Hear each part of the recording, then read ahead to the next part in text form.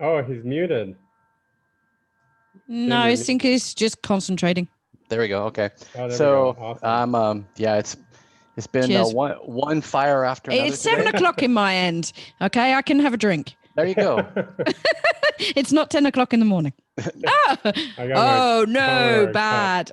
From last year's CRX. That's my sponsor. Oh, yeah, mine too. Dude, I ran out of that, man. I'm on my, what is this, Gatorade now? Okay, so we are live. We are. And we are now live streaming to YouTube. And if I can Excellent. figure out how to get this link here. Now I wanted to. I got it. And let's see. Let's put that over into our Discord channel. And so if you're watching this live, Saj texted me, can we have a Zoom link, please? Yeah, you can share the Zoom link to the people on Discord. I already put it in the lobby. Okay, cool. So it's actually in the, not lobby, but the show info page. And I'm going to change right now it's been one of those days already. Yesterday was pretty smooth. Today, it's not Saturday so much. For me now. It's Saturday, so it's cool. It's Saturday night for you. Yeah, Saturday night. Yeah, and I'm on Zoom. Way. Right. Okay. Well, I guess we got everything going. We have our live stream. So if you go into the show-info room on our Discord server, you will find the link to the YouTube live link off of our Zoom. And in the where? That's it. So Jim, all right. You got the. Can you slip it on my page? Sure, could you slip the one? I know that you're dealing with everything, but that's all right. You know, you look like you know what you're doing there. Oh no, I'm pretending. I've got 2 computers. I feel really quite snazzy actually. Nice. Yeah, don't forget the intros before the artist I sent you too. Yeah, I have all that stuff, and then yes, I did get the changes. You actually texted me at 7 something this morning, and I was like about 10 minutes before my alarm clock was supposed to go off. I was like, well, we're starting the day today, right now. Okay, so well, you know, when you take on events like this, you just know that you're going to be busy. Sure. So did you get my? Okay, you got it. All right. Awesome. Yeah, I got it. Okay. Well, here's the deal. I know nothing about anything other than that you're a wonderful performer. Because I got a sneak peek of all the stuff that's going on. So I'm gonna let you and Saj chat, and I'm going to switch this to spotlighting. Oh, there you are. Hello. And I'm gonna play DJ, and you guys can chat. So what year did you start your project then? And how did the Amiga come about into the whole thing? Oh, crikey, that's 2 big questions in one, that one. Paula Powered actually started in 2010, right at the very end of the year. But how did it start? Well, basically, Sylvan and I, he's the big bearded fellow with the funny glasses in the videos that you'll see. Him and I had already started working music-wise together. And we really wanted to do an electro-type project. And we looked at what was on the market, and there were so many Appleton Live groups, and we were like, no, don't want to do that. We want something unique. We want a sound that is unlike anybody else's. Right. And we were just looking through the studio, trying to work out what we could use. And hey, we found Sylvan's Amiga 500 that he was given when he was 10 years old, I think. That's awesome. Yeah, and he'd already used it a few times just to do a few bits of sampling and stuff like that, but he never really used it just to be the main component of a project. And he said, Sally, I think I've got an idea. I said, go for it, mate. You know, do what you want to do. And he came to me and presented just a song, just on the Amiga. Mm-hmm. And I went, that is the sound we want. Yeah, so on top of that, the Amiga, I did the guitar. It was for the, I guess, mid to late 80s, it was amazing what that one computer could do. I mean, it kind of blew away. I mean, any kid can buy it and produce a track. I mean, you had sampling on there. Well, that's right. The sequencer was in it, the trackers. You could use MIDI. I mean, they had everything. It was awesome. And well, we use Optimed. Yeah, and during some of the videos that we're going to show you later on, you're going to see exactly, because we show the Optimed actually rolling, so you'll actually see how we've how Sylvan has programmed the thing. and yeah, we've even done workshops with kids and got them to make their own tune on Octamed. Obviously, we'd loaded up the samples for them, but we just let them free. So Octamed is, to tell the viewers, was the 8-channel sequencer, correct? Actually, it's more than that. We use that Octamed Pro, I think it is. Although I haven't. Oh, this was later on with next to me. the higher end Amigas could go further. Well, yeah, we sort of started out with the A500 very briefly, and very quickly we acquired an A1200, which is, when you look at the logo behind me, there's me, or one side. Oh, I'm on mirror mode. There's me, A12. That's the name of our Amiga, and Sylvan. Yeah, we've given him a name. That's and awesome. It's a he for me. I see there's like a face on the screen too, right? Let me hide. Yeah. How did that go about? You guys use that was done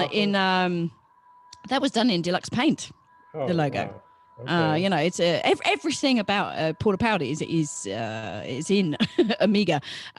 You'll see as well during the videos, we've actually given A12 a face. Mhm. And he interacts with me and the audience when we're on stage, and his voice is programmed through, I can't remember this is why I need my technician next to me. I can't remember the name of the program, but I program his voice, which is really quite funny because you have to type it and then he says it, and you have to change the way the letters are. Oh yeah.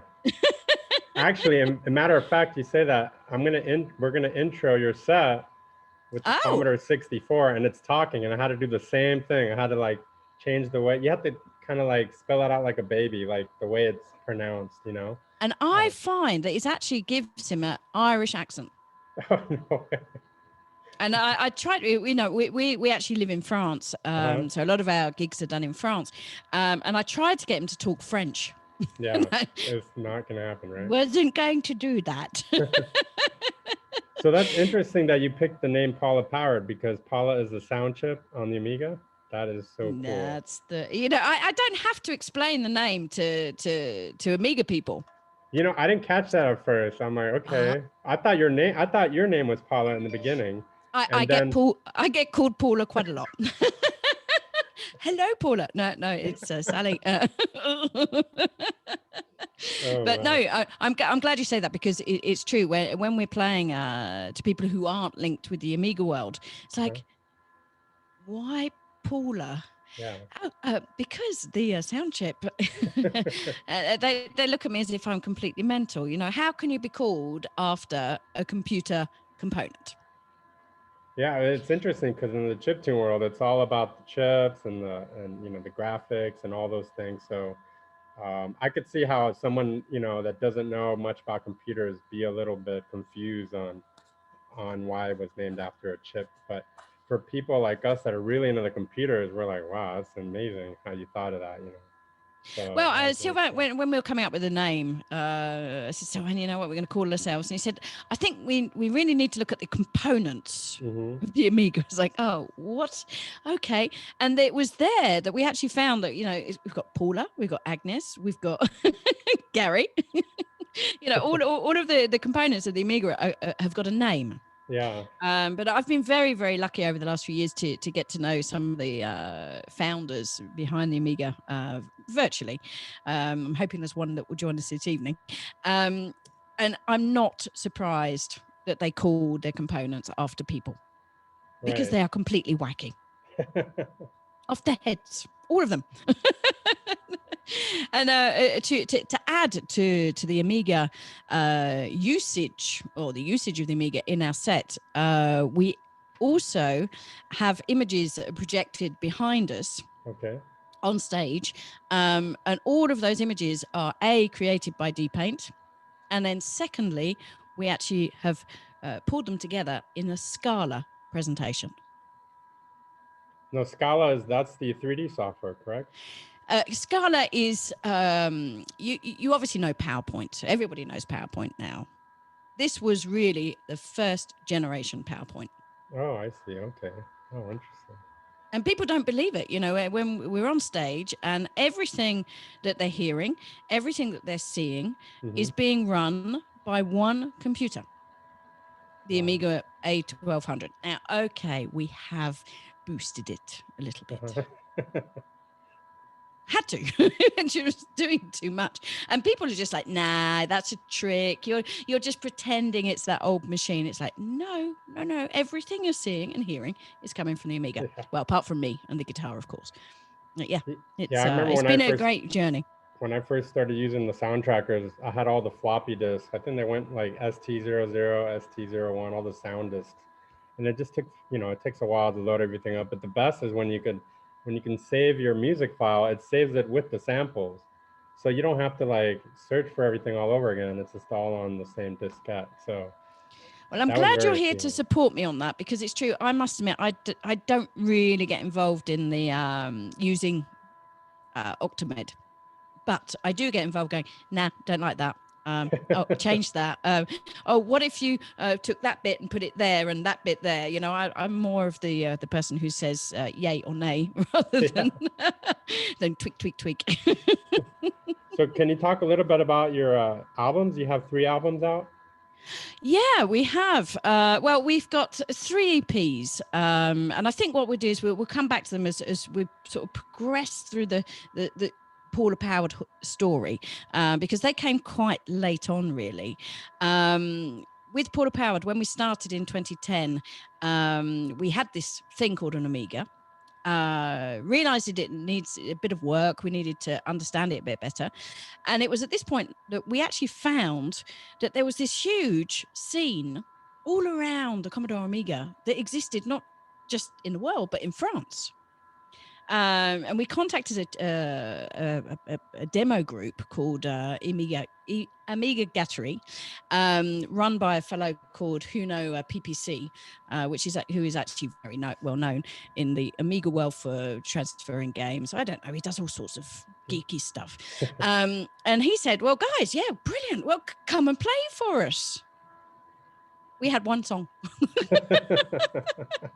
So we quickly created some more songs, and off we went. We did our first ever concert with 4 songs at a demo party. Oh, wow. And we didn't even know they existed. So that was wonderful. And I must admit, we've been really taken in by the demo scene. It's amazing. There's beautiful people. They've become family now. That's awesome. You know, that's and one a bit thing later on, we'll show you a video from one of the demo parties. But with the project, when we started, we wanted to make sure that we could, whatever happened in the music, we could play on stage. And so what we did was, whenever we were rehearsing at home, whenever we were creating, we created live. And that brought us to a concept, and we call it live at home. In fact, if we'd done it during the lockdown, it would have been perfectly normal. Right. But what we did is we made a series of videos over a period of time in our studio. And you can tell it's a period of time because I'd like us to show 3 of those videos so people get an idea of what we do. And you'll see that the room that we film in, it's the same room, but it gets more and more cluttered. Okay. So can we throw those 3 tracks on, Jim? What do you reckon? Yeah, let's see. Jim, you have the videos queued up? Absolutely. So fantastic. So what we'll do is we'll do the Bit-Scape intro that Saj was talking about, and then we'll head right into I can't wait to see it. into 56K for you. So here's the intros, and go for it. Yay.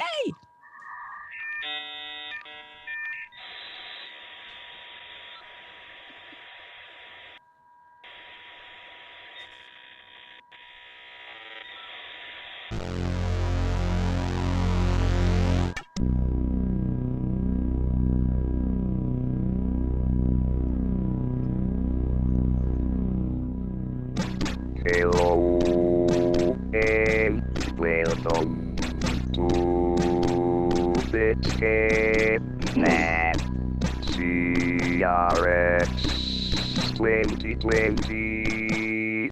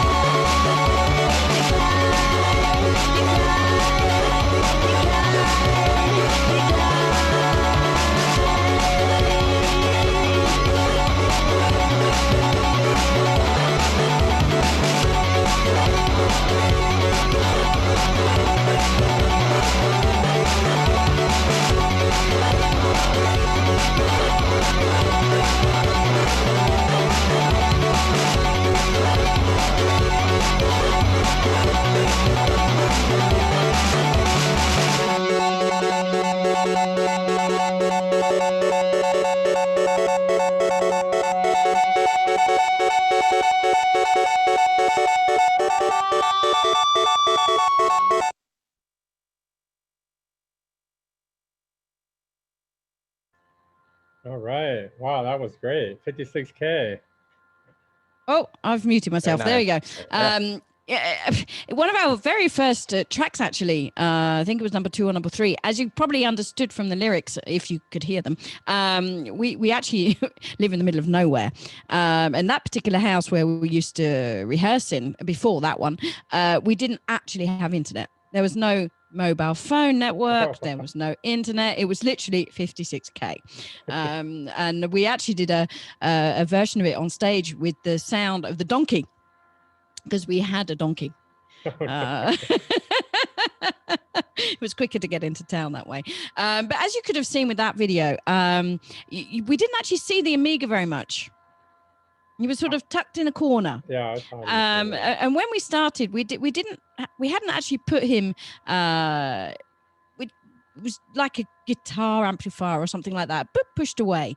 And gradually, he's become more and more present on stage. Now, when you'll see some live videos later on, but on stage, we'll have the Amiga in the middle and Sylvan and I on each side, exactly like the logo behind us. Because, yeah, it's important. It's intriguing. Any questions on that particular video? The video came out great. The camera work was awesome. I mean, I love the way it moved around all over the place. And I was going to say, did your neighbors but you said you're in the middle of nowhere. We didn't have any there. Literally, we had no neighbors. Awesome. Unfortunately, now we live Perfect in a small 2,000 population town. But we can't actually play at the moment. Hence why we're doing the retrospective today. And also the internet connection isn't very good. Right. But the video, we are really so lucky, because one of Sylvain's cousins, whose name is Anthony Sion, he is a graphic designer. He knows how to use cameras. He knows how to do filming, and all of the videos, apart from the ones at the very end you're going to see today, he actually made those for us. And one thing I'd really like to point out is the video, it was just a single guy with a single camera. So you can imagine we had to do quite a few takes to get all of those different angles and everything.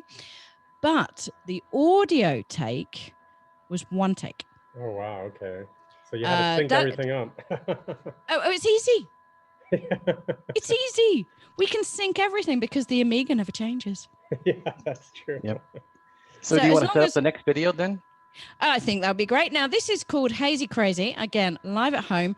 And this is the first ever song that Paula Power ever wrote. It's thanks to this song that we exist. And you're going to see it a bit later on a different vibe. But, you know, Hazy Crazy. Cool, man. Let's check it out.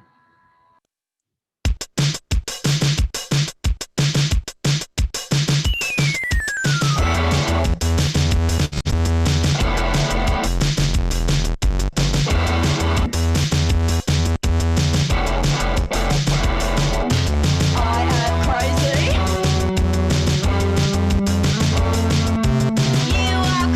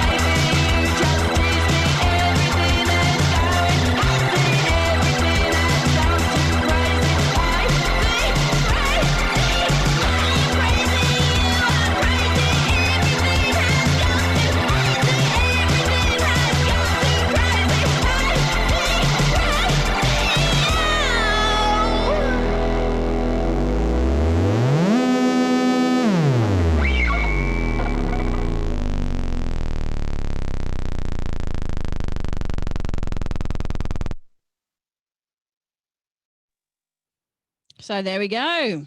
Wow, I love those bass lines. Pretty bloody crazy, huh? No, that is it. We can't get rid of that song. You know, there's been a lot of songs that we sort of dropped along the way and gone, don't like that one. We're not going to do anything with it. But no, that one has, and you'll actually find it on everything that we've released. You asked me earlier, Saj, about what we've released. Well, everything's released on Bandcamp. I'll share all of the links at the end on the chat. Yeah, also in the comments on the YouTube channel.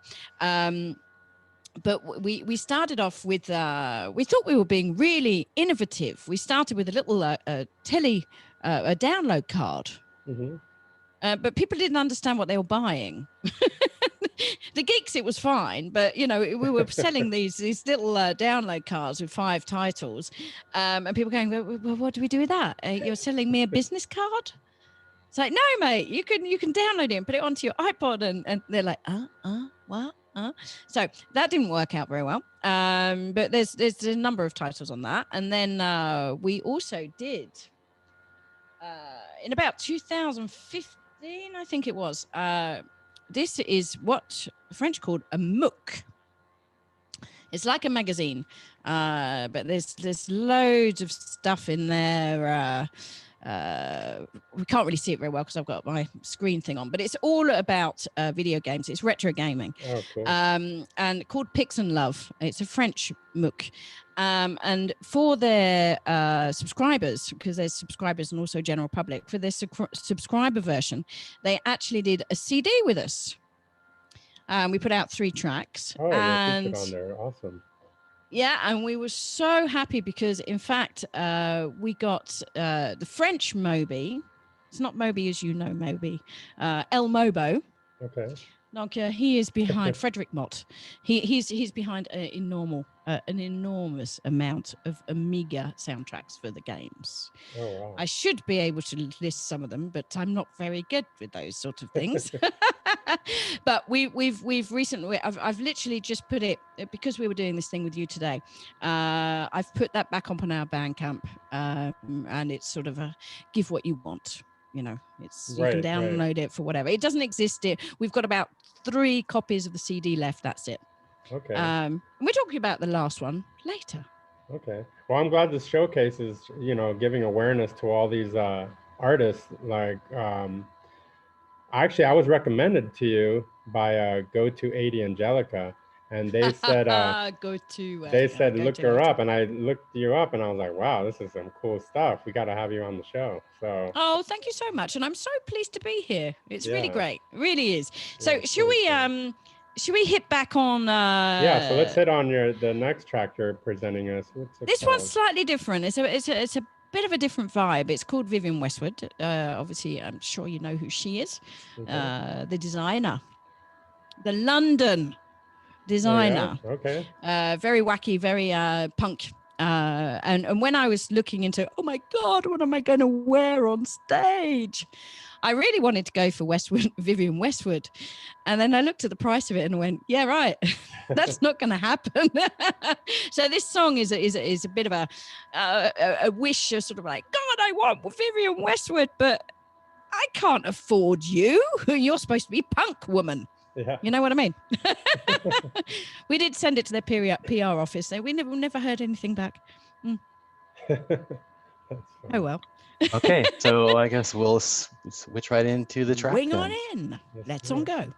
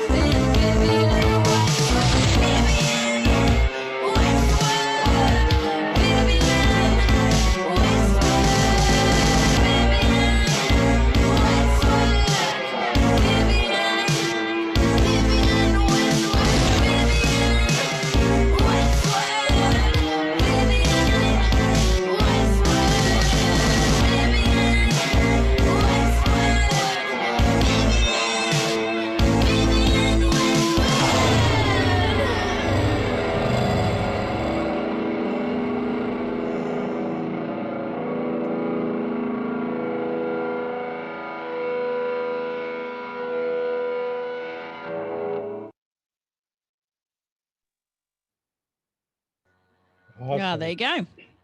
Did you see all those Amigas on top of the piano? Yeah, I was gonna say I saw like 4 Amigas stacked up there. Yeah, well, we've been incredibly lucky actually, because at the beginning we started off with one, and then the family just grew and grew. The amount of times we've been given Amigas. And it's always good to have spares just in case, you know, they go down or something. Well, we've got two clones. We got because at one point at about this time in the period of Paula Powered, we actually ran two Amigas, two A12s, 1200s in parallel. One was a slave to the other to enable us to have more channels, because the problem with the output on Amiga, you can only pull out 2 channels. Right, left and right. And when you think of all of the samples, you know, it was replacing our drum machine, it was giving them the keyboards, the sound effects. There was all of these things coming out of the Amiga at once, and bringing it all out on just 2 channels is fine for recording. But the moment you're on stage and you've got a sound system, the sound engineer, he can do nothing with it.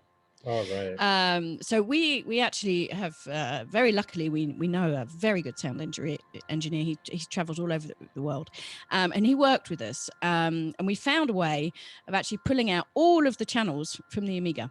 We go through an Akai S5000. Okay. So that allows us to separate all of the different Octamed channels into individual ones, and so it means that the sound engineer, he can change the hi-hat, he can change the snare, he can change the sound effects, he can regulate all of those different sounds according to the room that we're actually recording in. Wow, that's great, because then you can make it sound good in pretty much any room if you have control of all the instruments that way. That's a good idea. Well, we had to, because the sound engineer that we're working with, and again, we will see that much later down the line, but he was just like, guys, I can't do anything with you. Right. And you see that today with a lot of the chiptune artists who are using perhaps a Game Boy. And quite often when you see them in a setting where it's a big room, concert hall, what's coming out the speakers, it's a bit sort of like it would have been nice to be able to change that and change that, which the Amiga you can't do. And when we record the Amiga, we actually record each channel separately. Okay. Into just a recording, in a big normal modern day computer, and then actually have to change the levels of all of the different Amiga bits to then add the guitar, add the voice, etc., etc. So yeah, when we started recording, it was very different. Because we had to be able to modify and master and edit and all of those things, which we weren't having to do before. Now, when we've just seen the live at home stuff, so that was how Paula was created. We were literally on the ground with the speakers, with the computer, and we were just playing on top of our rolling Amiga soundtrack, if you like, until we got it right. And very quickly we got to start playing some rather nice stages, actually, linked with demo scenes, 3 in particular. I've already told you the story about Amiga Gattery. There's also in France, there's a VIP that we celebrated their 20th year last year. There's more Atarists, people who like Atari than Amiga in there. But we like to have a little fight with them on occasions. And there's also the Alchemy. And with both of them, we've managed to play twice with both of them. Unfortunately, there's not a lot of record of it. There's not a lot of video. We were in the thing, we were doing our stuff and they were doing their stuff. But it's quite funny actually playing in a demo scene, because you're standing on stage and you're looking out and there's just a sea of desks and computer screens and people in headphones. Yeah, that's like, guys, take your headphones off. That's something we don't have here in the US so much. Oh, damn shame. Come over to France just for that. I really highly recommend. And you've also got the huge one in Germany. Right. Yeah. Oh, what's his name? Anyway, they'll kill me. Revision. That's it, Revision. And quite frankly, you don't have to be a coder to enjoy them. I can't code shit. But I go along and have just a fantastic time. You've got your 3 nights, 3 days. Everybody's just doing their stuff, and there's people sleeping under the tables because they're working in teams and all that. So the next couple of videos, and I think we'll put them back to back because I'm looking at the time and I knew I'd talk too much. The first one was filmed at a demo party called VIP, which I've told you about, not too far from here. They do some fantastic competitions. The guys pull out the most amazing creativity. It's absolutely amazing to see. The track is called Steps. Then we're going to see another video, which is quite different to everything else that you've seen from us. It's called Queen of the Battleground. And the reason I've slipped it into this section is that it's an animated clip. It wasn't made on Amiga. It was actually made with paper cutouts. Oh, cool. You'll see the guy has done an amazing work, but he is one of our demo friends. Wow, nice. And from the first moment he saw us back in 2011, he was like, guys, I want to make a video for you. I want to make a video. I want to do a video. We're like, okay, Steph, go for it. That's awesome. And he did an absolutely fantastic job. He spent hours on it. He'd be like, oh, I managed to do 2.6 seconds this week. Wow. So that's the second one. A long time, right? And like you'll stop notice... animation. And I'm going to set out a little challenge for Queen of the Battleground, because there's a lot of references, sound-wise and image-wise, of quite a few Amiga games. Oh, cool. Mm-hmm. Let's hear that. So can you cite them all? Okay. We'll have to I have see. no way of validating it, but it's fine. Sylvan's just appeared next to me. So Okay, me and Jim are going to Sylvan, have say to hello, just pop quickly. some out. Yeah, we definitely want to check it out. Hey, what's going on? Glad you were able to make it, man. He gets a little bit shy. The mastermind on the Amiga right there. He is the mastermind. As we say, he does the buttons and the bloop bloops and the blip blips, and I do the talking. Yeah. You Not push bad. the buttons. He knows how to push my button. No, that's another thing. Anyway, shall we launch Steps and then follow up with Queen of the Battleground? Yeah, let's check out the demo parties. All right. And remember to swap screens this time. I had to sit there. Yeah, sorry about that. That's that's all auto right. switch right now for some reason, so I'm manually doing it. So all right. And well, quite frankly, for a first, I think we're doing bloody well. Yeah, that's pretty good. Not too shabby.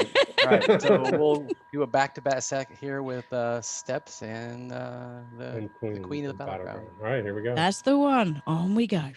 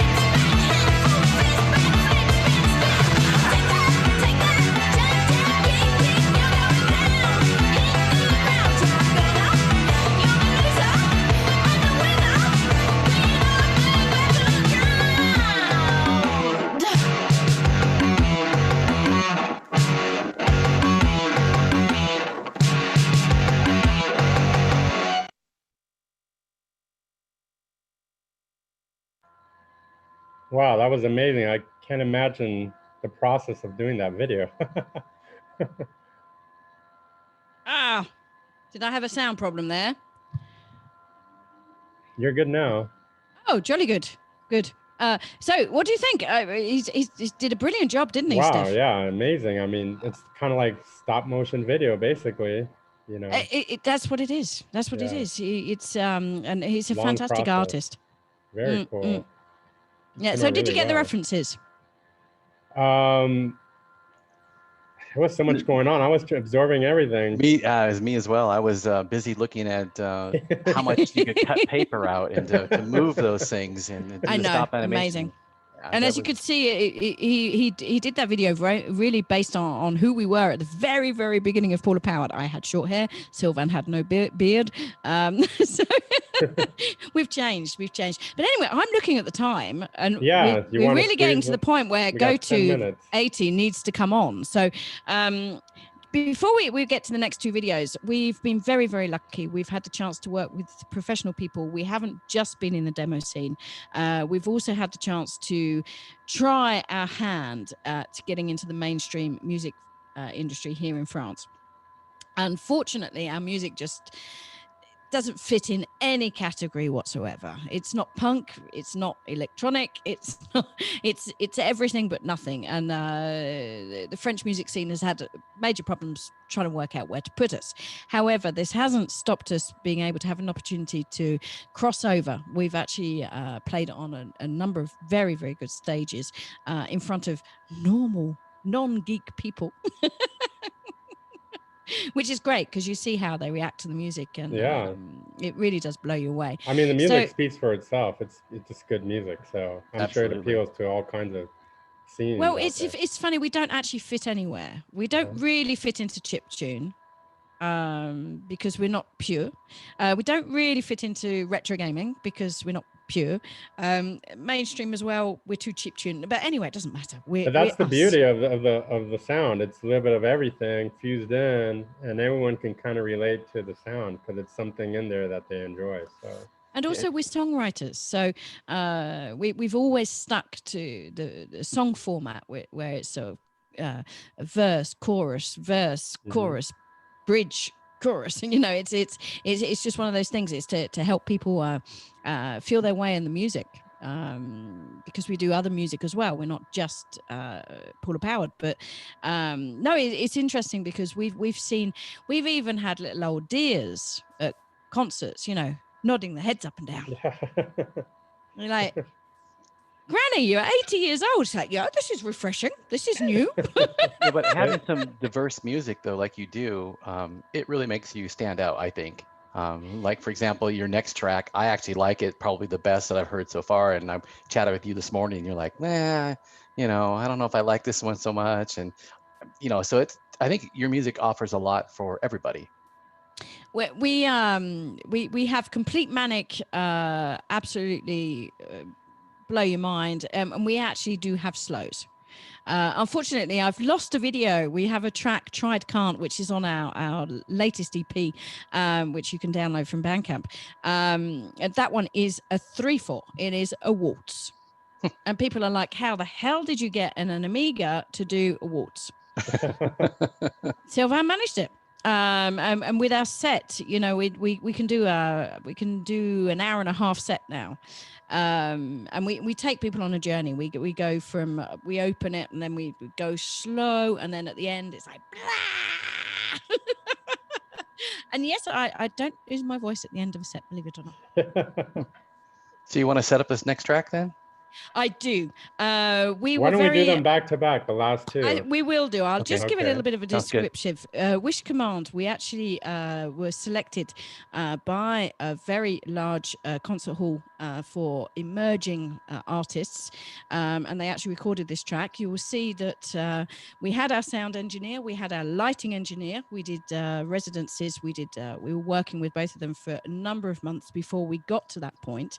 And then the second one is we were again selected for a festival, an online festival, with a professional camera crew. There were 5 cameras, sound engineer. It was amazing. So you will now see us in, shall we say, professional mode, working with people who are here to help artists. So we will start with Wish Command, which is your favorite. Hey, Jim. And we will finish with Hazy Crazy, which we saw at the very beginning in Live at Home. And this time you'll see us in a fantastic warehouse with the lights, with the camera crew, with everything that you could possibly do. And I hope to come back to be able to say goodbye. We'll definitely do that. All right, then, my darlings. Thank you so much. It's been absolutely wonderful presenting Paula Power to you all. Yeah, and we'll continue after the videos in the chat rooms as well. In the chat rooms, because I think afterwards we need to hand over to go to 80 because he is absolutely fantastic. Yeah, we're excited about that set as well. All right, well, let's go straight to the videos. All right, then, my darlings. Come on, then. Let's go. And thank you so much. Bit-Scape 2020. Yes. Here we are. Here we go.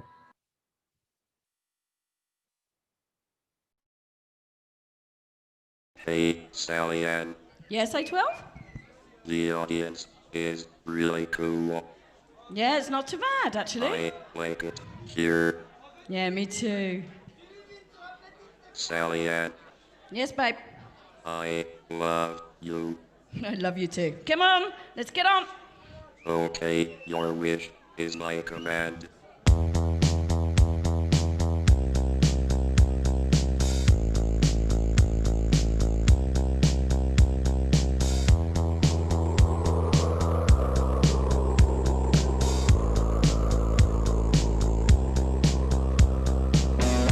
Your wish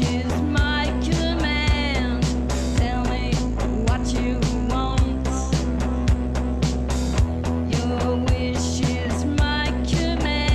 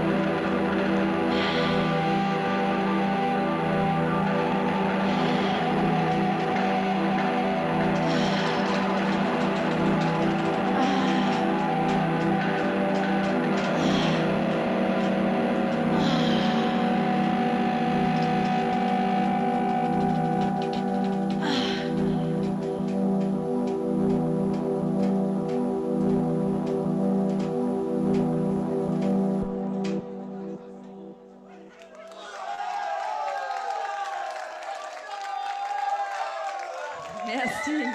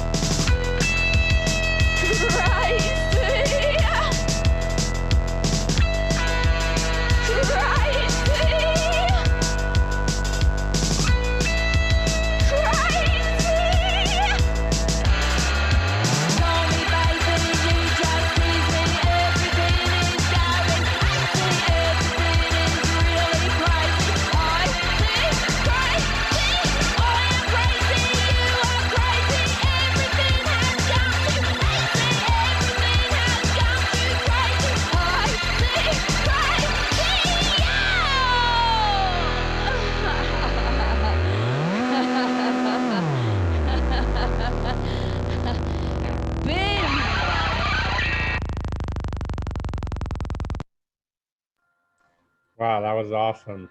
Thank you. That Going was crazy. Absolutely. And the Discord feed has gone absolutely amazing as well. Yeah, I see the Kermit Yeah, the in Frog fact, going the crazy over there. the YouTube chat has gone mad. It's been quite difficult to keep up with everything, really. But no, it's great. And I'm looking at the time, and I would love to stay with you guys. Well, I will be staying, but in the background. Yeah, could you just let everybody know on the chat room where to buy your music, all your websites, where they can find more info about you Yeah, guys? make sure you link everything in there.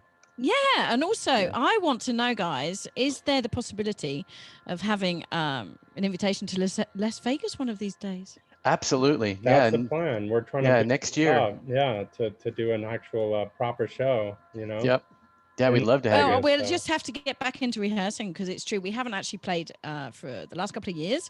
You know, things we got to the end of a cycle, but spending time with you guys, seeing the reaction of fans, and new fans. I think we found some new fans via your event. It makes me go, we're going to have to do more, Paula. Yeah, I think so. We can't wait. Yeah, absolutely. Well, Well, thank guys, you so much you've for got- being with us. Yeah, We thank really you. appreciate It's been you a very real much. pleasure. It really has. It's been great working with you, and you've got a fantastic lineup for the rest of the day. It's true. In your time, we're what 10 o'clock in the 11 in the 11 morning. o'clock our time now, right? Yeah. 11 Okay, a.m., well, yeah. for me, it's dinner time. It's 8 o'clock Okay. in the evening. Have a wonderful time. I'm going to keep watching. I'm going to keep being behind the scenes. If people want to carry on chatting with me through the Discord or through our Facebook or wherever, I'll be online for a while now. Thank you. Thank you, Jim. Okay. Thank And you, Thank say you. say goodbye to Sylvian for us too. I know he's back Yes. there in the background. Yeah. Oh, he's disappeared off with a beer now. Okay. Okay. Well, thank you And, so much. Yeah, love you guys, and have a really, really good rest of an event. Okay, thank you. Bit-Scape rules. All right. See you in the Thank All chat right, room. then, my See you next darlings. time. Take care. Bye-bye. Bye. Bye. All right. So now we're off to our next Bit-Scape artist showcase. We have Go280 from Sweden. Okay, so you want to set this up, Saj, or do you want to just jump into it? What do you want to do? Well, Go280 is one of the top Commodore 64 chiptune artists for many years now. And I've always kind of followed his sound. He's always kind of pushing forward, pushing limits, integrating. I think he was integrating like some robotics and stuff last year, which I thought was really neat. And yeah, he's just pushing the envelope. He also is one of the leaders of DefMon. DefMon, it's like a really weird, bizarre tracker that it's just a cryptic operating system, how to use it. So not many people know how to work around it, but he mastered that pretty well. In fact, I think he even does events where he does the music on the spot. He does things live, which I thought was really interesting. So, but he sent us a really cool live video for us to see, and I'm really excited about it. Yeah, so this is the second video that I got. So we discarded the first one. I guess that's the correct way to do it. Okay. And so I guess we'll head right into here right now. I'm gonna play your Bit-Scape intro again because I think that's pretty cool. Yeah, And then we'll head into that. Let's All go full screen then. I'm gonna turn off my camera and we'll go full screen for the full video. Okay, Here sounds we go. good.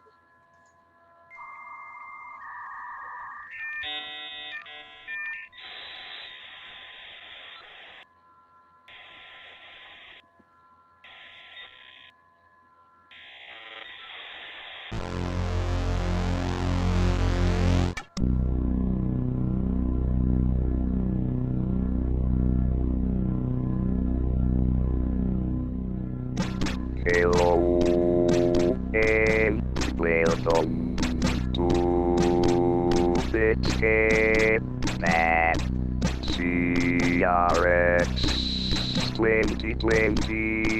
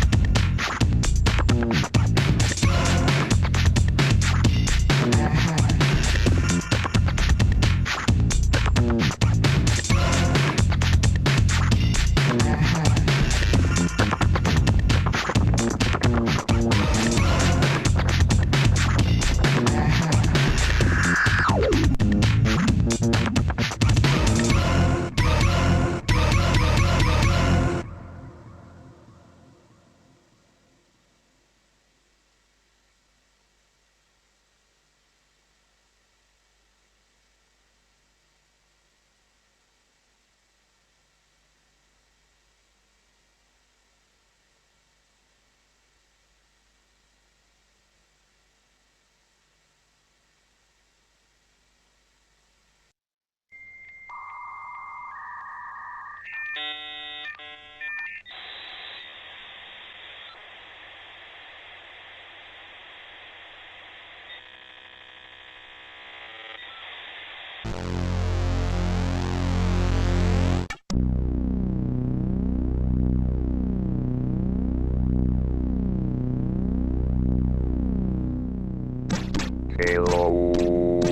and welcome to Bit-Scape Map CRX 2020.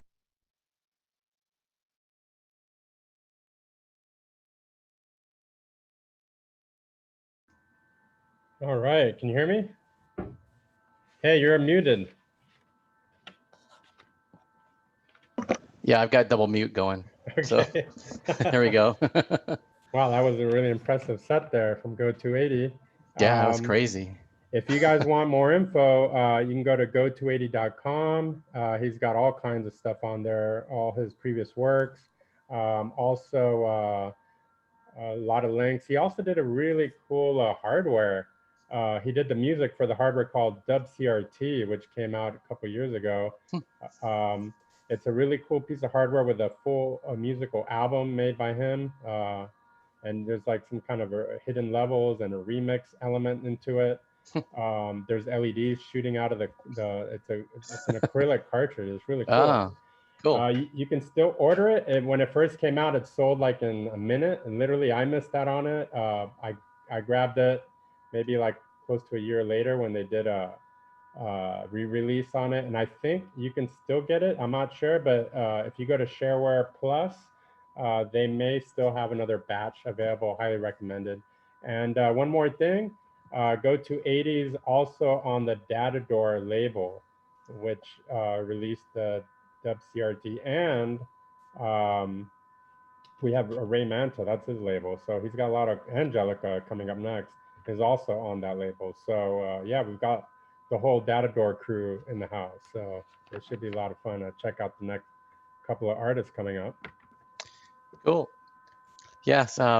So just to give people some idea what's going on today, when I was awakened by Saj this morning with a new set for Paula powered, and ended up I had done everything in OBS to do the scene transitions and stuff, and so that's why on the first video, or the second one, I think the person was wrong, so I had like her in place of the video at first. So I was like, so we're kind of working through some things here today, and yeah, everything looks good so far. Yeah, so far so good. So we're on well. YouTube Live right now. So shout out to everybody watching on YouTube Live. Yeah. And so we've got what, 9 minutes before we can, well, before the next artist really, but we can play whenever we want to. So what's going on with you there in Las Vegas? Anything exciting? It's getting really, it's been really hot here. Actually, we were you guys are cold. What are you talking about? We had a lot of smoke from California, all the fires. Fires, yeah, we do too. Yeah. I have a mountain view right in my apartment. I can see the mountains usually. Last week I couldn't see it at all, so I try to avoid going out and breathing that smoke. But now it's pretty much clear. Is it? Yeah, we still have quite a bit here as well. And so oh, we're, so now you guys got it. Yeah, we've had it for a little while now, but we're 150 miles from you or so. And, okay. So I don't know if we're actually any closer. Kind of like probably the same distance really from where the center of that fire is. So yeah, it's not good for the lungs for sure to be breathing all that stuff. So but, yeah, so like... usually we have 3 days of full-on CRX at the Las Vegas Plaza Hotel and Casino, and hopefully we'll be back there next year if things go well, you know. I'm hoping we can get Paula powered there too. Yeah, because for sure. I've been chatting with her about that. She's like, yeah, maybe we should go out, and it's like, yes, you definitely need to come and do a live gig, you know, at our event. That'd be great. Yeah, and I'm trying to set it up so we have we could do it in our showroom downstairs. So we got the lights, I can run the sound, everything will be ready to go. You got a full-on studio setup. We have a full bar in there. You know, we can do it right down there. Right, so. Las Vegas style. Exactly. And yeah, there's actually a a chiptune scene here in Vegas. I just found out not too long ago.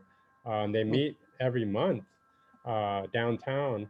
So trying to tap into them and see, you know, if they'd be interested in doing some stuff as well. So yeah. So let's see where right that before goes. the event, I got an email or PM or DM or whatever, one of these things from Commodore 64 Television. Were you familiar with them? They're in Las Vegas. No. What? Yeah, they're in Las Vegas. So right now they are live streaming on their Twitch channel Oh, from wow. this event. So they're basically streaming the stream. And so give a shout out to everybody that's listening on Yeah. that. Well, So, that's interesting because I had no clue. we run a Commodore club here in Vegas, the 5Cs, the Clark Yep. County Commodore Club, and we've never heard of this TV thing. That's really bizarre. Okay. Yep. So we'll have to hook up. They're in the Discord channel right now, and like I said, they're streaming on Twitch TV, Okay. and so they're restreaming our stream. And he asked me, "Is it okay?" I said, "Yeah, go for it." So That's awesome. Yeah. Very cool. yeah. Wow. So let's look in here. We got a bunch of attendees in here. They're watching. Of course, people are watching over. And I guess from what Sally Ann said, the reaction on YouTube Live is great for her performances too. So I guess we've Yeah, got a that's cool. pretty big following on YouTube Live. Yeah, I'm watching YouTube on my other computer. It's Oh. interesting. There's like a minute lag maybe over there. Oh yeah, I saw that myself when I was testing, which makes it really difficult to test things, you know, when you're trying to do this. Like, okay. So, see what else is going on in the music scene. You got some guests tonight. Yeah. Well, explain to everybody that not everybody lives here in the same time zone. That's one thing that we had to accommodate. So basically we had a split Bit-Scape showcase in two halves, which is kind of cool because you get the blood flowing in the early morning and then you go straight into the tech talk. And then at the end, you can relax again and have a beer or whatever and enjoy some music again to end off the day. So what we did was so this morning we had people from the Northern European countries like Sweden, UK, and France all playing, you know, during the day for us. And then in the evening, I myself will be playing, and we got two Australian artists, Beat Ratio and Ray Manta. They're from Australia, so they're kind of like on the time zone that will work for them for us, like at nighttime. So yeah, we had to do some kind of a split, but I think it worked out pretty good. It does. I mean, you look at the schedule we've got, and of course, if you go to the Discord channel or to the CRX event website, you can actually click on and you can look at the schedule for today and for tomorrow and yesterday, if you missed yesterday, to see what it was. And you can see we've marked, and with Saj actually set this whole thing up as this little sheet here, and I was able to fill it all in. So we marked the time zone in green for where the performer actually is. So you get an idea, like Paula Powered, they're in France, and so it was 7 o'clock at nighttime when they started, which was 10 o'clock our time here in the West Coast. And it should be pointed out that California, Arizona, Nevada, where basically all of us from the CRX crew are located, that's in the same time zone currently right now. So we're extreme West Coast. And so you'll see Go to 80, that was 8 p.m. his time for that set. And then Jellica is 8 p.m. for that time as well in the UK versus where Go to 80 was in. Where is Go to 80 actually? He's in Sweden. So Sweden, I think the beauty of splitting it up too is the artists that are performing are actually, they're on their peak time in their country. So their fans can watch the stream. Because imagine if we played all the artists at night, our time, they would be asleep or way too late for most people to be watching it. So I've kind of scheduled it in a way that it works out for us, it works out for them. I think it turned out pretty good. Yeah, so later today, like you said, the beat ratio is going, and that'll be at 7 o'clock our time on the West Coast, which is 12 o'clock tomorrow afternoon for beat ratio, because it's in Australia. And then, of course, you were here 8 o'clock on yours, and then Ray Manta, also from Australia, goes at 2 p.m. his time, which is 9 p.m. our time. Right. So it worked out pretty well. I mean, for all the presenters and I think so too. You know, the performers we've got. So yeah, hats off to you for putting this together for sure, because you know what, that was kind of a shocker. We did CRX the last couple years, and if you notice in my booth, I dedicate stuff to do music in there, but there's really nowhere to, like, you know, really showcase my booth, because, you know, it's just, we don't have the the community yet of the show with the music element. So I figured, wow, now that we're on lockdown, this is a good opportunity to use an online virtual platform to start gaining that musical, fans out there, to give them awareness that, hey, we plan on adding a music showcase element to our CRX show. So right, it's pretty clear that this is a very productive way of doing things, even if we didn't have a lockdown.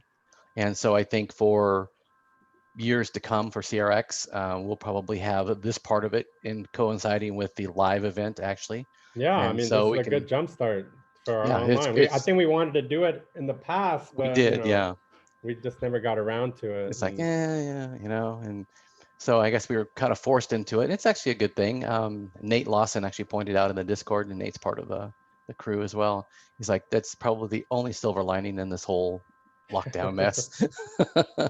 It kind of forced us into this. And another cool thing is, when you're doing a presentation, hey, you don't have to bring all the stuff to the hotel, set it up. Well, you can go nuts at your house. I mean, wait till you see my setup. I went nuts because I don't have to take all that to the casino, which is a pain in the ass. Ladies and gentlemen, you don't understand. Saj is nuts at an event, so I can just imagine how it's going to be at your house. Yeah, it takes me a week to load in because I work at the Plaza Hotel. So it takes me about a week to load in everything little by little every day. I load stuff into the casino, and I have like a storage room that I keep everything in, and then slowly, I'll put it all up. That's the only way to do it. I mean, I can't imagine setting up all that stuff in a matter of hours. That's just, yeah, it takes a while, because when I come, I've got a bunch of stuff, obviously, and I go the day before and stay the night the day before. Yeah, and that's then, the best. And of course, the Plaza's been good to us, but they let us actually in the room the day early, so we can actually do setup and things like that. So that's been a really good facility for us to have.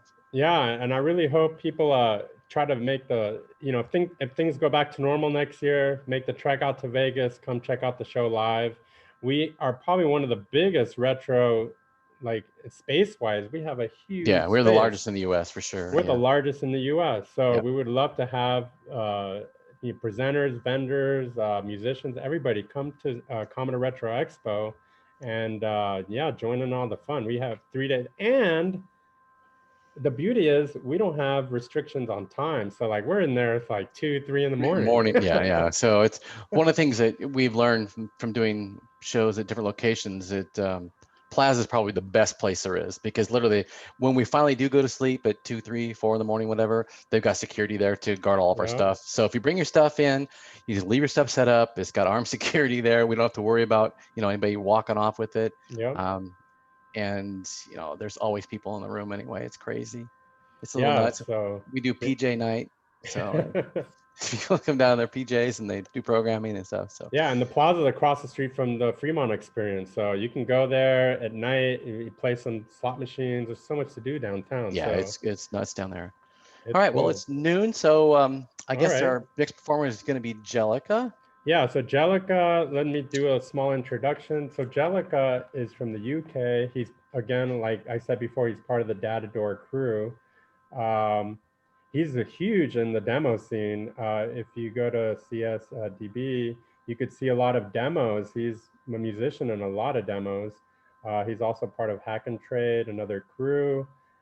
He runs his own label called Kitten Rock, and he does graphics. He's really involved in graphics as well for the demo scene and the music. You could find his music on he has his own Bandcamp site. And this video that we're about to play is really cool. He uses these awesome like Petsky visualizer, and it's just a really great set. So let's go ahead and get that started so you guys can check that out. All right, sounds good. All right, let's do it.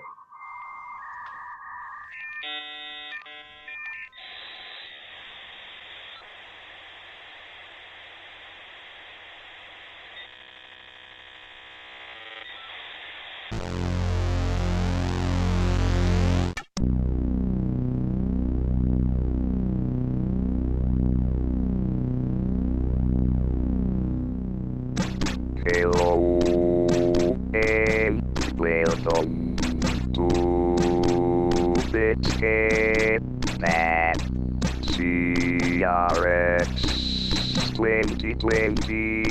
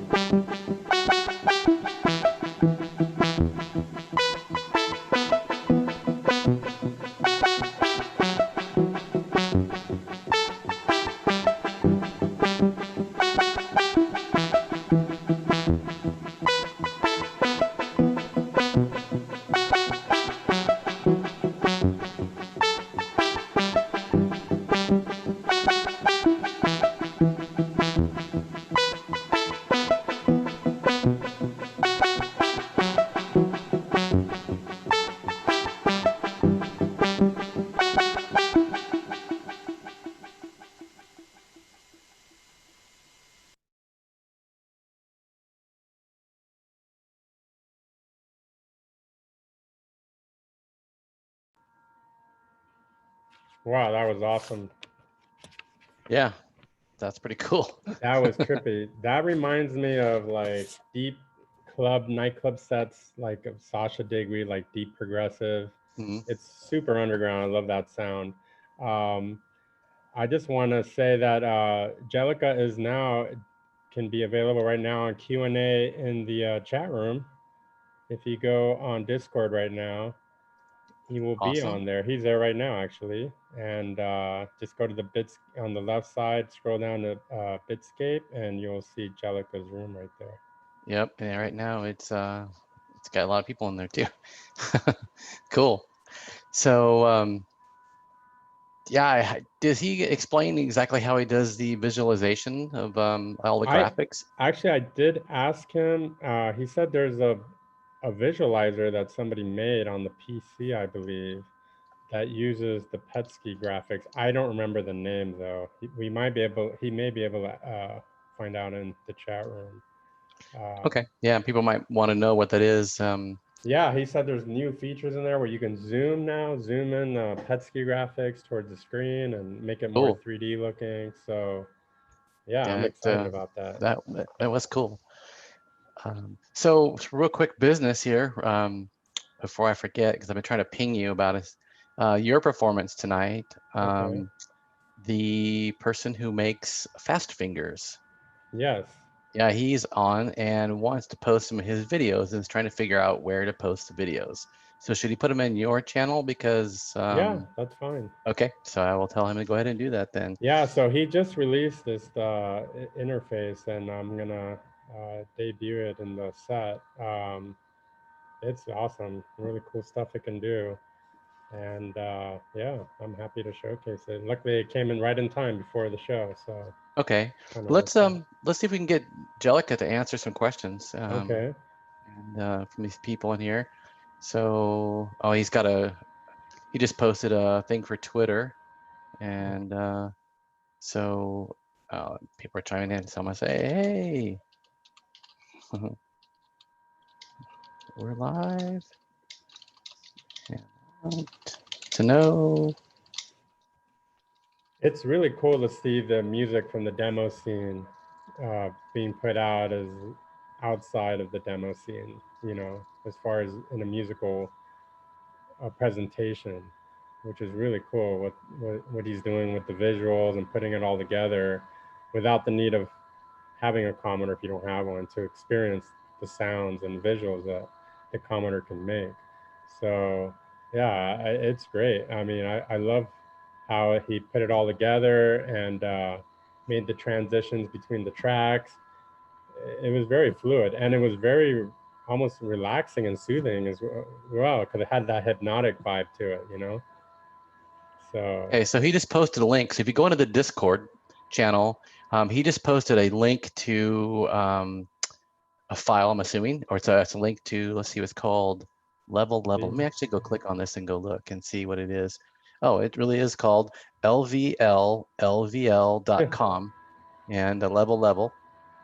And apparently it's some kind of, it's a link to download, looks like. Oh, it's a GitHub directly. Okay, so it's a GitHub repo, and I guess this is how you create stuff on it. So you guys can go in here and pick his brain a little bit, but he's got a link in here on the software that was used for creating the those images. And yeah, so I guess you can pick your own character set, any character set, and do visuals with it. That's interesting. Yeah. Very Did you click cool. on that link and look at that? That's pretty wild. Yeah. Well, the screen is kind of just grayed out, I guess, until you click. Oh, you got to put it in there right away. Oh, I see. You actually do it right on the web browser. Right. Okay. Right on the browser itself. Yeah. So I guess if you want to do that, then. Yeah. I mean, if you send this link to anybody, they'll be like, hey, there's nothing going on in there. Yeah. It doesn't even tell you what it really does. But. So if you click on that, people, make sure you know that you got to start entering some data in there. Yeah, that's the visualizer. And that's great because you can draw some graphics. You know, we've got a graphic artist on the CRX team. That's Yuri. He's our resident stick figure graphics guy. And so maybe he would like to go and check that out, make some, improve stick figure graphics. Yeah. Oh, check that out. He just put a little animated GIF there of the zooming features. Oh, yeah. Do you see that? Oh, yeah, that's cool. It almost looks like those old Sega games, like Outrun and stuff, how it... Right, like it's a forward going parallaxing. Yeah, that's very cool. That is cool. That is very cool. it does give you that 2D, 3D, pseudo 3D effect, which is the retro way. Right. Can't For go sure. real 3D, you gotta go pseudo 3D. Right. Yeah. And that looks pretty good 3D too. I mean, It you looks think about it, great. you look back in the day, you know, and the back in the day for a lot of us was literally the early 80s. And actually before then too, we were doing some other things.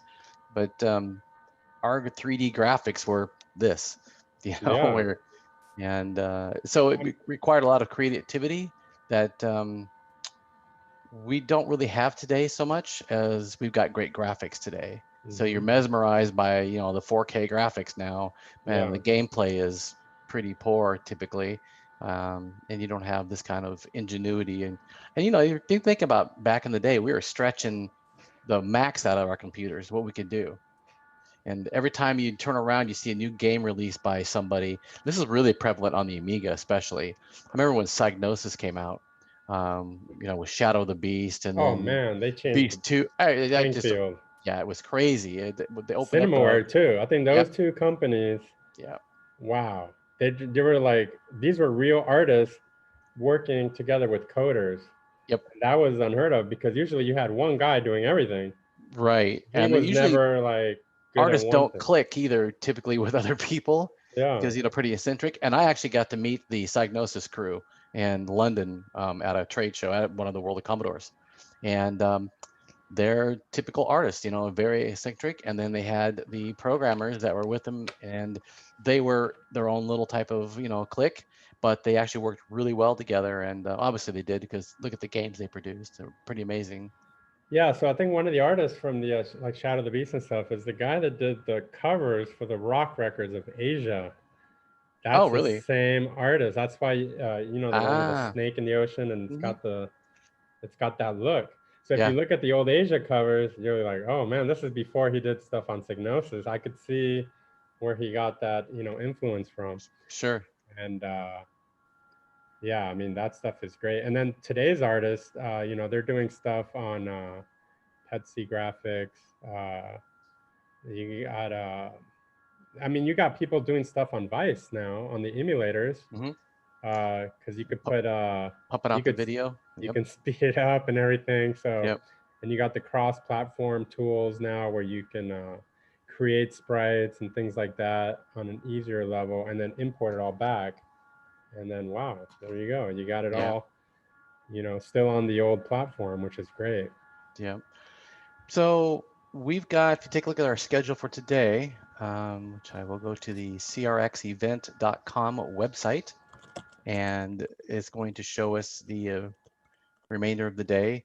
So at 1 p.m. today, we have Chiptune Sack. And I have to tell you, so I'm a little bit into music. I was in a band in high school, played keyboards, and I did MIDI on the Amiga. Well, did MIDI on 64, did MIDI on the Amiga. And so I got a little bit of music in me. When I was talking with the people that are doing this presentation, I was blown away at what they could actually do and what they've accomplished. It's gonna pretty much revolutionize, excuse me, the whole chiptune scene. Being able to have intermediate platform where you can pull things into and then export them out as different things. And you'll see in this video they do. It's pretty amazing. It's really going to open the doors for a lot of things. And I was pretty excited, and I don't get too excited about much anything anymore. And so I was pretty excited about this because doing things like sheet music and things like that were kind of important to me back in the day. And so they've got all that handled. It's going to be a great presentation for sure.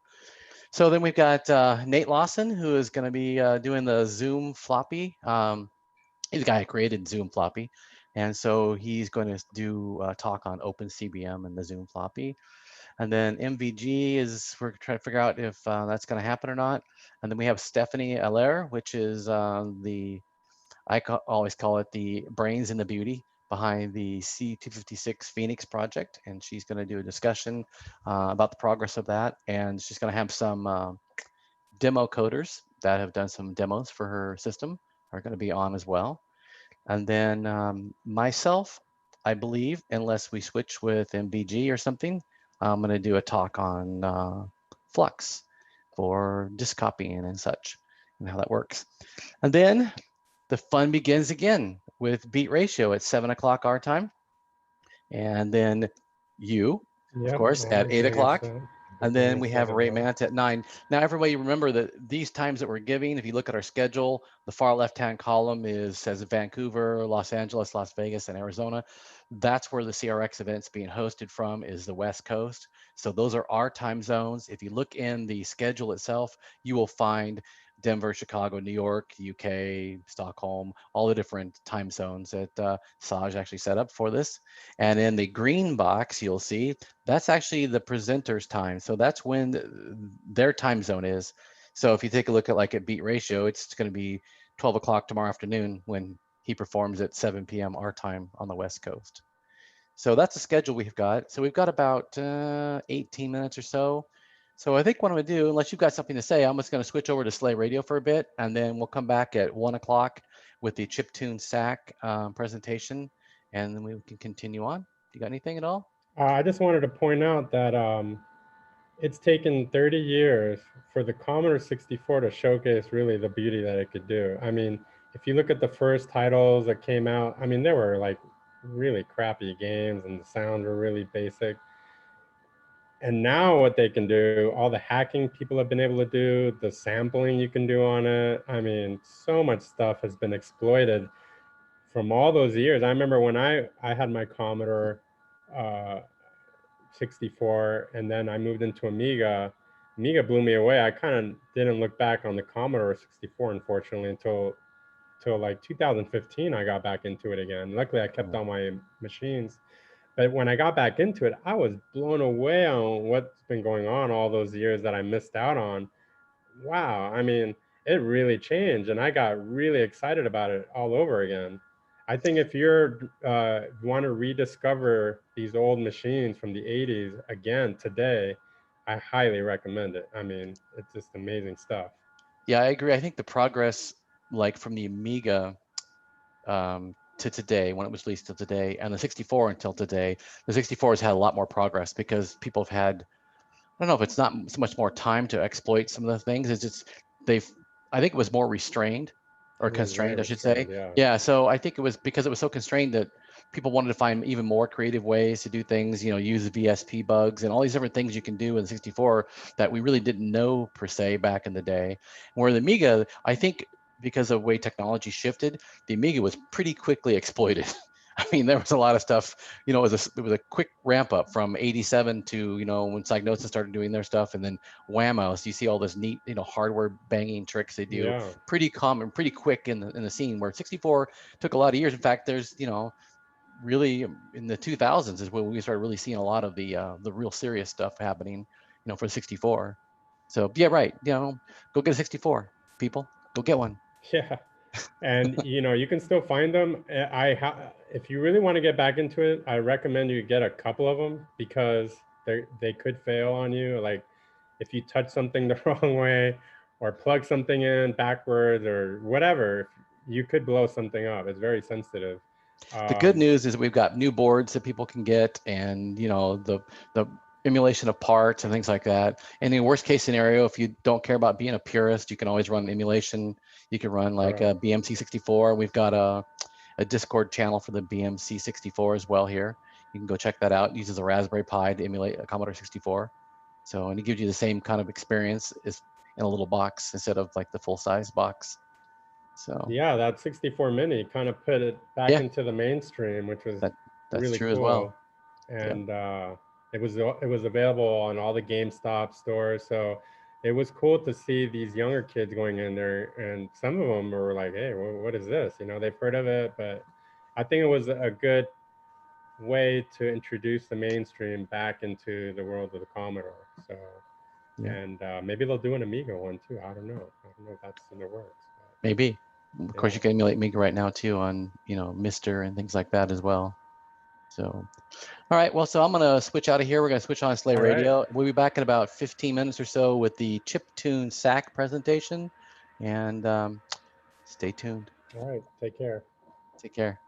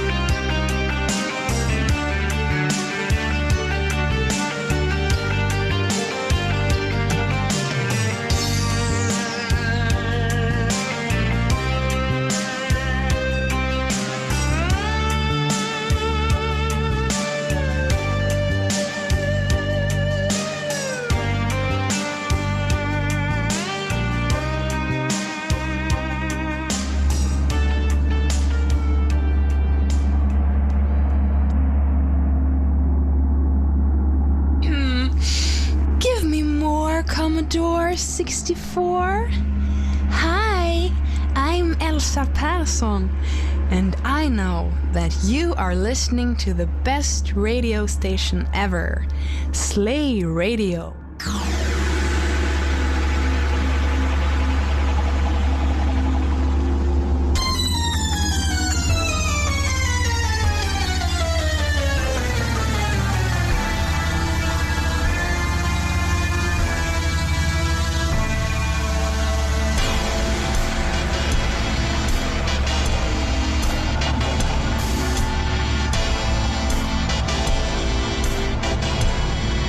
I could use the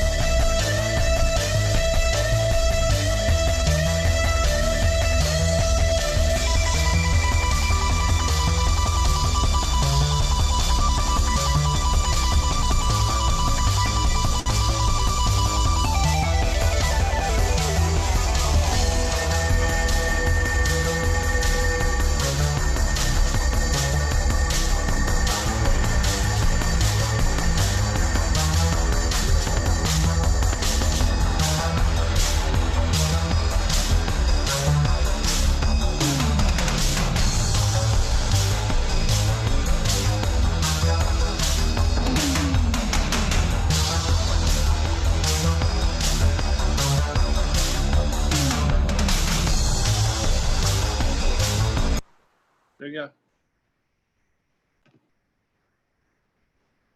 Oh, we can't hear him. Why not? Because I had the microphone off. There we go. I've got a double mute, so I keep forgetting about the double. So you're going to be strictly just audio because I don't have any video of you. Oh, well, we can maybe fix that. Is there some magic button we press?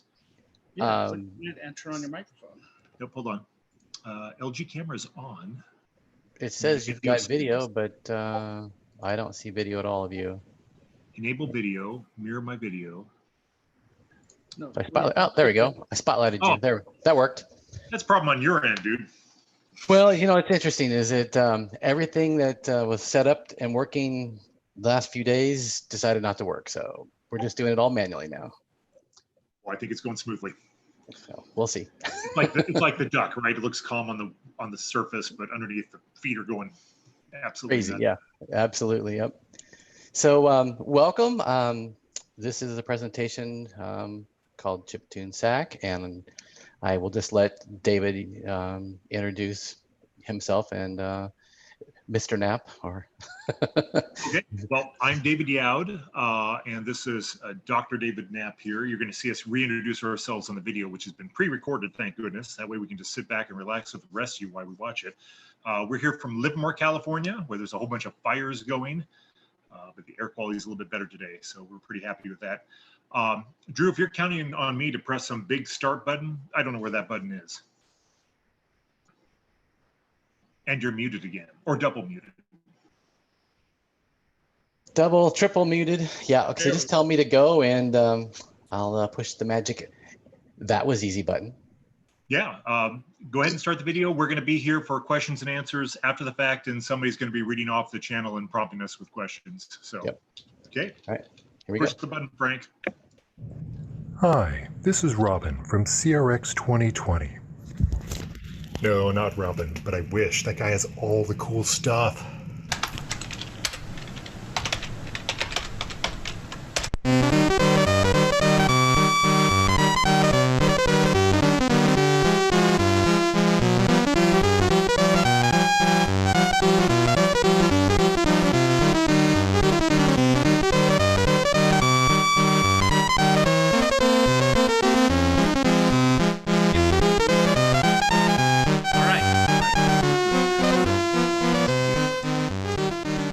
Hello, everyone. This is another CRX 2020 virtual presentation. I'm David Yaud. This is Dr. David Knapp here. We are introducing our Chiptune Sack framework. That stands for Swiss Army Knife. So, what have we built? We built a music processing toolkit for note data. And we've built a number of systems in the past that have required music processing pipelines. And we thought this was an opportunity to generalize those things and take some of the tedium out of this process for us and other people who want to use this framework in the future. It's Python, it's open source. We're releasing it with this conference, so we're going to have a URL at the end that you can use to go check out the code. We got some good documentation too. So our typical workflow is that we take note data from some kind of music format. We then put this into an intermediate representation called chirp, which is Chiptune Sack intermediate representation. So all the music goes into one kind of standard form, and then you can process and transform that in all kinds of different ways. And then we write that out to another music format, a potentially different music format. And that's just the typical workflow we do.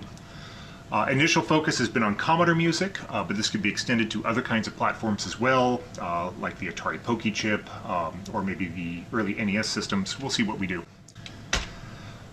This next slide shows the workflow. So here's some of the input formats we have. Sorry, these are all of the input formats we've implemented so far and the output formats. And in the middle is chirp and M chirp and R chirp. Tell us what those are and what the differences are. So chirp, M chirp, and R chirp are three intermediate representations. The main intermediate representation is chirp, which is basically notes, durations, and other information about the music. M chirp is we take the chirp and we convert it to a representation that's measures. So this is something that can turn into sheet music or anything else that needs to understand notes in measures with rests. And R chirp is a row-based chirp, and that's so we transform chirp into R chirp or backwards to get to things that are row-based. Most chiptunes formats on the Commodore 64, for example, are row-based, and so R chirp is a closer representation of those rows. So I want to give an idea of where chiptune SAC is going to give you the most bang for your buck. And so I have a comparison here between different SID composers. On the left, there's the early American SID composers from 35 years ago, right? The NTSC games. And on the right is the very alive, still going contemporary European kind of scene. And these are very different ways of making SIDs. On the left-hand side, these are the guys that were emphasizing melodic content. So if you see it as sheet music and hand that sheet music to somebody, they pretty much communicated what their song is and what it sounds like. On the right-hand side, the timbre and the mood can be way more important than the melodic content. If you just hand somebody that sheet music, that's not going to come through. They need to actually hear how the SID chip is being used. On the left-hand side, with the early American composers, the play engines just mostly serve up a stream of notes, whereas on the right-hand side with the modern scene, they are pushing the SID chip to the very limits of what it can do. On the left-hand side, this is music you can play on the piano, and I don't mean that in any kind of condescending way. The piano, I don't think of the piano as a limited instrument at all. On the right-hand side, you have these rich, complex kind of modern sounds that you can dance to. So this is very different. So the sweet spot for chiptune SAC is on this left-hand side. It does so much of the heavy lifting you need to do SID work in that space. But once you've made good note choices, make good choices, and you're moving to the right-hand side, it's your job to make it sound good. Our tools do not do that kind of stuff. Okay, today's talk. We have 4 demonstrations of what our tools workflows can look like. The first one is a MS-DOS game that we're going to change into a Commodore SID and also into free sheet music. Sorry, I say free because LilyPond makes it and LilyPond is free. The second example is an MS-DOS game as well. This one's going to turn into a stereo SID. This is for when your Commodore has 2 SIDs in it. The third example is a SID to MIDI example, which we're also going to do to sheet music so that we can show off our triplet handling. It turns out it takes a lot of work to make triplets work correctly. And last, we're going to show MIDI to Commodore 128 basic music commands. I know that's sort of the redheaded stepchild of the Commodore music world, but it was fun, so we added that too. Okay, our first example is going to be Betrayal at Krondor, and we're going to be taking a MIDI file that was captured from that game and turning it into Goat Tracker. So quick background, what is MIDI? MIDI is a standard for transmitting and storing music note data. And when you say MIDI, you generally mean one of 2 kinds of things. You mean MIDI as a protocol, or you mean MIDI as an input file. So as a protocol, this is just some stream of events that are happening on a serial bus, right? You've got note on, note off, you can change programs and instruments and control things. When you have it as a file, more information is added. You have metadata, so you get time signatures, key signatures, song names, things like that. And the way the notes are represented is in a delta time format. You'll see some event and it'll say this is how much time has passed since the previous event. And sometimes the events stack up immediately right on the same timestamp. But that's what the representation is. Right, I just want to point out here that the thing that's important about MIDI is that MIDI has no concept of note lengths, note durations. There is a note on event, and then later on in time there's a note off event, and that's all that the synthesizer that the MIDI stream is being sent to needs to know. So MIDI doesn't have any concept of notes with durations. Yeah. So back in the day, lots of DOS games had MIDI as their game music, and people were able to capture that. So they would have a sound card, and they would just connect a cable to the back of their sound card. While the game was playing, you would have another computer that's receiving these over the cable and saving these MIDI messages off to some kind of file format. And this captured MIDI is just this stream of unscaled events. So if you're listening to it, it sounds fine, but if you're looking at it from a music processing perspective, it can be very messy in terms of what you expect how notes should fill out measures, and it's also a little bit lossy. You've lost some information as well. Chiptune SAC fortunately has MIDI cleanup tools, which we're going to be showing in this upcoming first demo. And Dave did all this stuff, so I'm just going to have him explain what's going on here. So the picture you see on the bottom of this page is a representation of the MIDI music as shown by a program that we use a lot called MIDI Editor. MIDI Editor is a Windows program that shows you these, they call them piano rolls. The idea is that the length of the bar there corresponds to the length of the note, and the up and down for the notes is shown as the Y position, basically. So this is what Betrayal at Krondor Mercantile theme looked like. We downloaded someone's capture of it, and what you'll see is that the notes don't fall onto even measure lengths. The notes have very different sort of lengths. You have some extremely short notes. You have some notes that are long but not exact multiples of duration that you would expect. And then we had on this one as well, there are too many voices for us to move to a C64 SID, because SID has 3 voices available, and this one uses, as you can see, a total of 5, one of which is a sort of a rhythm track thing, so we decided to exclude that from the conversion to the Commodore 64. And then there's this bass line that comes in after about 8 or 9 measures. So what we decided to do on this was to take the string line until the bass kicked in, and then we would turn that voice into the bass at that point. So what we needed to do was to scale the lengths of all the notes so that they made nice, even note lengths that would be durations that would fall into measures, and move the beginning over, because as you can see, it doesn't start at time 0. It starts at some random time when they started collecting it, and clean everything up for use for export to a SID. So we have actually built some fairly sophisticated algorithms that allow you to estimate what the scale and offset corrections should be.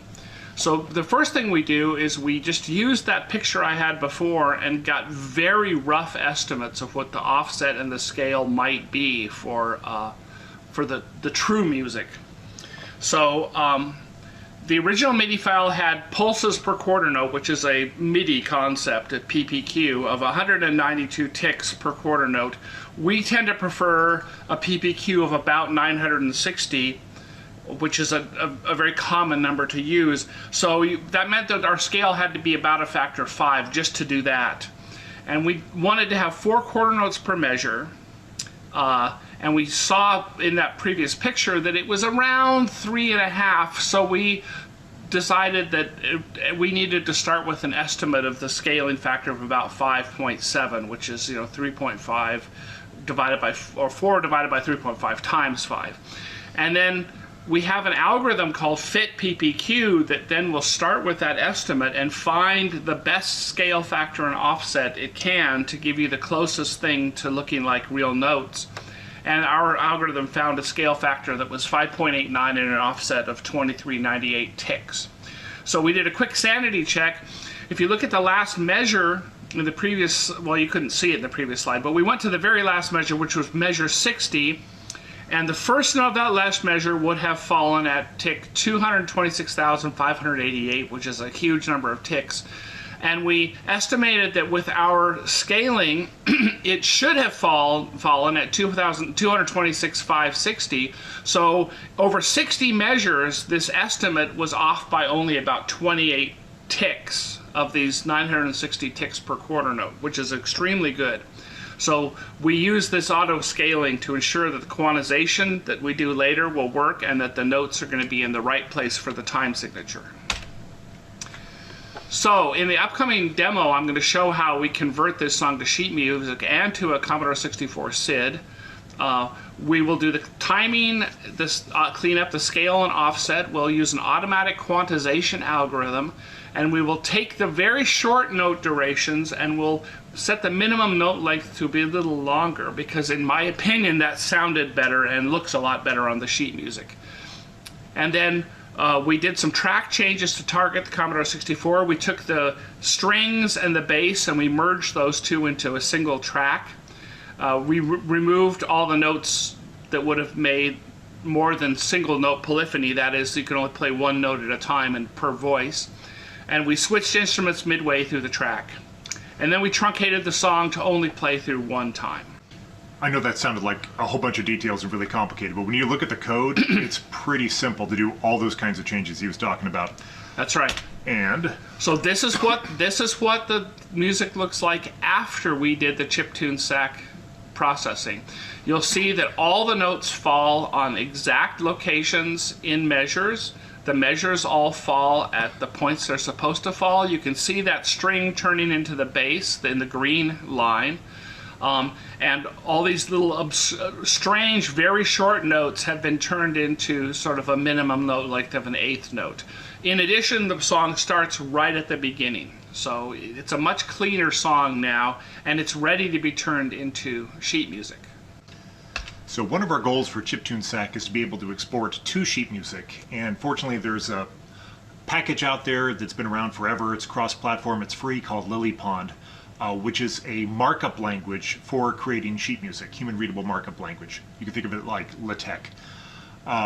So we have written a LilyPond exporter that intelligently exports music into this markup. For instance, it can see where notes live and set the clefs appropriately for those things. It can create AVA and AVB sections, and also there's some really complex triplet scenarios that it understands and creates the markup for. But after we run that on this Mercantile piece, this is what pops out for the Betrayal of Krondor music, and hopefully you can see that on your screen. It's a little bit small, but that's pretty. And we're going to be generating stuff that looks that good from Commodore SIDS a little bit later on as well in subsequent demos. Another thing we're going to be doing with this piece is exporting it to Goat Tracker to make a SID. So first of all, you probably already know what trackers are, but let me give a little bit of a background. They are music creation programs. They have the properties that they can fully utilize the sound capabilities of these early machines that have the built-in synthesizers back when machines had to perform their own music. And they have this minimal way of representing both the notes and the player for the notes and minimizing the CPU cost, so you can make music and target them for demos or games or environments where you're really restricted to how much time and space you can use. Some features to trackers. They are organizing the voices into columns, and the notes span rows. It looks a little bit like a spreadsheet if the columns of the spreadsheets move separately. And the music is organized into these replayable patterns. That's really the heart of the tracker. And these patterns can be played back on any voice in any order. If you think about normal sheet music, you'll have, you know, bars, you'll have measures, and you'll have like your repeat bar, which starts over here, but all the staves have to go along and repeat. Not so with the tracker. In the tracker, you can just pick a stave, a voice, and say from here to here, this set of note data, I'm going to make that a pattern, and I'm going to play that back over and over, and then I'm going to play it back at a different tempo or in a different key. And so this is a very compressed representation of music. So the tracker we're targeting is Goat Tracker. I'm sure you probably all heard of that. It makes Commodore 64 SID files. This runs on operating systems like Windows, Mac OS, and Linux. It's cross-platform. We selected it to be the initial tracker for both importing and exporting. We built the code for both of those. And our chiptune SAC automatically finds patterns, opportunities, and it uses this to compress the note data while exporting. We think that's pretty cool. If anybody else out there has done that, please get back to us. We'd like to see what they did. I mean, this is it's a strange form of lossless compression, right? And if you know the history of lossless compression algorithms, they've just gotten better and better and better with time, especially when you know particular kinds of data distributions you want to use with them. This is probably an area of active chiptune research that we can do even better in, but our initial efforts already paid off big for us. So what does it look like? What we're going to see in the demo is that this Goat Tracker screen right here, if you look in the order list, well, maybe I should give you a little bit of background. See those three columns on the left? Those are for voices 1, 2, and 3. And right there you can see voice 1 is on pattern 0 right now, voice 2 is on pattern 4, and voice 3 is on pattern 8. So that order list for those different channels or voices shows the order in which these patterns are going to play. So you see on channel 1, you have pattern 1, but then it's pattern 0, then 2, then 0, then 2, then 0. That's a lot of reuse. That's a lot of redundant notes that didn't have to be expressed in a redundant way. So that's the compression it automatically finds opportunities for and creates. So it's time for our first demo, and we covered a lot of that stuff, but we want to show you how easy this is to do in the code and what that looks like when it plays back. We're here in Visual Studio Code, which is a new text sort of IDE that Microsoft has developed that is cross-platform and has very good capabilities. We're going to use that to look through the code. The mercantile example is the most complicated example we'll show you today, and even it is not terribly difficult. So what we will do first is we set up the paths, and then we read in the MIDI to a chirp object. That's a simple one-line statement.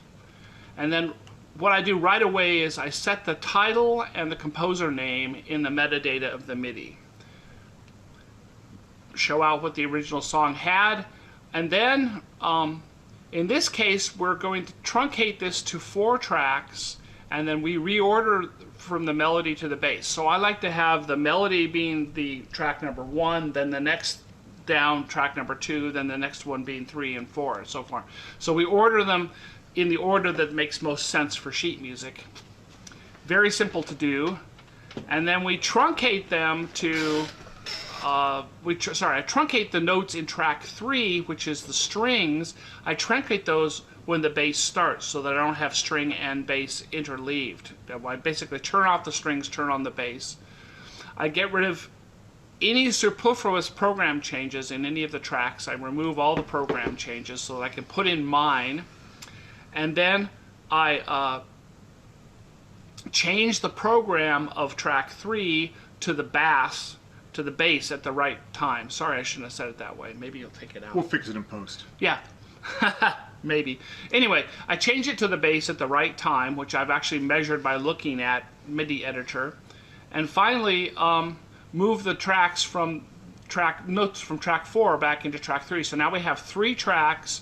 The first one is this ocarina, the second is a guitar, and the third one is the strings and the bass. So at this point we have all the tracks arranged. We have all the notes that we're going to be using in the piece. So then we run the fit PPQ tool that I told you about to get the proper scaling and transposition or translation of the notes. And that's not done in this script. That's a separate tool that we use. It's part of chiptune, however.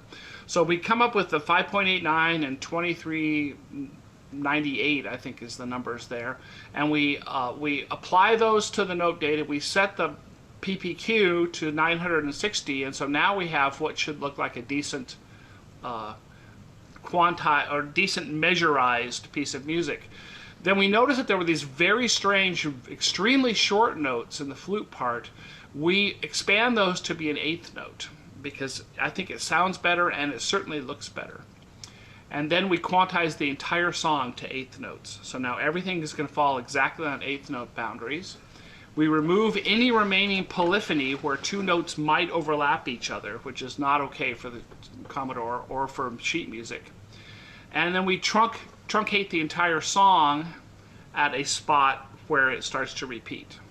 So now we've done everything to make the song into what we want. We can export that to a MIDI file, and then we translate it into the M chirp or measures representation, and that's extremely do. We create a lily pond object and we write the data to the lily pond object, and then actually I'm running the lily pond program as a sub-process from Python. And at this point now we've made the sheet music, which you will see in a moment, and then we convert this to an R chirp, which is now the row-based chirp, and we set the instruments to be the flute, the guitar, etc., that we've chosen the instruments, and then we convert it to Go Tracker, and then we run our compressor to find the loops and to do the compression, And finally, we simply write the output song file, which GoTracker can play. Let's do it. So that's the most complicated demo we'll be showing you. Let's do it. There it is. Most of the time now is being taken up by Lilypond generating the sheet music. And I will... oops, wrong. Focus sorry. over there. Wrong, yes, sorry. Wrong window. One more time, wrong window. There we go. All right, so I'm going to scale this so you can see it properly. There we go. There's the sheet music that we generated. And as you can see now, there is nothing in this sheet music that is shorter than an eighth note. And everything makes perfect sense. And as you hear it, you'll be able to see what that means. All right, so the next thing is to actually play it for you. So I'll exit out of this. No, that's either way. I believe you have to exit out of it. Yes, we do. All right. Here's GoTracker, So and we play. Shift F1.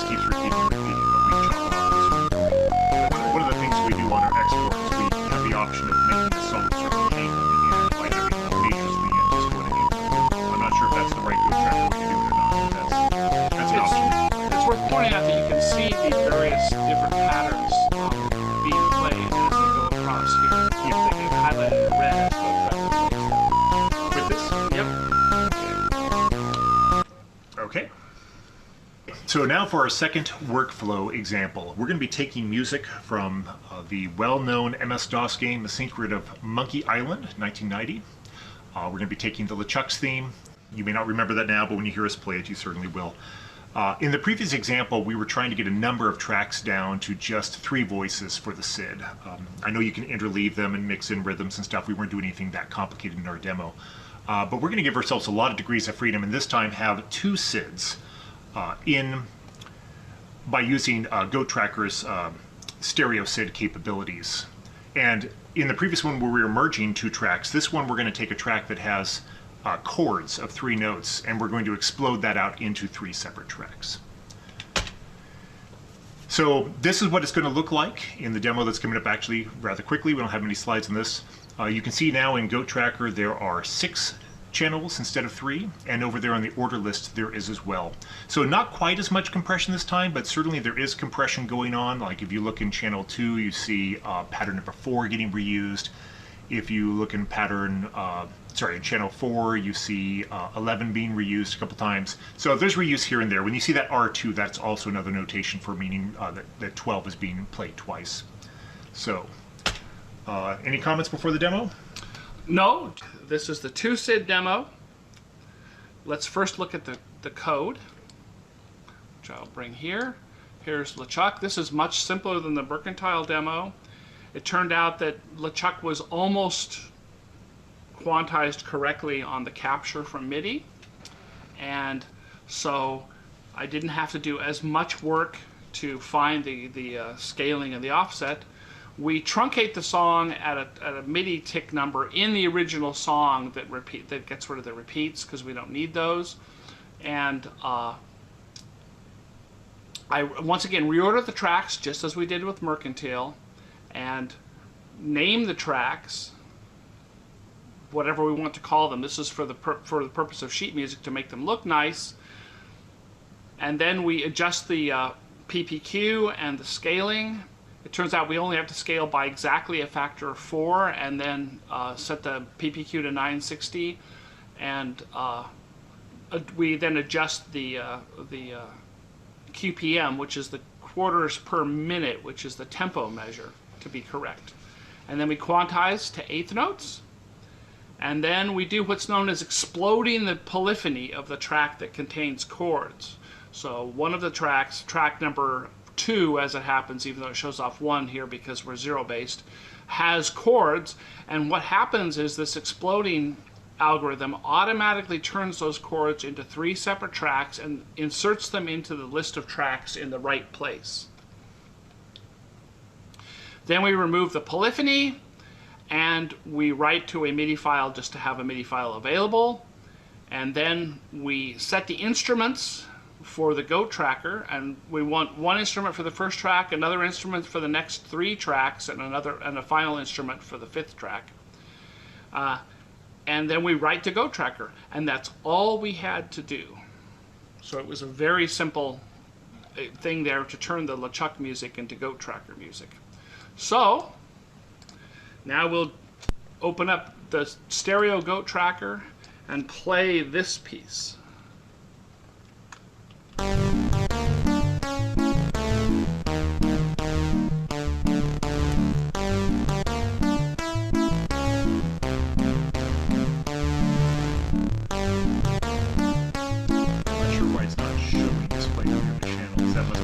Oh, what happens when one loop is longer than the other? It doesn't display the shorter loop once it gets past that. So we're having loops of different lengths on the different voices. This is actually demonstrating how that worked that you talked about earlier.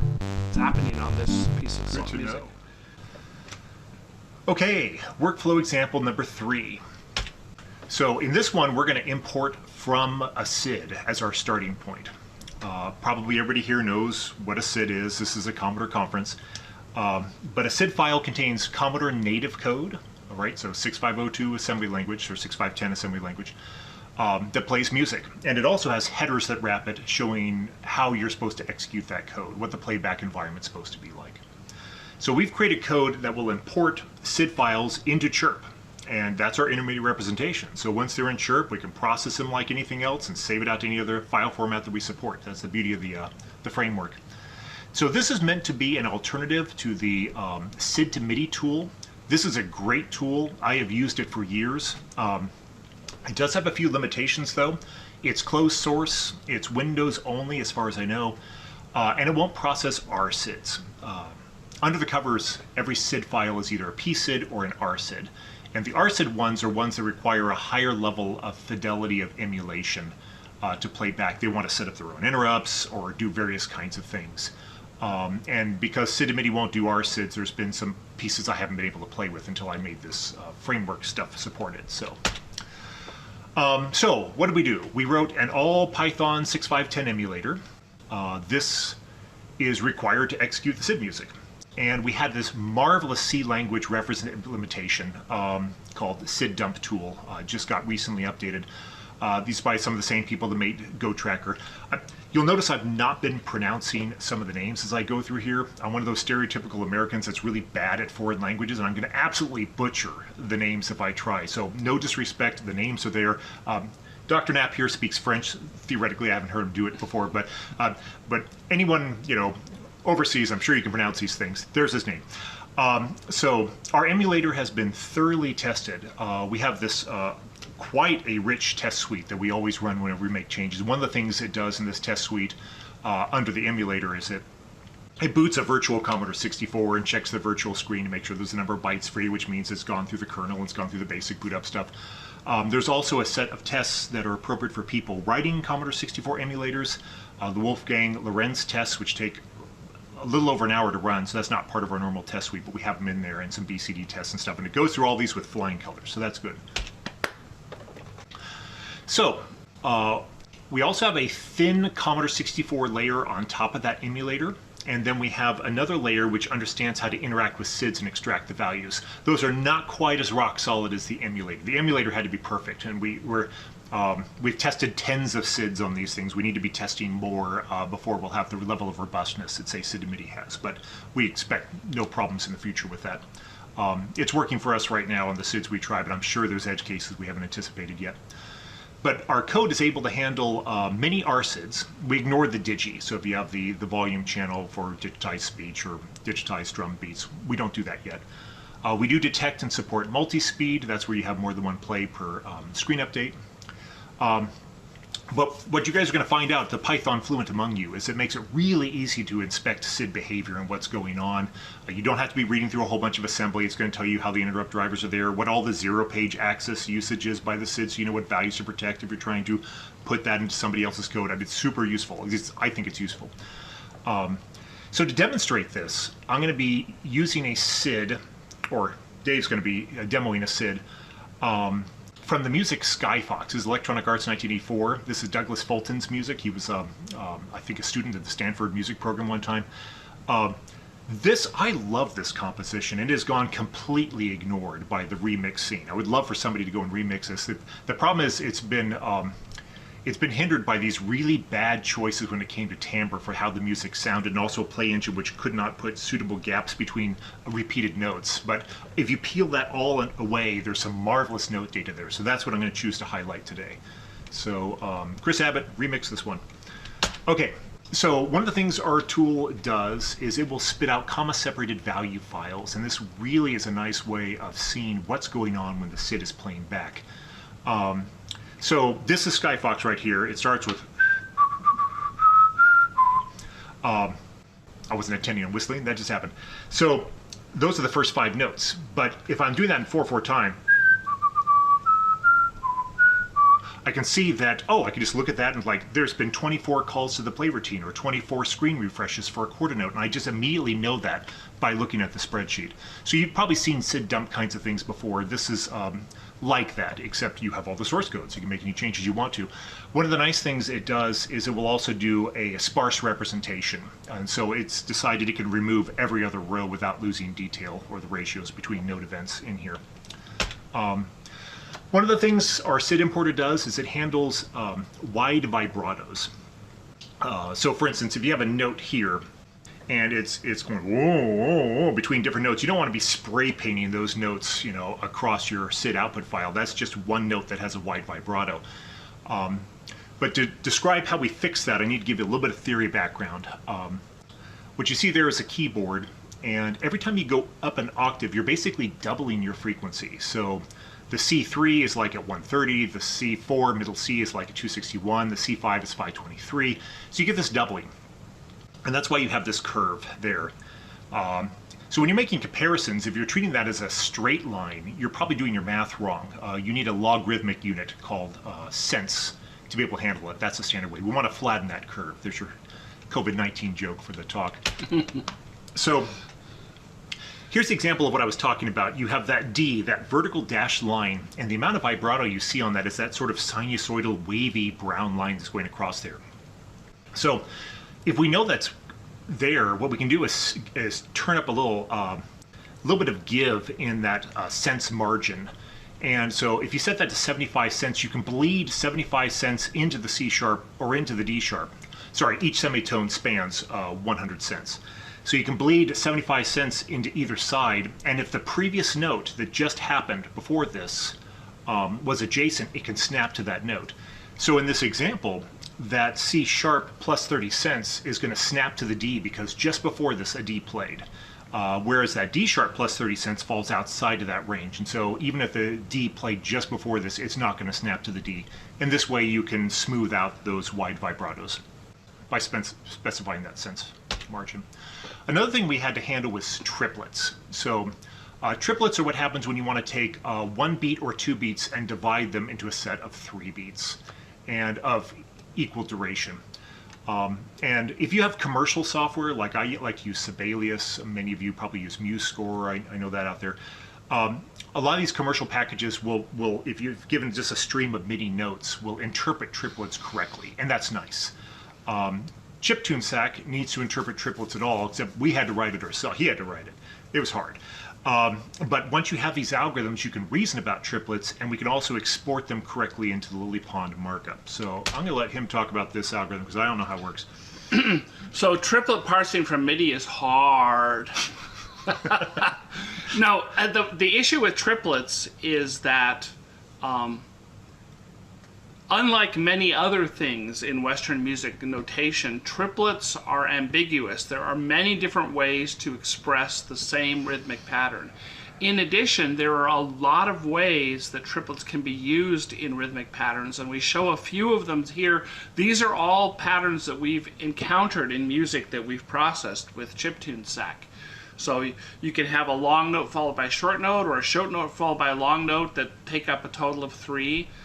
You can have a rest in the middle. You can have the first note tied over from something that was happening before. You can, in the very last one there, you see that there's a triplet that has a tie across the boundary between 2 triplets. So in addition, you can also, in addition to the fact that the triplets are complex this way, they can be rewritten in ways that mean the same thing when you hear them, but look different on the music score. So we came up with an algorithm, a recursive algorithm, that places all notes that are triplet-like into triplet objects. So any note that has triplet-like behavior, which means when divided by a quarter note, it turns into a fraction where the denominator is a multiple of 3. We can actually handle those, and we do a very good job across most of the cases. There are a few edge cases that are very rare that we don't handle properly. Anyway, we make some assumptions that note durations first of all have to be quantized, and they have to be quantized to durations that are even multiples of triplets. The triplets never can cross measure boundaries. It turns out that it is maybe technically legal to do this, but nobody ever does it. And the third assumption we make is that at least one note of the potential triplet has the property that its duration divided by the PPQ has a denominator that's a multiple of 3. Okay, let's show what it looks like. So this is what it looks like when we... excuse me, I'm going to let you talk about this, Dave, because you did this. So, this is Lily Pond. This is your code. So Skyfox, when expressed as 4/4 time, looks like this when it comes out of Lily Pond. This is with no modifications. I think that's beautiful, right? We got you can see that treble clef in the bottom right hand corner. That's because it needed to make that change for what notes are coming next. It understands that. It does the AVA sections, and you got some complex triplet stuff that's really looking nice here. And that's all pops out of our algorithm. Again, a commercial product would give that to you, but we had to build it. That's right. So what I want to show next is, speaking of commercial products, I've been using SID MIDI for a long time. That's not our tool. That's the tool that first entered this space. While SID MIDI, again, I've relied on it for years, a great tool, there's always a whole bunch of cleanup I have to do after bringing it into a commercial score writing software package. And there's certain reasons for this. One of them could very well be that I just don't know how to use SID to MIDI correctly, although I've studied its options. I don't have access to the source code. It could be me. But there are some things that are definitely limitations, and one of them is that the MIDI quantizer on SID MIDI seems to not be meter aware. Remember when we saw the MS-DOS music capture and the notes were not scaled correctly to fill the measures for the time signature that we were considering? Same thing's happening here. You can see we have 3 red bars, 3 red sections right there that should be measures, but you can tell they're not lining up with the bars. And that's a lot of tedious work to fix in an environment like this. The second thing is that it exports MIDI type 0, and MIDI type 0 is just a single track, so it's undifferentiated with respect to the tracks. So the software has to figure it out, which it often does by channel, but it leads to problems. You can see the circled areas down at the bottom is Sibelius is adding different voices in a single stave. You can see by some note heads being down and some of them being up, it's interleaving these things. And when it interleaves these things on things that should have been a single voice, this is creating unintentional polyphony, where one note has not completely finished releasing before the next note starts. And we can't have that kind of polyphony in the SID environment we're going to, so we need to fix that too. That's what it looks like when I bring it with SID to MIDI. When I bring the same piece in, Skyfox, in 4/4 from chiptune SAC, which is what we made, this requires far less cleanup. In fact, I'm not sure where to clean up. I mean, the beats per meter, beats per measure, we want that to be 149. I'd probably take the 6 tuples and make those triplets instead. But look, the music is correctly divided into measures. The triplet guessing is way more improved. One thing I'll note about, did you want to say something before I moved on? No, go ahead. I heard the sudden intake. Well, you were not going to mention the beats per minute, and I needed to mention that because because nobody knows how to do 148.99 whatever as beats per minute. Just showing you what it looks like when you bring it in. But you see all these triplets all over the place? From a music perspective, that's a hint that we should be using a compound meter instead of 4/4 time. And let me show you what that means, because this gives us another opportunity to handle triplets via metric modulation. If you were at the Orchestrion talk last year, your eyes were probably glazing over on this point. I'm going to try to make it more interesting this time. This is super, super useful when we're doing music processing things for Commodore. Sometimes your explicit notion of triplets are getting in the way because many chiptune systems do not support triplets. Or if you have a tracker that has rows, you can find divisions of frames to be by 3 and make your triplets evenly spaced. But if you have a program that allows importing, like SidWizard's MIDI importer, it's making division by 2 assumptions, so you don't get the triplets with equal duration. So you need to get rid of the triplets. You need to be able to convert the divisions by 3 into an all division by 2 system, and that turns out to be possible. So in an example, I got a major on the left and a major on the right. One's in 4/4, one's in 6/4 on the right. And the way that conversion happened is that everything was multiplied by 3/2. The beats per minute, the time signature, all the notes, all the rests.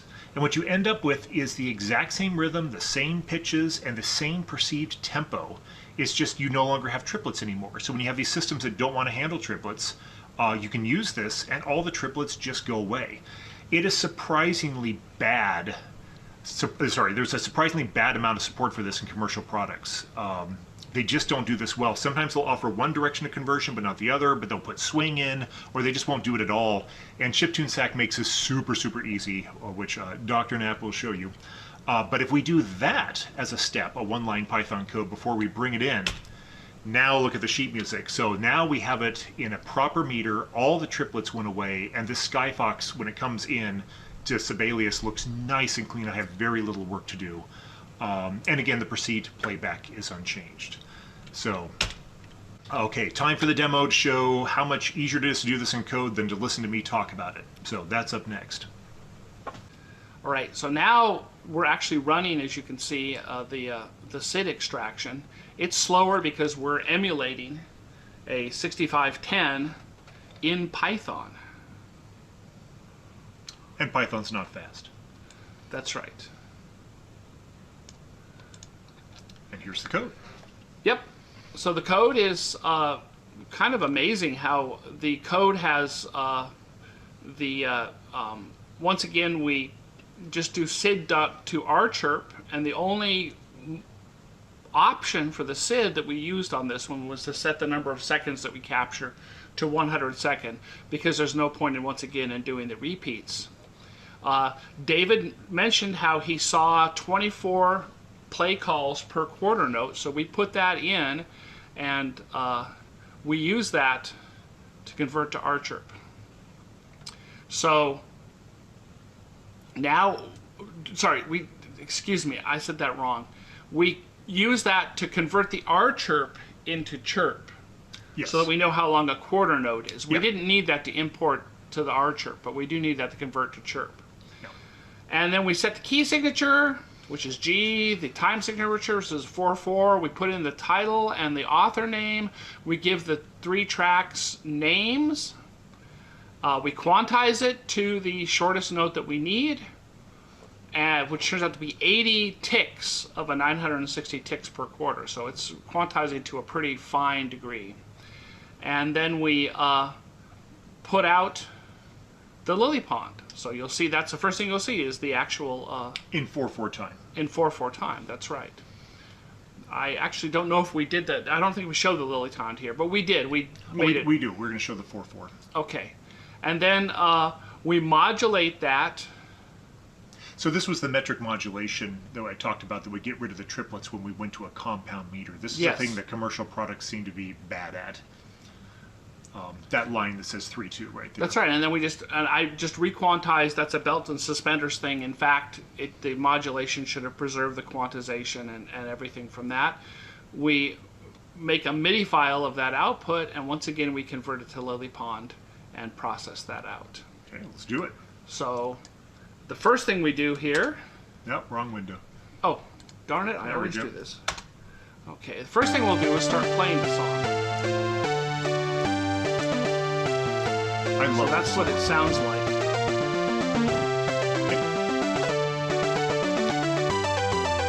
this is what that song looks like in 4/4 time. That C means 4/4. And you can see all the triplets that are still in here, because it's a very triplet-y song. Triplet-y song. But if you close this, you can see what it looked like with the metric modulation. And look at that, all the triplets are gone by choosing the right time signature.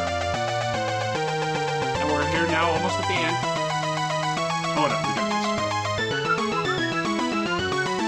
Yes, yeah, we should kill this. So anyway, that's what our triplet handling example looks like. Now for our last workflow example, we're going to be talking about Commodore 128 basic music commands. So you may or may not know, Commodore 128 had a basic 7.0. They had special commands for creating music. So far this has been completely neglected by the scene, so we decided to support this. We decided to support this early on just because it's fun. Well, it's important to David that he does things that are completely useless to everyone else. Yes. And so he did this as part of that. It's kind of like the 10 Commodore thing, right? It's like doing something that just to do it. Yeah, I don't know why. If it's useless, I love it. Okay, so High Voltage SID Collection contains hundreds of basic SIDs. They also contain at least one Commodore 128 only SID, which is Ultima 5, an important one. So I think there's precedence for having maybe basic Commodore 128 SIDs in there. But we don't think any player can handle it. So if somebody wants to step up and try, that's why I have a little troll face. So, background. What's your syntax look like? You've got the word play, and then you have a string. This could be a variable or string literal, and you just put your note data in there. And you know, if V sets what voice you're talking about, O sets what octave, and these things stick until you change them. There's 10 instruments. These are simple. They're takt decay, sustained release, waveform, pulse width. And you can select your duration. They support whole notes, half, quarter, eighth is I, and 16th. And R for rest. You get dotted values. There's no tied. There's no triplets. But again, you saw from the last demo, if there's no triplets, that's not a problem. You can always convert triplet music into divisions of 2 for things just like this. There's a tempo command where 1 is the slowest and 255 is the fastest. It gets fast quick. If you're like a tempo 30, that's going to be pretty quick. We try to be able to reason well about tempo across all the different parts of our pipeline, no matter what system we're in. So to figure out what tempo actually meant, we had to reverse the 128 basic ROM a bit to get that formula that you see on the slide there. And one of the most annoying things about this is that the voices tend to desync due to the round-off errors is how they apply the tempo. So basically you have to wait for a scenario where all the voices have stopped saying what they're going to say before moving on to the next thing. I mean, if you guys in program threads, it'd be like a cyclic barrier, right? They're all kind of done, and that gives you a point where you can say, okay, everybody sync to this point and then progress. So they call it M. I guess that means for like measure. So at the end of a measure, if you don't have ties into the next measure, that's the perfect time to synchronize everything, because boy, does it desync. So the play command is very particular about the order of the notes you do. The longer notes have to be included prior to any shorter notes that are going to overlap or nest within those. So you can see this example bar right here. This is from a Bach piece. This is 3-stave. The note number 1 had to occur in the play string before rest number 2. Rest number 2 had to appear before note number 3. And basically they all have to be in this order except for notes 8 and 9. Those two could have been swapped, but I have highlighted there in that little play section where those notes occurred. I mean, that's, ugh. If you're doing this manually, you are going to make mistakes. That's why hashtag hella tedious. So Commodore wanted to teach people how to translate from sheet music to this form of code. So they had a section called Coding a Song from Sheet Music Instructions. They put it in both their Commodore 128 system guide and in their programmer reference guide, that big tome. And they used the Bach 2-part invention number 13A minor. This is the one they had in the television ads, right? That one. But it's so painful that not even Commodore could get this right, their staff.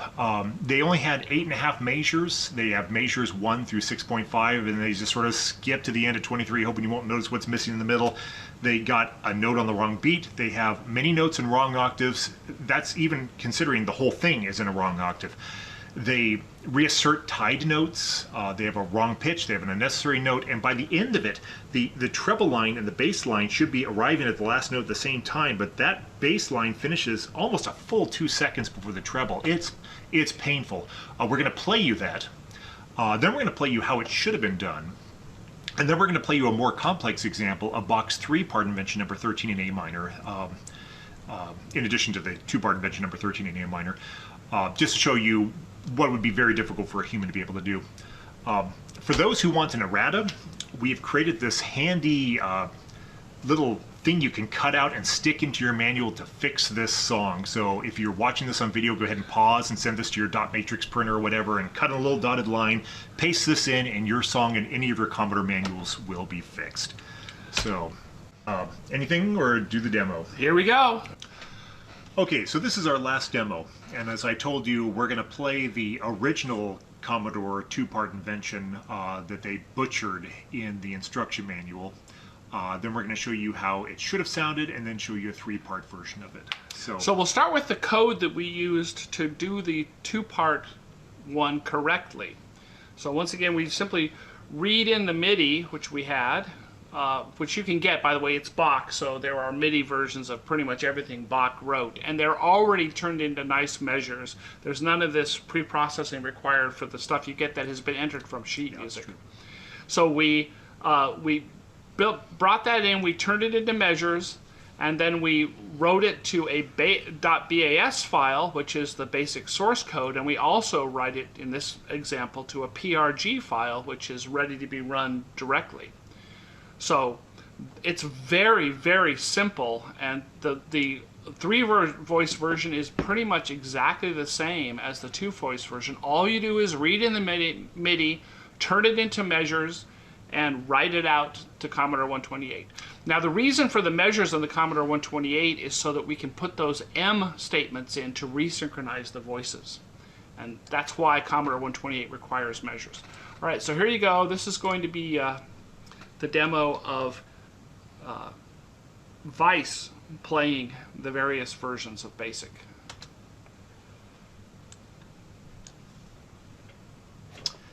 So, real quick listing here. This is the original one that was in the manual. And check out how, well, you'll hear for yourself.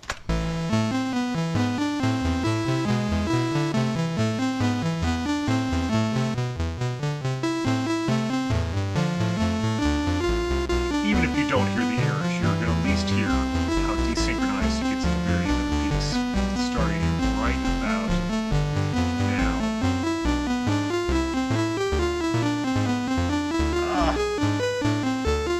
Oh, it hurts. Yep, bass is done, and the treble finally finishes. So yeah, that's pretty painful. Here's how it should have sounded. And again, we have that handy cutout in case you want to paste the errata into your manual and have the corrected version. You probably remember this from the TV commercials. Okay, we're not going to play the whole thing. We can make these available as general downloads too. We don't want to use our toolkit. And lastly, this is Bach's 3-part invention in the same key.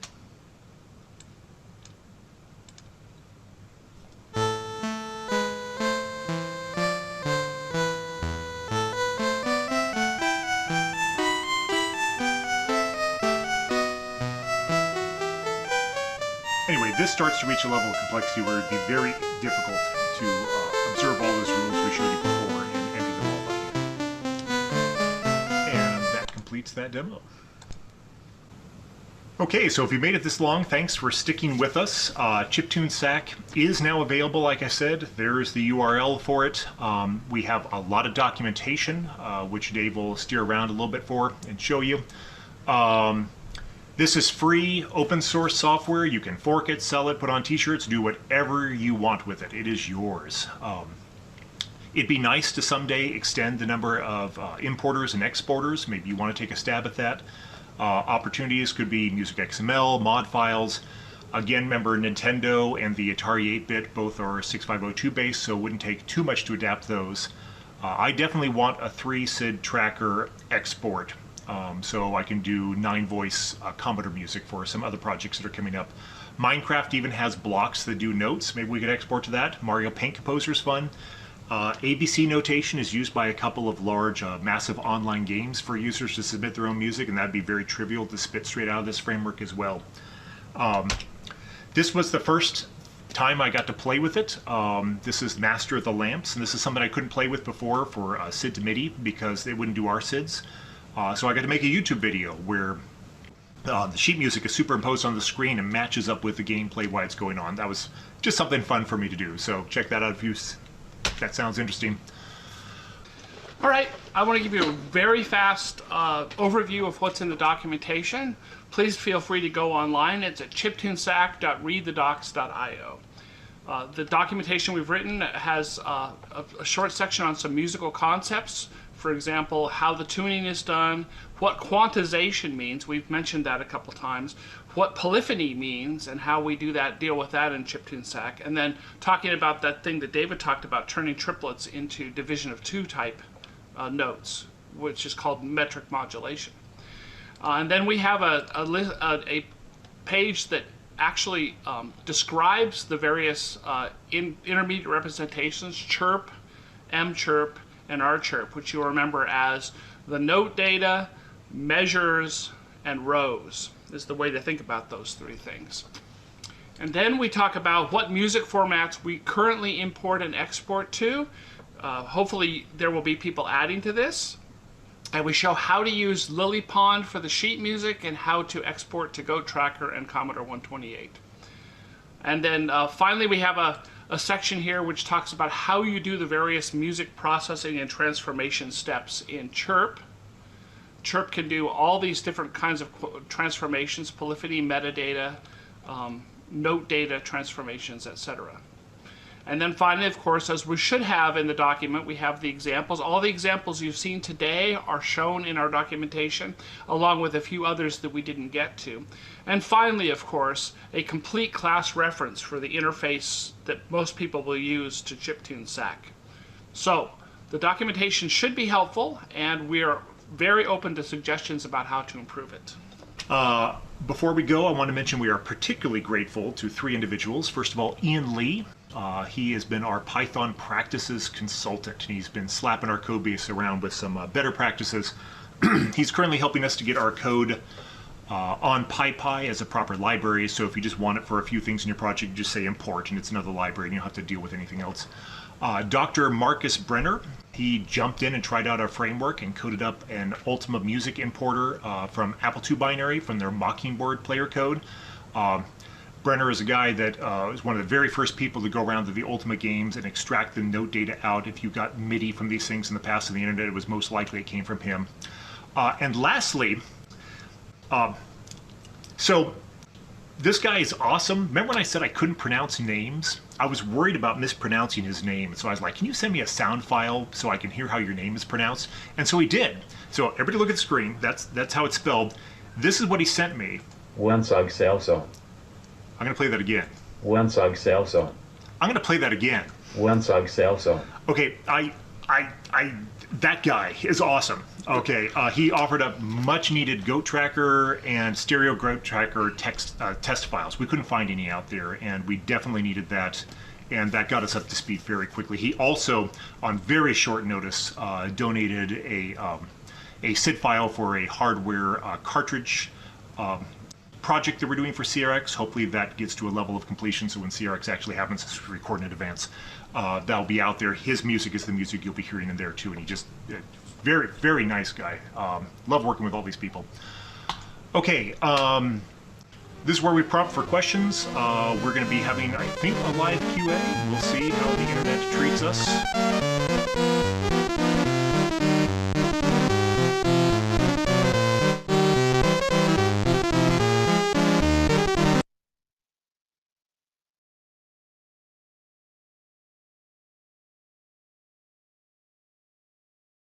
And we're back. And I don't know if, I guess David's not back into here again. So I guess we'll jump into Discord. and see what's going on over here. Q&A. So they're here. Q&A. So are you guys watching this now? I'm assuming.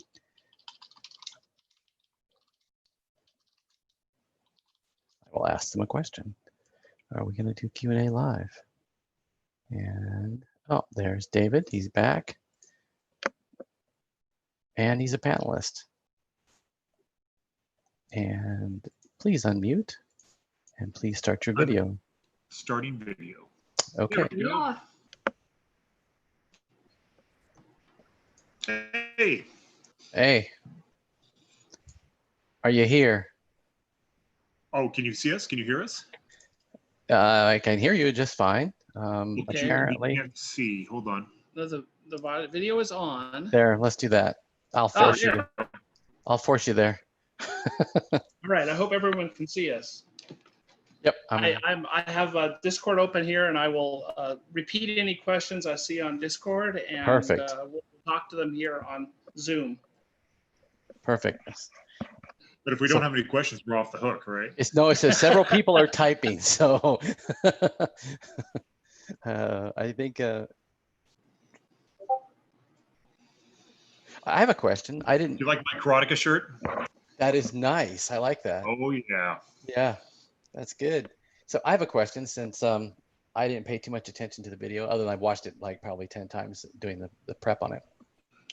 What is the total duration of time do you guys think you have into this project?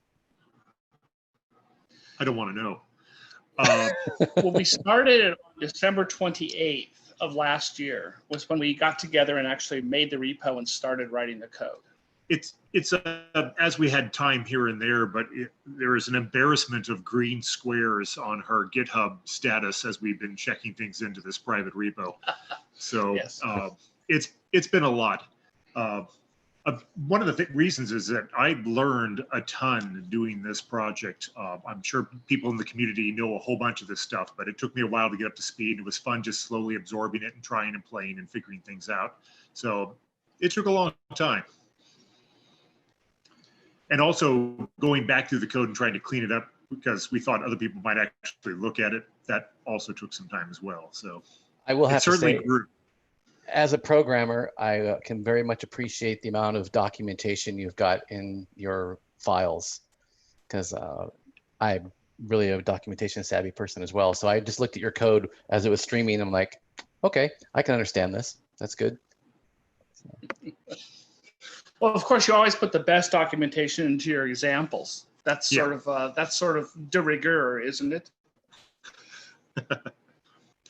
This was just for fun work. I recently retired last year, and so I had a little extra time, although I started working as a consultant again halfway through this. But at least the first part of this, I had enough time to actually spend some real quality time on this. And this is a big labor of love for David. So Knapp over here is a retired physicist who got his first Commodore 3 months ago.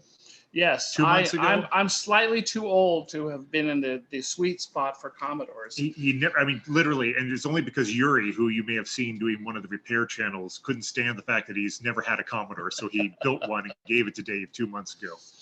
But, yeah. That's right. So this has been a lot of fun. It's been a big learning experience for us.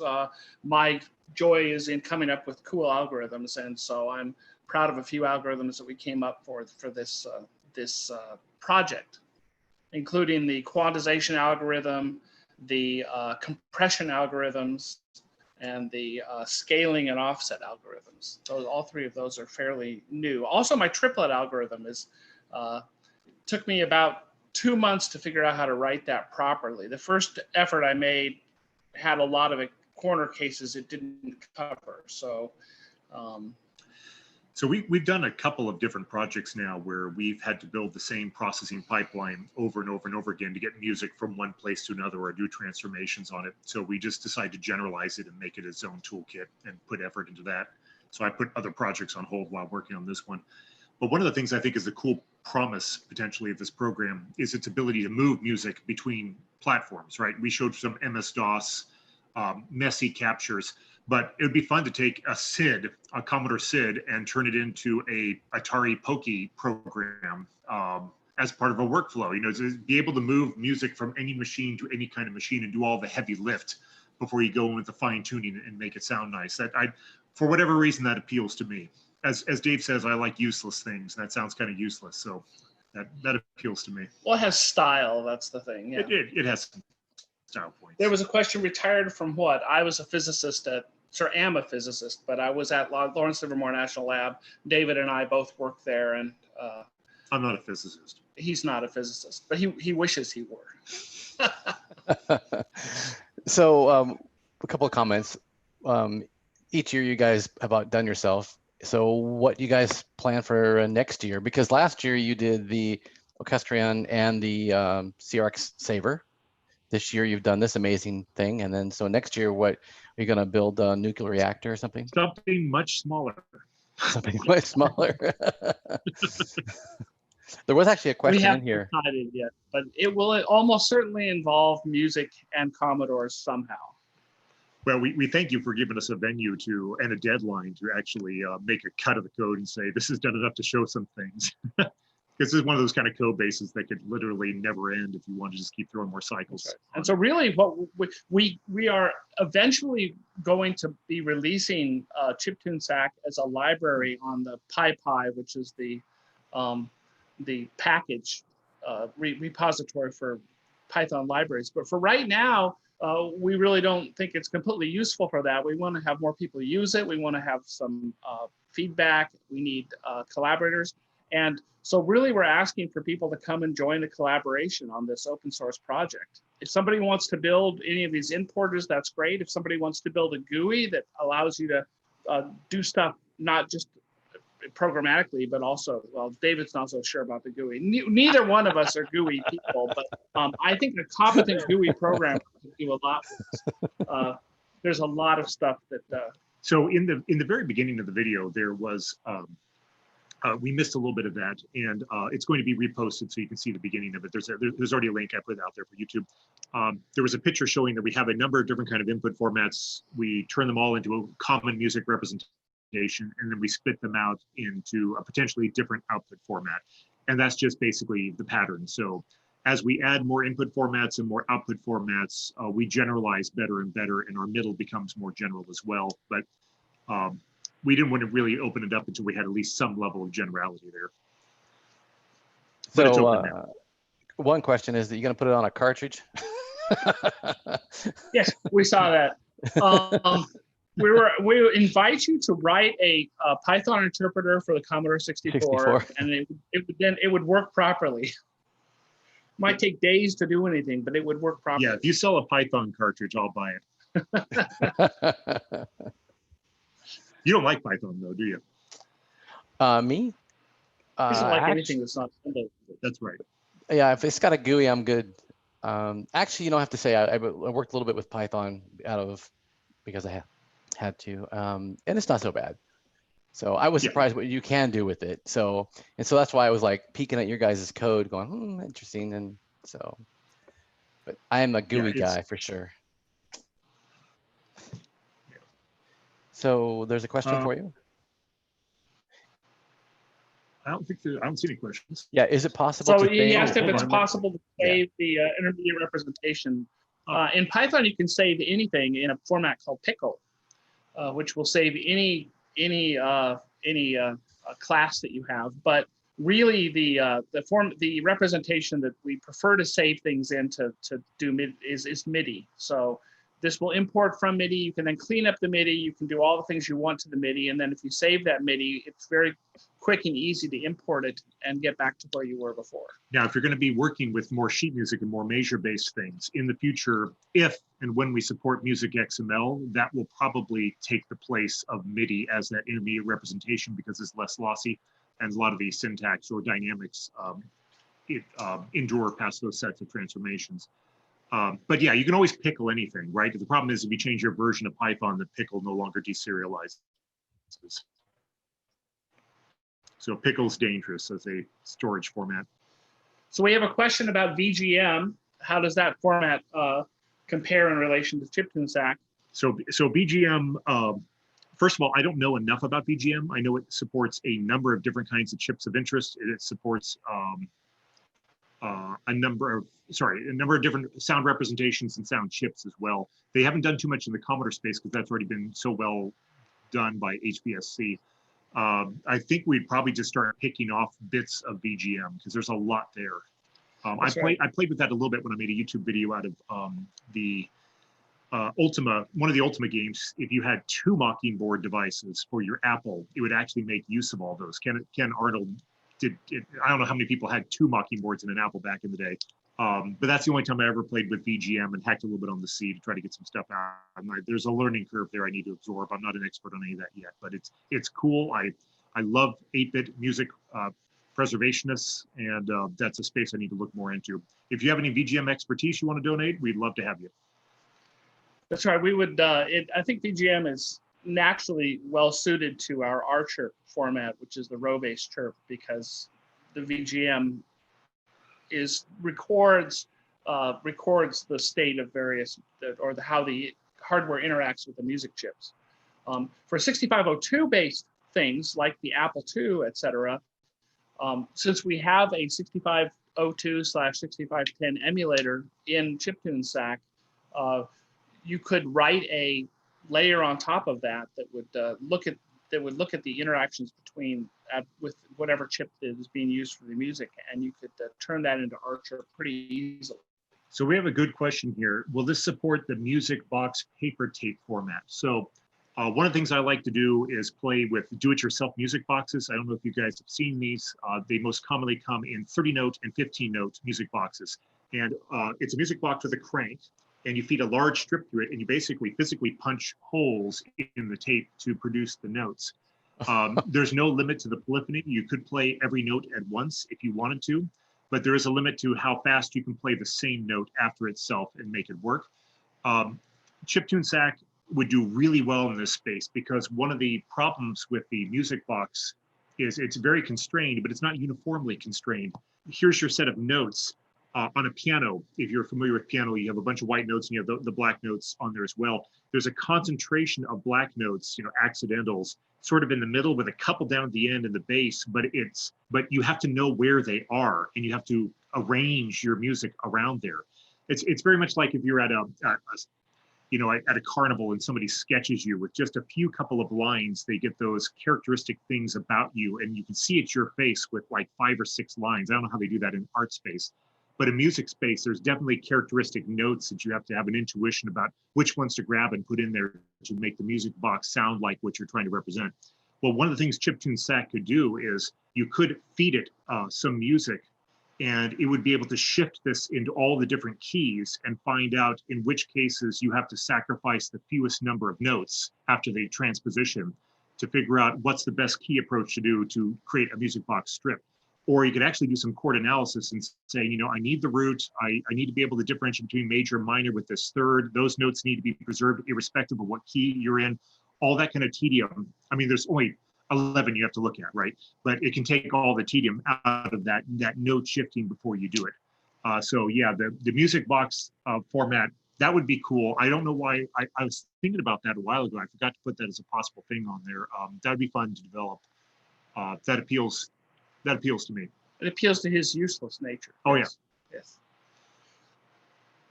Sorry, I over-answered that question, didn't I? No, it's good, Dave. What else we got? Oh, yeah, somebody's saying, I don't know how to support so many chips in one format. Yeah, this VGM is amazingly generalized. If you want to be able to have music from an arcade game or music from, they probably do Coleco Adam. Who knows what they do? They seem to do everything. And to bring generality to that is impressive.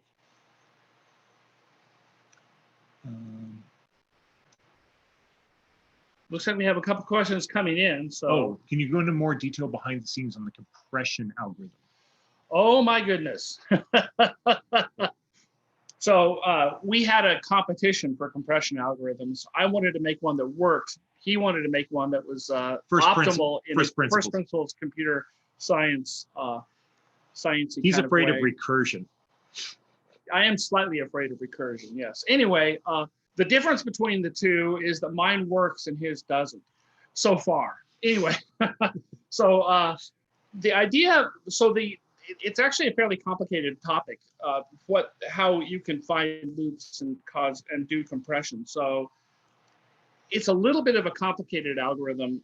Basically, what you do is you set the minimum length for a loop that you want to have repeat, and that depends on for every tracker, there's going to be a different cost for having a pattern. There's an overhead for the patterns themselves, and if the patterns are too short, you end up making the memory impact larger because you have too many patterns to find. And if the patterns are too long, then you don't get enough repeats. So you have to, there's sort of a knob you have to turn there on the length of the pattern. So the two algorithms I have is one is global and one is left to right. The global one finds all repeats of any number of notes in the entire piece. Turns out that's an n-squared operation. And for notes in the chirp format, that's actually a remarkably fast operation given that it's n-squared. Finds all the repeats and then finds the best one, the one that gives you the most compression, and then chops those out. So now you basically have a song with holes in it where you've taken the repeats out, and then it does that. It finds the best repeat in the remaining amount, and then it keeps doing that until you've gotten down to where you have normal repeats, and then it simply makes all the interstitial notes into patterns. The left to right one does the same thing, but it starts on the left. It starts at the beginning of the song and tries to find the best thing as it goes left to right, which is a little bit more about how people write and think about music. We find the performance of the two is very similar, and you can generally get a reasonable amount of compression. Go Tracker, it turns out, has extremely expensive patterns. They're something like the overhead for defining a pattern is 8 bytes or something like that. So it's actually fairly large. Well, what makes the Go Tracker a little bit more expensive is that sometimes first of all, remember, a pattern in a tracker can be played back at a different tempo. It can be played back in a different key or both quite often, depending on the tracker. So for instance, and this was done in like classic music as well. Like if you look at Ultima 3, it has, under the covers, they play this music and then they go up this fifth, key chain, and they don't store the notes again. They just do a transposition statement that's inside there. So the problem is on Goat Tracker, you think, well, let's see, I got this musical substring here in the track 1. I got this musical substring in track 3. Can't I reuse them across tracks? Well, in Sid Wizard, you probably could because you set the instrument and you forget and it stays that instrument. But Go Tracker, you reassert that instrument, at least in the SNG file, with every single event that you have on the row. Now, I haven't looked on the Commodore side. By the time it turns into a SID, I doubt they do anything like that. But on the SNG representation side, they do. So if you reuse a track, you'll change instruments, which is usually what you don't want to do. So there's a little bit higher costs to the pattern as we understand it for Go Tracker. Right, probably the next pattern, the algorithms are written to be quite general, and the next version of this, where we use it, will be on something like Sid Wizard, which has slightly different patterns. But we're anxious for people to think about these algorithms and help contribute to the project. That'd be fantastic. I very much want to get a Sid Wizard export because I want to do nine voice for some other stuff. I just have to look at my work schedule and figure out when I can start to tackle that, because Hermit does amazingly clean code and good documentation, but it still looks like it's going to be a medium to heavy lift to get that exported for me. And it might be easy for one of you, but it would take me a while. So David did actually spend a lot of time on the Go Tracker import in such a way that the instruments are preserved when you import Go Tracker and then export again. So you can import the Go Tracker to the R-chirp, do the compression on R-chirp, and then export to Go Tracker, and it will be a nearly lossless round trip there. So I think it'd be interesting for people to take Go Tracker pieces and see if they can get compression, how well the compression works on that. Yeah, the real challenge with the importing of the Go Tracker was that you are always allowed to set a tempo at any time you want, on any channel you want. and independent of the tempo of the other channels. And that tempo can be local or that tempo can be global. So a channel can make a global decision for everybody or just a local decision. And all of a sudden, I mean, this is the Turing-Halting problem, right? You can't predict how these tempo changes are going to line up. Literally, that's an NP-hard problem in computational theory. So we had to simulate it step by step by step to figure out what the ultimate tempos would be. So the problem is if you have like a funk tempo, which is, will take rows, and if you have notes where even and odd beats happen to fall on different even and odd rows, then you can give the swing feel automatically. We unfortunately have to unroll that into a whole bunch of tempo statements right now if you're importing from a funk tempo. But you know, turn it off and then reapply the funk tempo later. We can't do everything. It's not hard, but. So we have a question here. What would be our sky is the limit expansion to this project? Oh.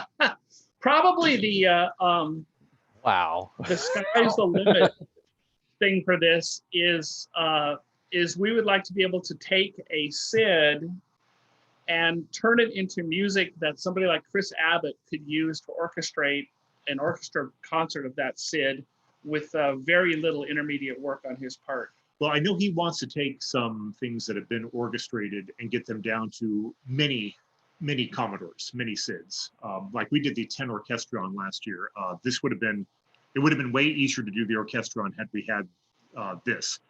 But Jim, didn't you tell me that somebody has like a 16 SID box out now or something like that? Yeah, somebody said yesterday in one chat we were talking about, somebody had a 16 SID box.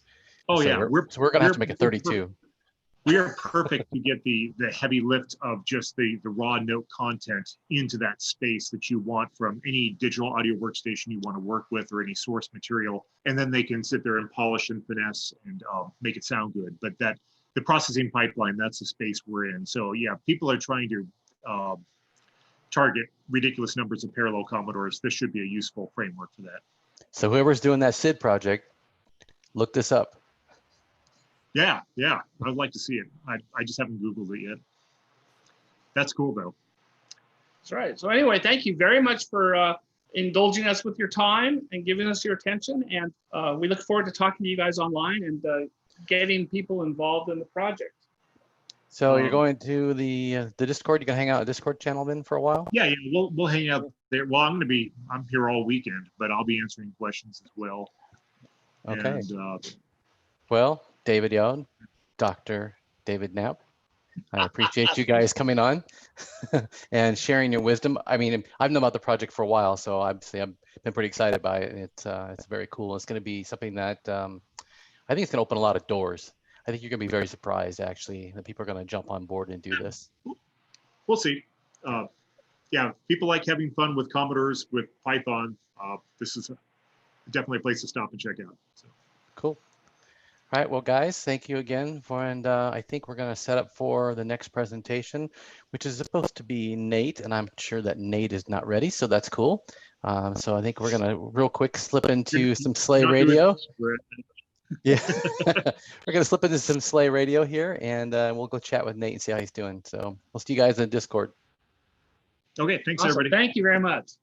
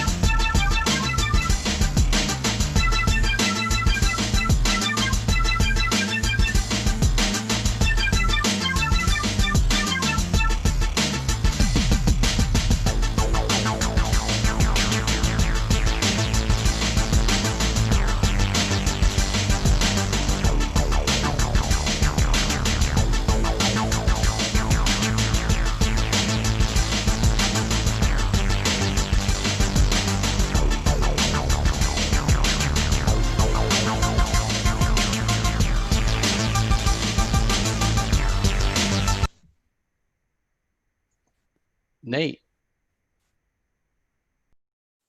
Are you there? I see you, kinda. Are you there, Nate? Howdy. 1 second. Internet here. Gotcha. 1 second here. How's the audio? Audio's good. Great. So you look Okay. good. All right. So you finished. Yeah. Some Nice. slides. Okay. Okay. So this is Nate Lawson, and if you've ever heard of the Zoom floppy, this is the guy that created it. So I'll let Nate just go ahead and do your presentation. Great. I'll be sharing slides now.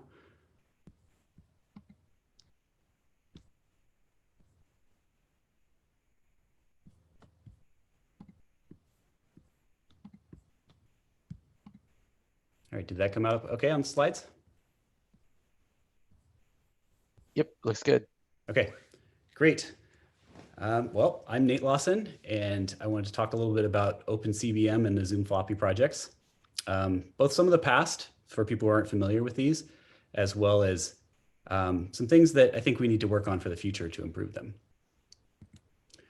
So a brief overview. I'd like to talk about how different ways to access Commodore drives, the actual 1541 hardware and the like.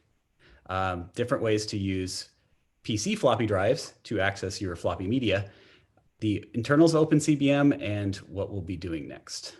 And no promises there, but what I think should happen next. All right, Commodore floppy drives. There's a variety of ways of connecting these to your PC. The goal mostly is to get an image of your floppy onto your PC, or to write an image back to the floppy. Although you can also access individual files on an existing floppy. And these have been around for a while, since about the 90s, I guess, early 90s. The first batch of adapters was the X cables, so X1541 and all the variants of these. And all these connected to your printer port, the good old LPT port on PCs. And the nice thing about that was every computer at the time had one, and it had 8 high-speed lines, slightly more than 8 actually, but 8 high-speed lines that you could send data through. And it worked pretty well, it was low latency. The disadvantage was that this port, like most things on PCs, got cheaper and cheaper as time went by, and the low latency accesses to it, which weren't necessarily important for printing, became harder and harder to do. So they'd use cheap interface chips for it. And so the latency went up. And so at some point, some drives, or some PCs, I should say, would not be able to read and write from Commodore floppies, which required a low latency access. So around sort of the 2005 timeframe, it was getting hard to find PCs with these ports. The USB to printer port adapters didn't work well for the same reasons, because USB is a high latency bus, high bandwidth, but also high latency. So there were a couple USB devices that were created. The first one was the XU1541, which is a very simple and useful device at the time. So that device is easy to build yourself with through-hole parts, and it uses software USB implementation. So it's a little bit slower. Even when you're using like a parallel port, you don't really get any increase in speed over plain IEC serial. But it works well enough for the standard Commodore format and Commodore IEC transfers, because those are slow anyways, as anyone who has a Commodore 64 and 1541 knows. So the Zoom floppy was something I created after that. I started in 2008 on this. And the goal was to build something that connected the USB bus that would improve on the XU1541 by doing higher speed transfers and supporting low-level nibbling of images, entire track at once kind of transfers.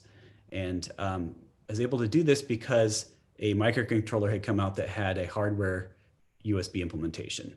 So the microcontroller was free to send bits down the IEC bus and access the parallel port on the drive. And then the hardware controller in the microcontroller was able to frame and send out packets over the USB bus back to the PC. There's a whole other class of ways of getting data on and off floppies. So I call these PC drive controllers. They're all a board that talks to a standard PC floppy drive. Instead of using the Commodore floppy drive, they'll use a PC drive, either 5 1/4 or 3 1/2 inch. And because these controllers have a low level flux interface where you can read off individual bit cells and get the low level bits off the disk, it doesn't really matter what format of a floppy you put into it. As long as the drive can physically read it, you can read off the flux signals and then interpret the higher level formats in software. So the most common one I'd seen of this was a CryoFlux. And there's also Jim Drew's SuperCard Pro as well. Both of these are pretty well supported. They have a mature software stack. Each one has its own advantages and disadvantages, but they're sort of in the same class of device. There's been some new entries. The FC5025, I think actually was kind of older, but is a project there. Most recently, Flux Engine and Grease Weasel are the ones that have come out. And these are a little more DIY. What they do is they take a dev board, which is like an off-the-shelf board for development that has either microcontroller or a full-fledged ARM CPU or whatever, and a bunch of GPIO pins. And then they construct a really simple, easy to build interface for that to connect to a PC floppy drive in order to control it. So a dev board is more expensive than you could make a CryoFlux or SuperCard Pro for, because it has lots of stuff on it that you don't really use. But it's also available over the counter, where you just, pay your $100 or whatever like that and buy the board. And then the connection process for people who want to do the connection to the floppy drive is, soldering, say 10 or 20 pins. It's pretty straightforward. So the software support for these is kind of minimal right now because they're so new, but it'll be interesting to see where these go. All right, OpenCBM. So this was originally a project called CBM for Linux, and it was focused on controlling the Commodore floppy drives using the parallel port, or the printer port, I call it to use a unique term. So using the printer port on PCs, it would, or on the case of via Linux, it would allow people to access their Commodore drives, mostly via the IEC bus, which is the Commodore serial bus, IEEE, which is the PET drives, and even printers. So you could send printer commands over it, and by command line utilities, print out stuff. And it supports Windows, Mac, and Linux. And it's a very mature project. It's been around quite a few years. It's split up into a couple pieces, and I wanted to give people a bit of background on how these pieces fit together in case you're wondering about some of the limitations or some of the design model we worked around for the Zoom floppy. So there are CLI utilities. These are how you typically control OpenCBM directly. There's CBM control gives you raw low-level access to the drive. You can send individual commands over the serial bus, talk, untalk, listen, write individual bytes to it, things like that. And then there's higher level things like D64 copy, which allow you to make images of floppies. There are also GUIs that are separate from this, which interface with OpenCBM either directly by calling into some libraries or via these command line utilities. I'll talk about those in a minute. So at a lower level, underneath these command line utilities, there are libraries, and the libraries connect to plugins. And the plugins are selectable. So on a single host, you can configure it to talk to multiple plugins even. You can actually plug multiple Zoom floppies in over USB to talk to different drives at the same time. And there are drivers, which are used to talk on the host side over either USB, or in the case of the old printer port adapters like the X1541, there is a sort of low-level driver for that allows you to talk directly to that. So let's talk a little bit about the plugins. So see, I'm just checking time here. So the plugin API, there's three main classes of functions that it offers. The first one's for initializing and just basic connection to the drivers. And then there's IEC functions with some optional versions of those. And finally, a group of parallel and high-speed serial bus routines, which are also optional as well. So also there's a group of APIs that got added for tape capture. So a guy named Arn Minge created the Zoom tape, which is an add-on board you can plug into the expansion bus of a Zoom floppy and use it to image tapes at a low level, sort of sampling the audio at a high speed. So that was an interesting peripheral that got added to it.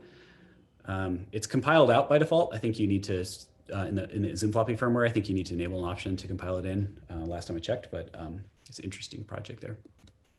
So the basic functions. The first one is just to figure out what driver you're using and then open and close it. Just gives you access to a driver. The IEC functions. So there's a whole bunch of these. Typically, you use these for talking to the drive over IEC. So you'll open a drive, you'll either tell it to listen, then send it a command, then tell it to talk or untalk or unlisten, those kinds of things. And then raw write and raw read are for sending bytes over the standard IEC bus to the drive. So if you've ever seen like various commands like U0 or whatever that you do from BASIC, you say open 15,8, 15, print U0 to 15 or whatever. That's this protocol. So this is the IEC protocol for sending low-level commands to it. Reset resets the whole bus. So all the drives go back to their initial state. And there are routines here for also reading individual lines. So you can pull or set and release individual lines. So let's say you want to set the clock line or the data line. These IEC routines here actually individually set and clear lines. So you can implement a fully custom protocol with this even. It's very slow because every time you transition a line, you have to call this interface. But you can read the state of lines and you can do pretty much any protocol in this you want to, just slower. There's a group of optional functions. These are either offered by certain plugins that need to use them, like lock and unlock allow you to get exclusive access to a particular adapter. So for example, if you want a command that talks to the Zoom floppy to not be interrupted by another command that someone runs at the same time, you can do that. The set and release functions here are just convenience functions. If you saw on the previous slide, there is a set release function on the bottom right here. And set release both sets and releases lines. That's the only mandatory thing you have to implement for IEC. Set and release just allow you to set or release things separately. So high-speed functions.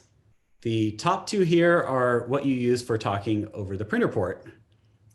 So in this case, you can read and write bytes over the printer port to the parallel interface.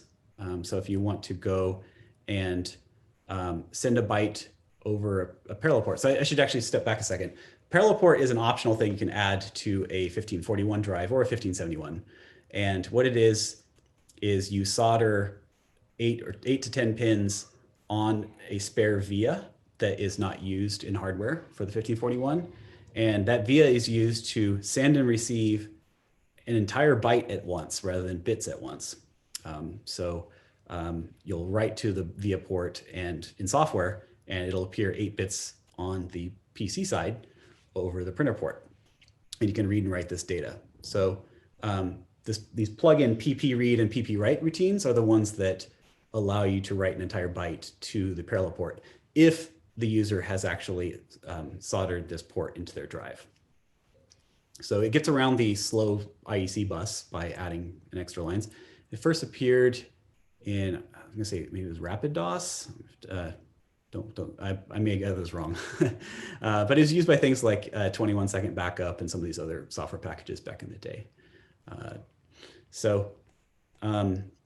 There are 4 routines here for accessing the parallel bus, the parallel burst read, burst write, and then the read track and read write variants of these. So read and write are used to handshake with the drive once it's implemented this, or once it's running this parallel protocol. So what happens first, just like many speeder routines in the 1541, the host software writes some custom drive code into the drive using the lower level command routines, the CBM protocol, CBM DOS routines, writes the speeder routine into the RAM of the drive, then starts executing it. And then once it's executing it, you can use a different protocol that's not CBM-DOS handshaking to transfer data. And in this case, over the parallel port, you can send commands over the parallel port with some additional handshaking using the attention line and clock and data. And then you can also tell it to read a track or write a track, which sends the command to start reading a track. The drive reads an entire track while sending it out the parallel port at high speed and doing some handshaking to tell the host when a byte is available. And then when the track is finished, this routine exits. And if you look on the right-hand side here, there's SRQ variants of the exact same 4 commands. And so these implement the same basic protocol as this parallel protocol, except using the 1571 drive's CIA. What we do is we double clock it to 2 megahertz, which you can do in software in a 1571, just like you can do on a Commodore 128. And then the CIA also runs at a higher rate. And at the highest clock rate, you get 500 kilobits a second, which is enough to do an entire track at once without stopping. You need about 40 kilobytes a second, so about 320 kilobits a second to safely transfer all the data off of the raw data off of a track on a 1541.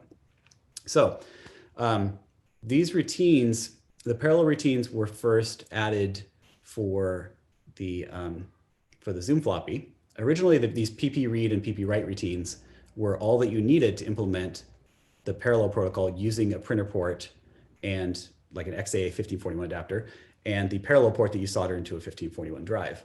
However, this relies on there being a low latency access from the PC directly to the drive. In the case of the printer port, you did have that because you write a byte and within, say 25 microseconds or whatever, it was valid on the bus. But with the advent of USB, as I said before, USB is a high latency bus. So you can move a lot of data through, but the round trip time for a command to get to a device and then back again can be hundreds of milliseconds or even longer. So that's not long enough to, that's not fast enough to implement this protocol in software on the PC host side. So what we did was we added these routines, which assume that the adapter itself implements the parallel protocol. And then the host just says, go read a whole track. And then over USB, the entire track comes streaming back. But the host is not twiddling individual bits on the IEC bus in the parallel port in order to make that happen. The Zoom floppy does that for the host. And the same thing with these SRQ routines. It programs the 1571 drive with custom drive code, and then that code reads the raw GCR data off the disk and then sends that over the bus and over the SRQ line and uses that to transfer a byte at a time over the serial line, but at high speed. So let's see, talking about the future, what we don't need. I get lots of requests for this. People want the Zoom floppy to allow their PC to emulate a floppy drive to a Commodore computer. And there's a few reasons why I think this is not a good idea. If someone wants to go do it and implement it, that's fine. Like, I'm not standing in their way. It's all open source stuff and someone could go do all this work if they want to. The lines are routed on the Zoom floppy to attention in and reset in as well. So you could do it. There would need to be new firmware on the Zoom floppy side, and then a lot of software required on the host side to interpret file system and emulate it to the Commodore drive, etc. But it would still be slow and incompatible. So what I mean by that is, just like the SD2IEC and things like that, if you wanted to implement low-level accesses, there's no horsepower there to emulate a 6502 CPU or the VIAs or CIAs in the Zoom floppy itself. So you would end up with sort of a higher level emulation of a 1541 drive that, like the SD2IC, maybe you could fit in a couple speeder routines just like it does for compatibility with a couple different speeders, but it would basically just be able to do a plain stock 1541 without any kind of copy protection or speeder protocol support.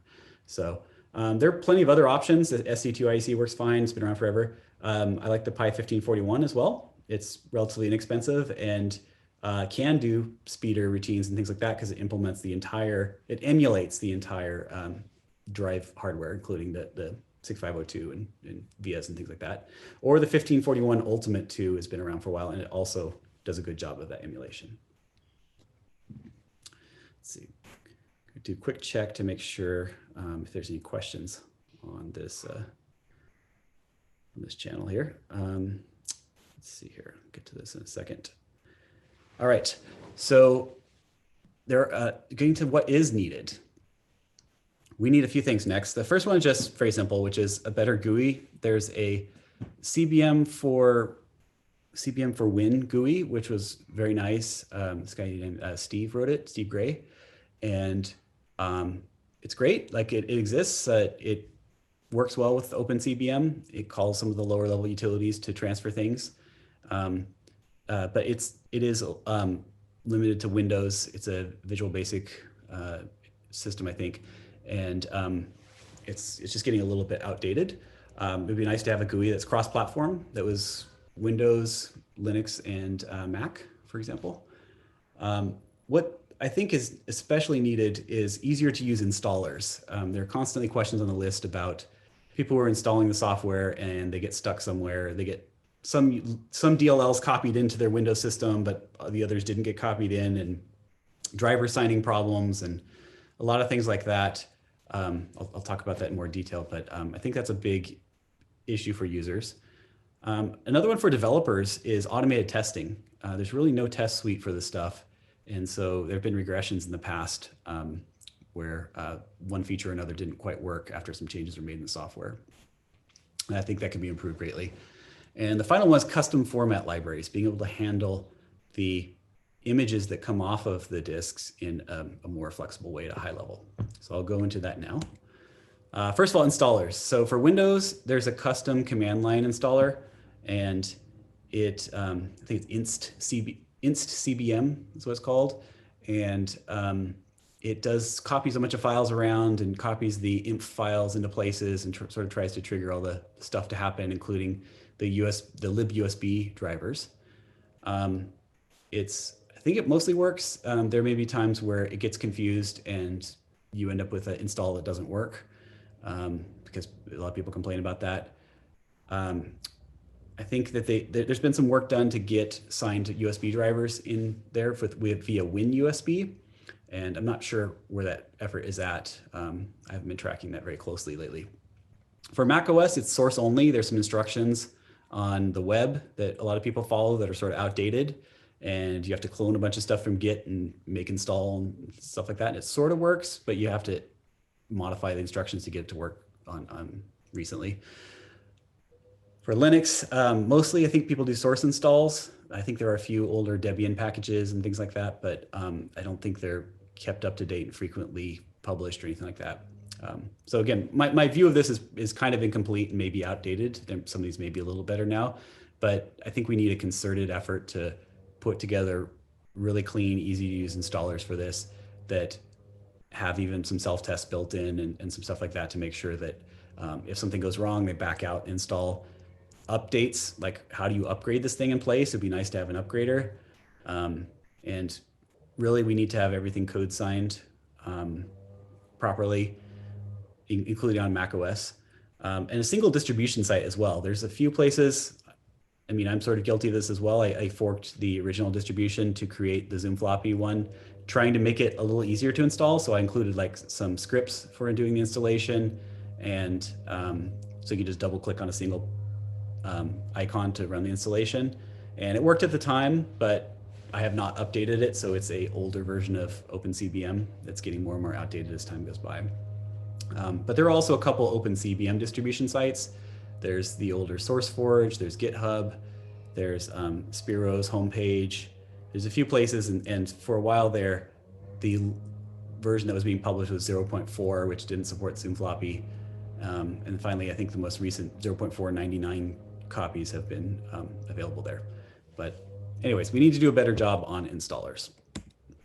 Second thing, automated testing. So there is currently no testing except what people do manually once they make changes to OpenCBM or the Zoom floppy firmware. So my testing would be, plug in my 1541, run some stuff, plug in my 1571, do some imaging using nib tools, read and write it, verify that it worked. And then if all that stuff worked a few times, then, ship it. And that's obviously not good for something that supports so much hardware. There are, dozens of floppy drives that are supported by this, including the IEEE drives for the PET, which I don't even have. And there are a lot of subtle timing issues that can creep into the code. I fixed one last year that was present in the original firmware, and because of the compiler I used at the time to compile the firmware, the timing was accurate, but it had an unnecessary branch in it, so that there were, when setting a 0 or 1 on the bus, there was like a slightly different timing constraint. And so I rewrote it last year to be branch independent. So there's no branches in that code now. It follows the exact same instruction path, whether it's setting a 0 or setting a 1, or reading a 0 or reading 1. So that's been fixed. But these kinds of things, that one only showed up in the 1571 serial protocol, high-speed serial protocol. And so if you didn't have a 1571, you're testing it, you wouldn't have noticed this particular code path was wrong or had gotten broken by just upgrading the compiler. So it's tricky stuff. So what we need to do is a few things. First of all, we need unit tests. So a lot of the utilities don't even require hardware. Like there's a utility called C1541, which allows you to mount a floppy image and interact with it, copying files into and out of it. That could be tested purely in software. You don't need any hardware for that. But for the integration tests, this is where we actually want to make sure that the OpenCBM software on a particular host platform can control the Zoom floppy or other hardware correctly. So in this case, there's a few levels that we might want to do integration tests at. One of them is at the level of plugin commands.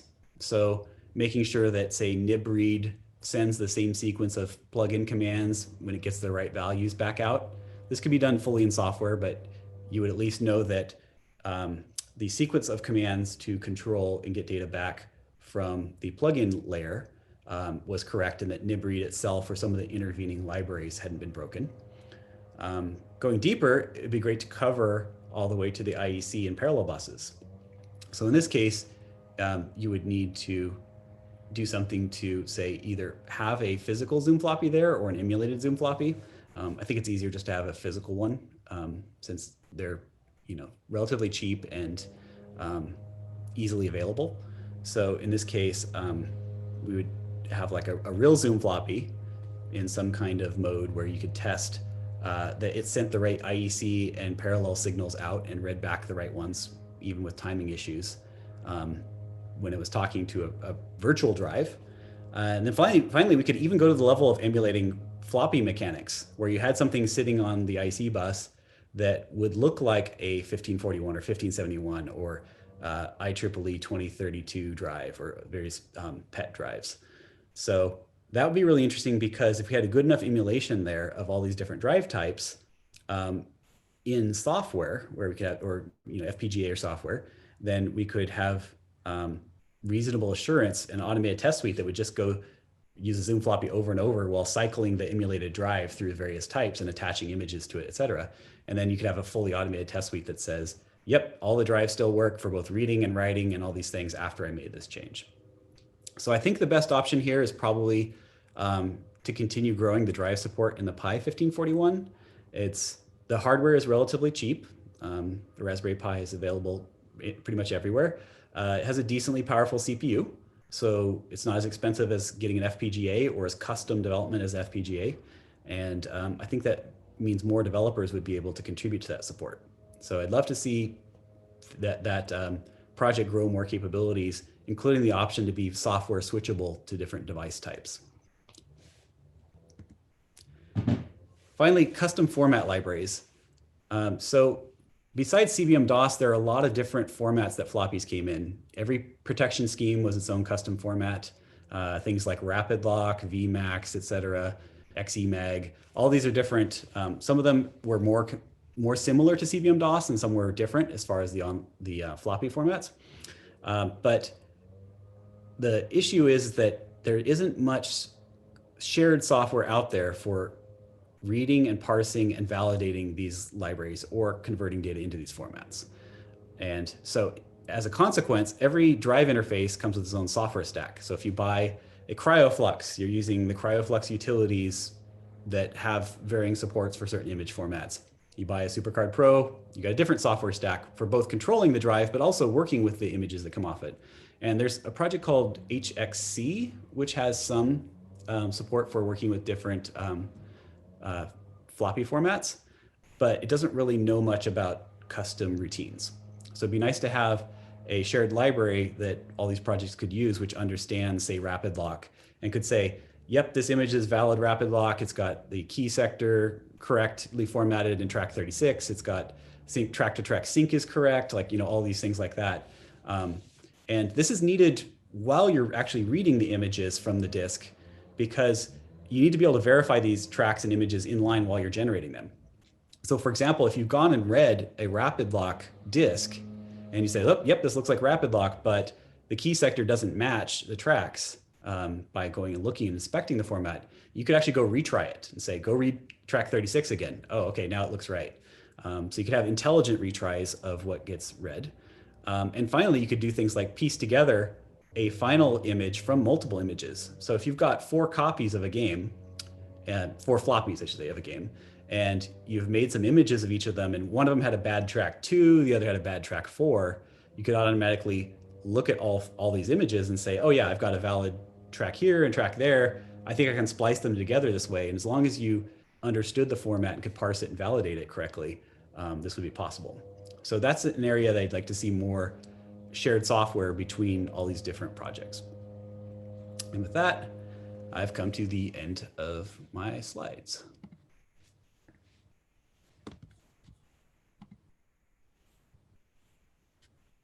All right, let's see. I can answer questions if you'd like, or I know we've run out of time.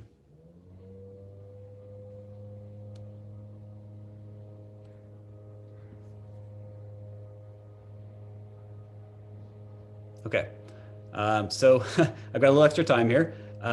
Let's see. Is there a reference guide for these commands? There are some manual pages for the OpenCBM command line utilities. They come with the OpenCBM distribution.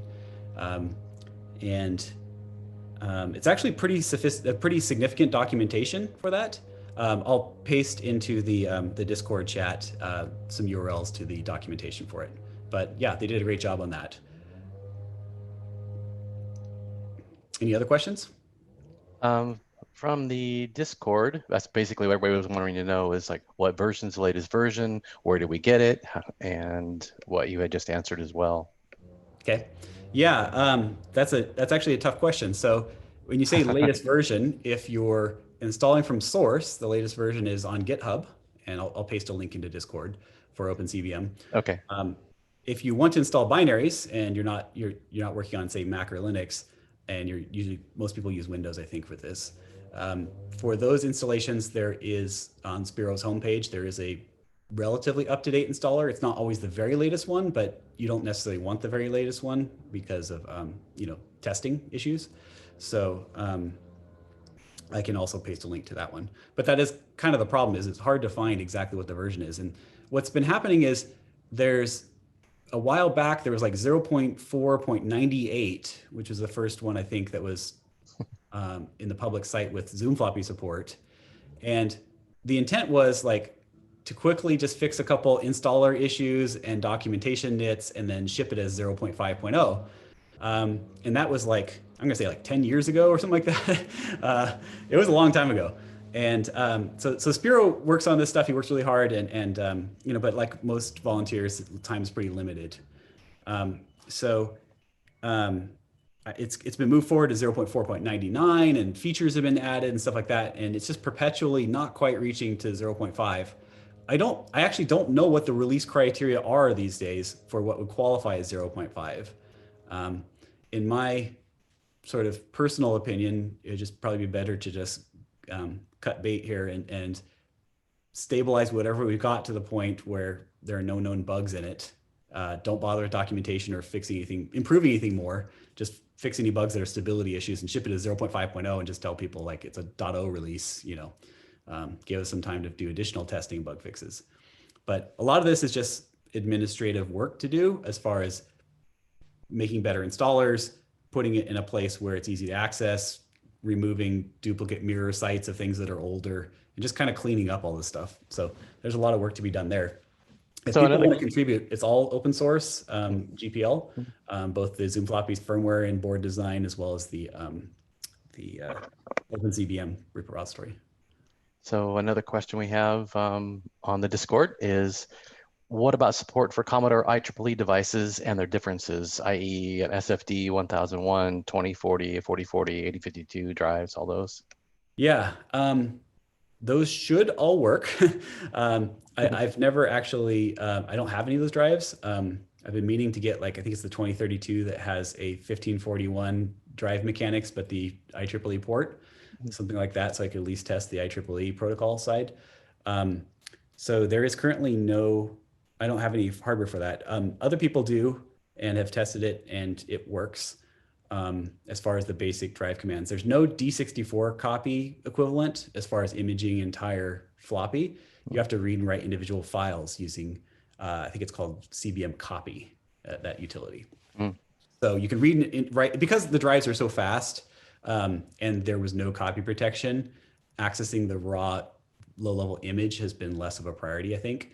But definitely people like to read and write files off of it, and that works. Gotcha. And you can also do, I think, some other IEEE devices that are attached, not just floppy drives. But in any case, the firmware support has been stable on that for Zoom Floppy for a while. It's enabled by default in the stock image. And so you just have to add the connector and plug in the drive. So I think all those should work. But yeah, like I said, the software support for them is less complete than it is for the IEC drives. Well, I can confirm that from somebody on Discord that the Zoom Floppy works fine with the SFD 1001. Okay. So you can add that to your list. Sure. I mean, I don't know if this testing question is an interesting one, which is like, is someone going to go to the trouble of implementing an SFD 1001 in Pi 1541 in order to test the Zoom Floppy and adding the port for it, because it's got to have a IEEE, IEEE port, and all that. It's like, you're going to go to that trouble. It's a lot of hardware to go add.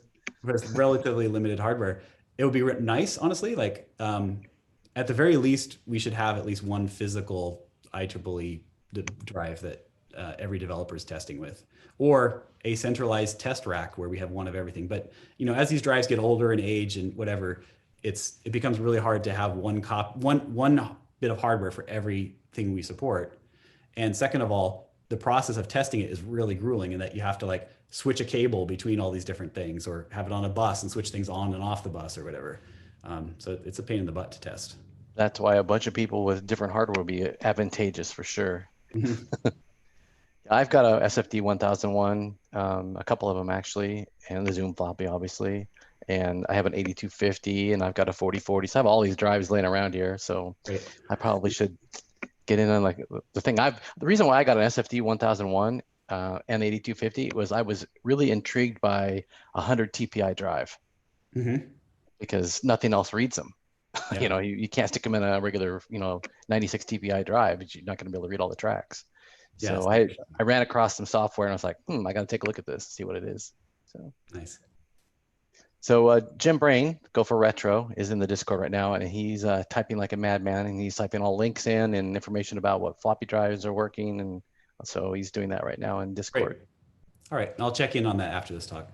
Something that has been a little, I guess it was surprising and also felt like a little bit of a setback for the Zoom Floppy project. A lot of people have been building variations of it. So, it's great that it's open source and all that. Like, I don't begrudge anyone doing that, but people will pick up a random dev kit and they'll be like, oh, this has an AT90 or an Atmel USB microcontroller on it.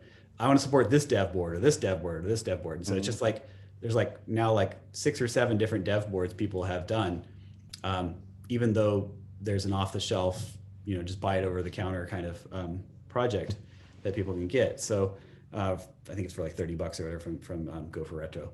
So yeah, it's what's annoying about that is that people will complain that, you know, my board I built doesn't work. And I'm like, which board is it? And it's like, oh, it's this one. Like, well, I don't even have that dev board. And the person who created it, like, wrote one version of the firmware, dropped it on, you know, GitHub or whatever, and disappeared and isn't even reachable anymore. You know, why should I be supporting something that's abandonware by someone else just because you happen to buy some off the shelf kit? So right, yeah, that makes sense. It's a bit of a maintenance overhead, and it's kind of an unnecessary maintenance overhead. I mean, again, if people are building these things and using them themselves and they support them themselves, that's fine. But it's a small project, and so it's very difficult to support so many different hardware variations for pretty much the same functionality. That makes sense. It's a lot of time to do one, let alone a whole bunch. Yeah. So do we have any other questions at all? Anybody? I guess we can wrap it up. We've got plenty of time if you want to chat about anything else. What else are you working on, Nate? What else you got going on? You said you're stuck at home. Anytime you announce a project before it's done, it will never get done. So I've stopped pre-announcing anything. I mean, I listed here in this talk a bunch of things that should happen, but that probably means that I'm not working on those things. So, and I would love someone else to get interested in those things and do some cool stuff in it. So yeah, one thing, sorry about that last comment I made. It would be great if people focused not necessarily on creating variations of what's already out there, but creating some of this new stuff. And it's hard to create new stuff, but a, you know, say Pi 1541 based test suite that emulates 1 million different drives doesn't exist today. And it'd be great if someone spent their open source efforts on creating that and making that happen, rather than building minor variations of things that already exist. So there was one question real quick. Is it, are there any tools like a 1541 diagnostic cart that can be run on a PC to test real floppy drives? Let me think about that. Not really, no. And that's the software side of what would be needed for this test suite. So something to actually run through all of the capabilities that IEC and parallel port support and all these things from the open CBM side and drive all this stuff through. Like, let's read the ROM out of the 1541, which is one of the CBM control commands. Let's do a speeder protocol. Let's do parallel port walking ones test over that backwards and forwards. And basically exercise, like the person saying, all the features that the drive offers and confirm that the drive is even working properly. Right. So Jim Brain's typing some things into Discord right now. Interesting uses for the Zoom floppy. Run as a Commodore printer. So I mean, your comments. You can control Commodore printers already since they're on the IEC bus, and you just use the low-level IEC commands to talk to it and send data to it, and that works. There's a few print commands in CBM control. Having it emulate a Commodore printer back to a Commodore drive, I guess, is possible too, but it's probably even less useful than emulating a floppy drive back to a PC host, or sorry, a Commodore host. So, yeah. Oh, somebody has said that they've printed on a Star NX1000C under Windows XP. Nice. Yeah. Yeah, that part works great. Yeah, I actually did this. It's kind of funny. So my mom had, she had written a Christmas card to us. You know, it was like, when I found this, it was like 20 years old, and on this old floppy I found in an attic. And I imaged it and pulled out the WordStar or whatever, I can't remember which format the word processor was, but I pulled off the word processing file, loaded it in Vice, and then printed it using to a real printer, a Commodore printer, using OpenCBM. And I printed out this letter from 20 years ago. It's like talking about, you know, me in high school or whatever it was, and how the kids are doing and all this stuff, and then sent it to all of our relatives as my Christmas card that year. Oh, neat. So yeah, Jim just posted a link. This was actually from the BCF and one of the forums about print graphics with an MPS 803 and no Commodore computer. So you can actually print right to the printer itself. So that's great. So yeah, there's a lot of information in here. So Nate's going to be in here to answer questions for you. And thank you, Nate. It's always good to have you. Thank you. Virtually or otherwise. So thank you. It's a great show. Thanks everyone for participating. It's bigger than ever. Yeah, for real. So our next guest did not make it, so we're going to have about 45 minutes or so before we have Stephanie chime in here. So I'm going to go to Slay Radio, and Slagon from Slay Radio is actually in the forums right now. And so if you go into the information about Slagon and Slay Radio, you'll see he's popping around in there, and you can chat with him if he's willing to chat with you. So we're going to switch over to Slay. Thanks, Nate.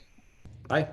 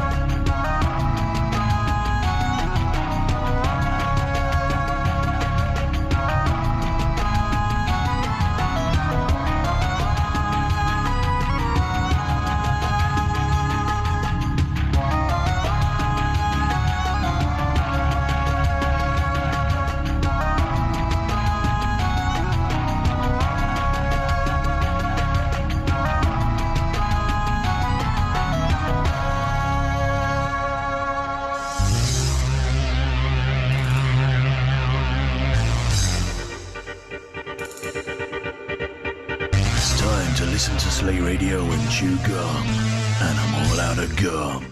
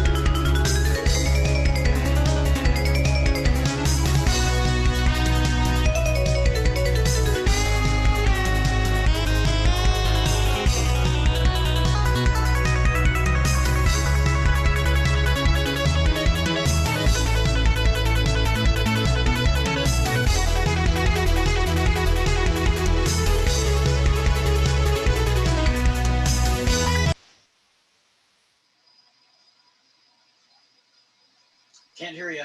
Gotcha. We got you there. All right. There you go. Let me kill my iPad here real quick. There we go.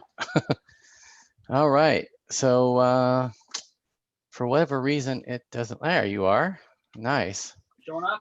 Yeah, showing up. So I just made an announcement in the Discord so that people could run over here. There's actually quite a few people already in here. So they can see if you get smoke and fire comes out of the drive when you power this up. Right. This is the same drive that you did the complete overhaul with yesterday, correct? Yep. Yep. I know So- that there's been interest in wanting to see if this drive will actually work. Power up and work. So this is the drive that's open, is the one that you did the refurb yesterday? This is the one we cleaned yesterday. Okay. So this is a 1541. Is it a short board or a long board? Look like a This is the long board. Okay. This one out here. Yeah, so maybe you can slide that over so you can see a little bit better. There we go. Whoop, that's a little bit too far, but I need to plug it in. So gotcha. all right. So I'll just kind of I've got my setup here. See?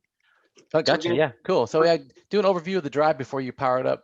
So if it does catch fire, we've got an idea of what it looked like before. Oh, so what it looked like before. All right, guys. So we're gonna turn this thing on, and you're gonna see what we have going here. So before we went in and cleaned this, I hadn't turned this one on before. So. Oh, good. Oh, there we go. All right, guys, we're gonna check this out, see if it runs. Okay, Power. everybody cross your fingers. Nope, Move this out of the way. All right, there was no smoke. no smoke. What do we got for LED? Is it LEDs on? Okay, screen. Okay, what's missing? LED, power LED looks like. Yep. So is what I did is I didn't put this on. You see that? Is that coming through? You see that? Yeah, you can see that. It looked like you're off a pen. Yeah, like a rookie did this or something. So don't do this at home, folks. nope. There we go. Nice. I really should unplug it, turn it off before I monkey around with it. Yeah. Okay. No guts, no glory. So I'm gonna turn this so that we can see it on the screen here.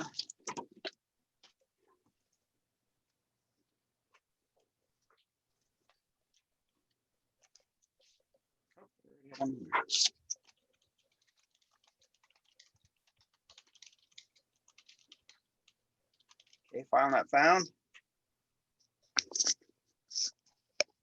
Okay, look what it's doing. I'm gonna go back and try another directory again.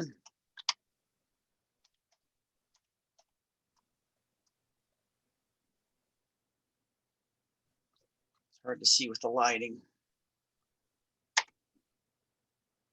Can you see the head in there? Is it rattling?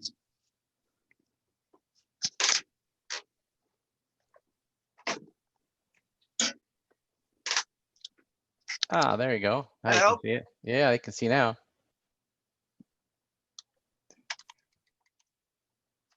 Okay. Can you see what it's not doing? And it's not moving. It's not moving. Yep. So we've got the drive light flashing. Oh, yeah. So we do have an error here. So is what we're going to want to do. I'm going to shut this off and I'm going to pull these 6522s. I'm going to swap them. Let's see what we get here.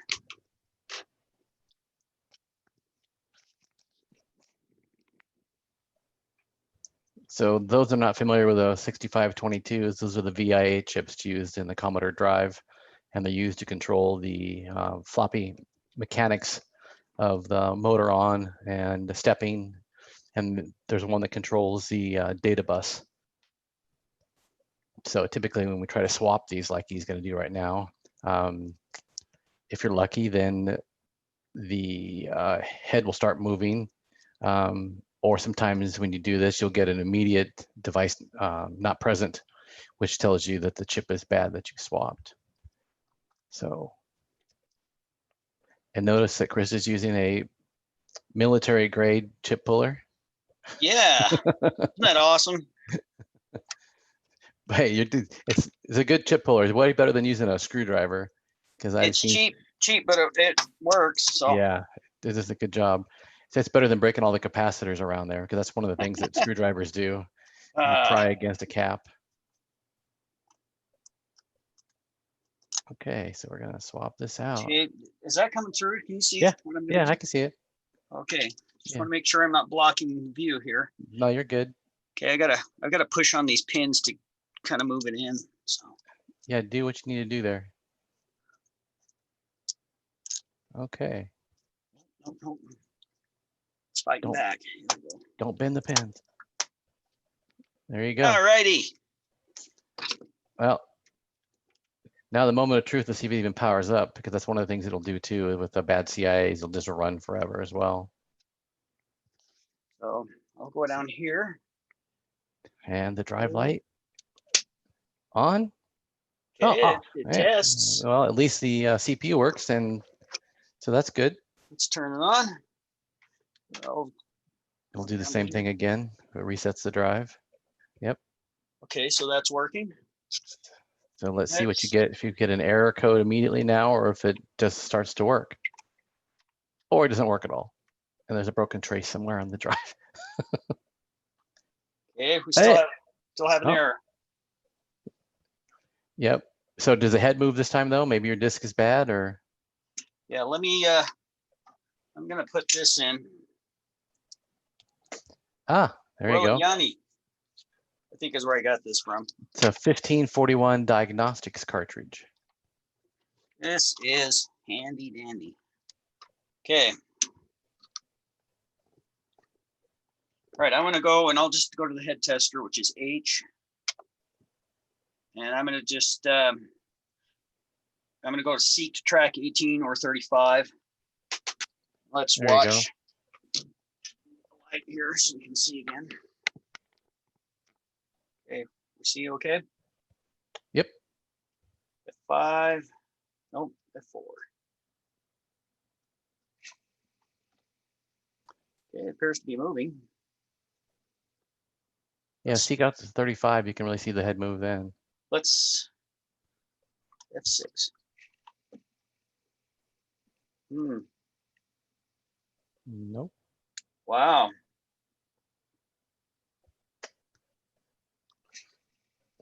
Okay, when I step it half track, it moves. See it moving? Mm-hmm. Yeah, we've got something going on with those. Probably bad 6522s. Well, All right. Well, can you hear it running? no, you can't, and I'm sure you won't be able to, because you've made it wonderful. Unlike well, I can hardly hear it. yeah, we can't hear it at all. Yeah, it runs really smooth. Yeah. So motor on. And you can tell the motor's spinning because the E-clip there is actually spinning periodically. Yep. See that moving? Yeah. Turn that off. Okay. Yep. So problem in the logic, but the drive appears to be working just fine. Yep. All right. So next time, same channel, we'll get you on with a working drive board, and then you can load some programs and such. Hey, I just got something in today. Look. What'd you get today? I got my belts in today. Ah, nice. So I'm going to be putting together the little kit that we're going to have up for auction, and it's going to be, I'll throw in a new belt and the capacitors for whichever drive, whoever wins, you know, whichever 41 that they have. Cool. We'll make sure we get the right capacitors for what they have. Nice. So that's a reminder, people, too. We do have auctions that are in the auctions category for the rooms. There's 7 auctions currently. They all end in, let's see, what time is it? About between 6 and 8 hours from now, those auctions do. And then we'll take Chris's auction. We'll put it up as a brand new auction, as a 24-hour auction as well. So it'll end tomorrow. And so go to the auctions, go click on them, take a look at them. They're actually on eBay, hosted there. Their prices are pretty low right now, so you might want to get in and get your bid in early so you have a chance to pick up something pretty cheap. And these aren't like little auction things. We've got a 64 Reloaded Mark II board, and we've got Ultimate 64. And my favorite of the whole thing really is the stained glass Commodore logos, because they're handmade, they're beautiful, and they're obviously one of a kind because they're handmade. So that's pretty cool. So check out the auctions, and so we're going to see you win. You're gonna come back and show us a working drive at some point. Maybe tomorrow or something? I don't know. Maybe tomorrow. Maybe I might just throw a different board on it. There you go. Yeah. Just swap a board. Swap a board out, and we'll bring you in tomorrow sometime, and you can show it. We'll actually loading, and so we don't hear anything us loading too, which is pretty impressive. So cool. Well, thanks for the update on that, and we've got another probably 25 minutes before Stephanie's up. But yeah, thanks for the update. I'm going back to Slay Radio. Right on. Have fun, guys. Take care.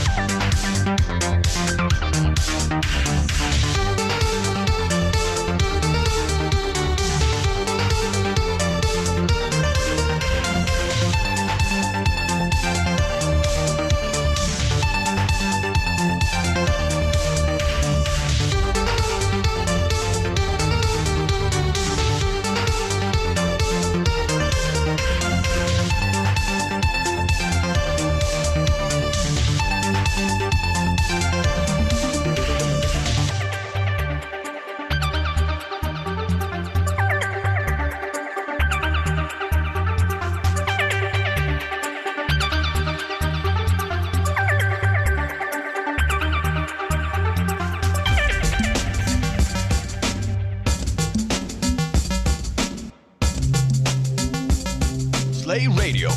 You really don't need to do your shopping right now.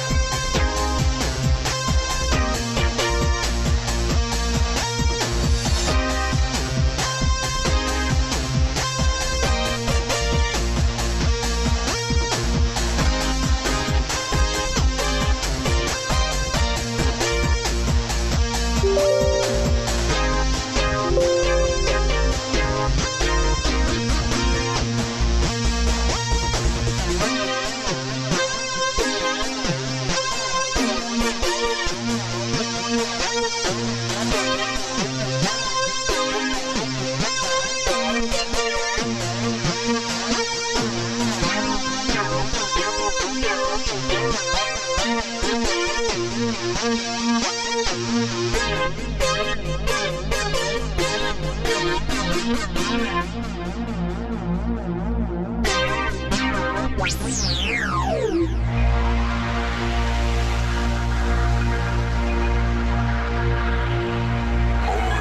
and the earliest records of Chinese civilization are legends. Legends of great warriors, of knights and wizards and mysterious monks who can perform wondrous feats. They had the power to fly and the strength to defeat whole armies. These fables thrived until about 100 years ago, and then a new legend was born.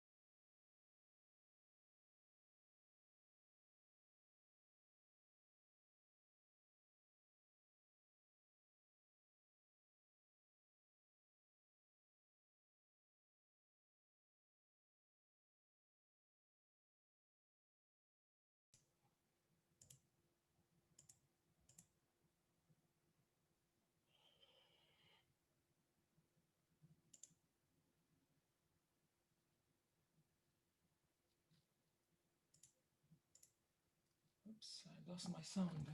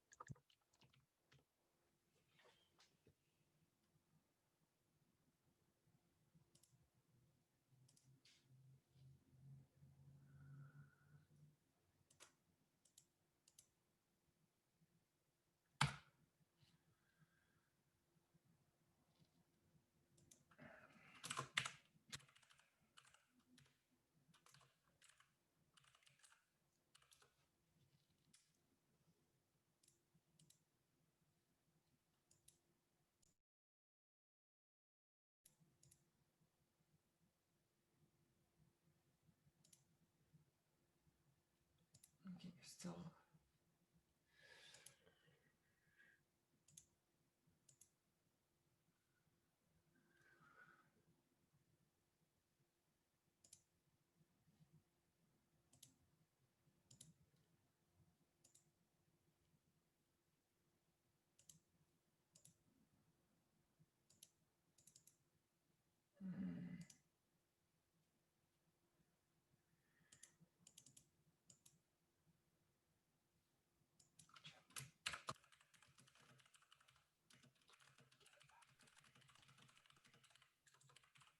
Hello, test 1, 2, 3. Tu m'entends-tu, Daniel? Oui, je t'entends. OK. Moi, il faut que je sorte, il faut que je revienne parce que ma caméra ne fonctionne plus. J'entends plus la radio en arrière. Là. Je sais pas si c'est normal. J'entends.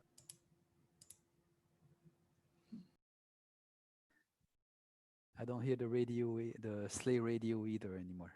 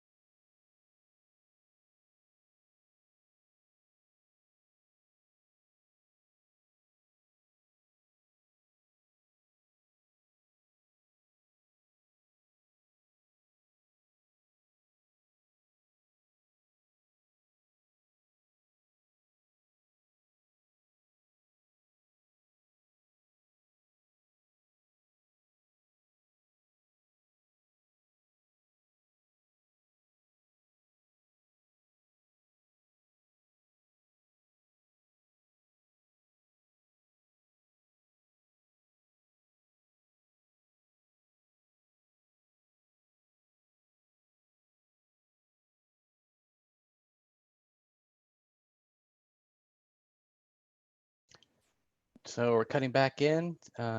We've got Stephanie Allaire and Daniel Tremblay. If I can get them to unmute themselves and.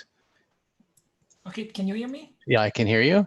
Okay, what do you see? Start my video. Oh, that's yeah. you. Let's go to, well, I've got Daniel. Hello, hello, hello. Okay, can you hear me? Start video, please select another video camera setting in your source. Oh, It doesn't want to start my camera. Video settings. We lost Daniel as well. Oh, Daniel's back. You're in full control of everything, huh? I'm not, well, no, I didn't do anything. That was all Daniel. So I don't have to, oh, I got you momentarily, I had you. Yeah, but it says, okay, let me close this just in case that could cause problem. I'll close this too. So people, this is what goes on in a virtual event that you've never run before. So I don't know, can they hear us and see us? Oh yeah, yeah, they see us. Well, they don't see you, but they hear you. So say hi. Hello, everybody. I'll be with you in a short moment. Okay, so let's see if I can start the video again. Why is the thing settings? You know, I think we're going to be due for a, oh, if I get that off because OBS was opened. Ah, yes, OBS takes control. Ah, there you are. Hello. Okay, let me reboot my presentation. So I'm going to try to share my screen. Can we do camera and picture with camera with the share of the screen? We can do, well, I can do spotlight video on you.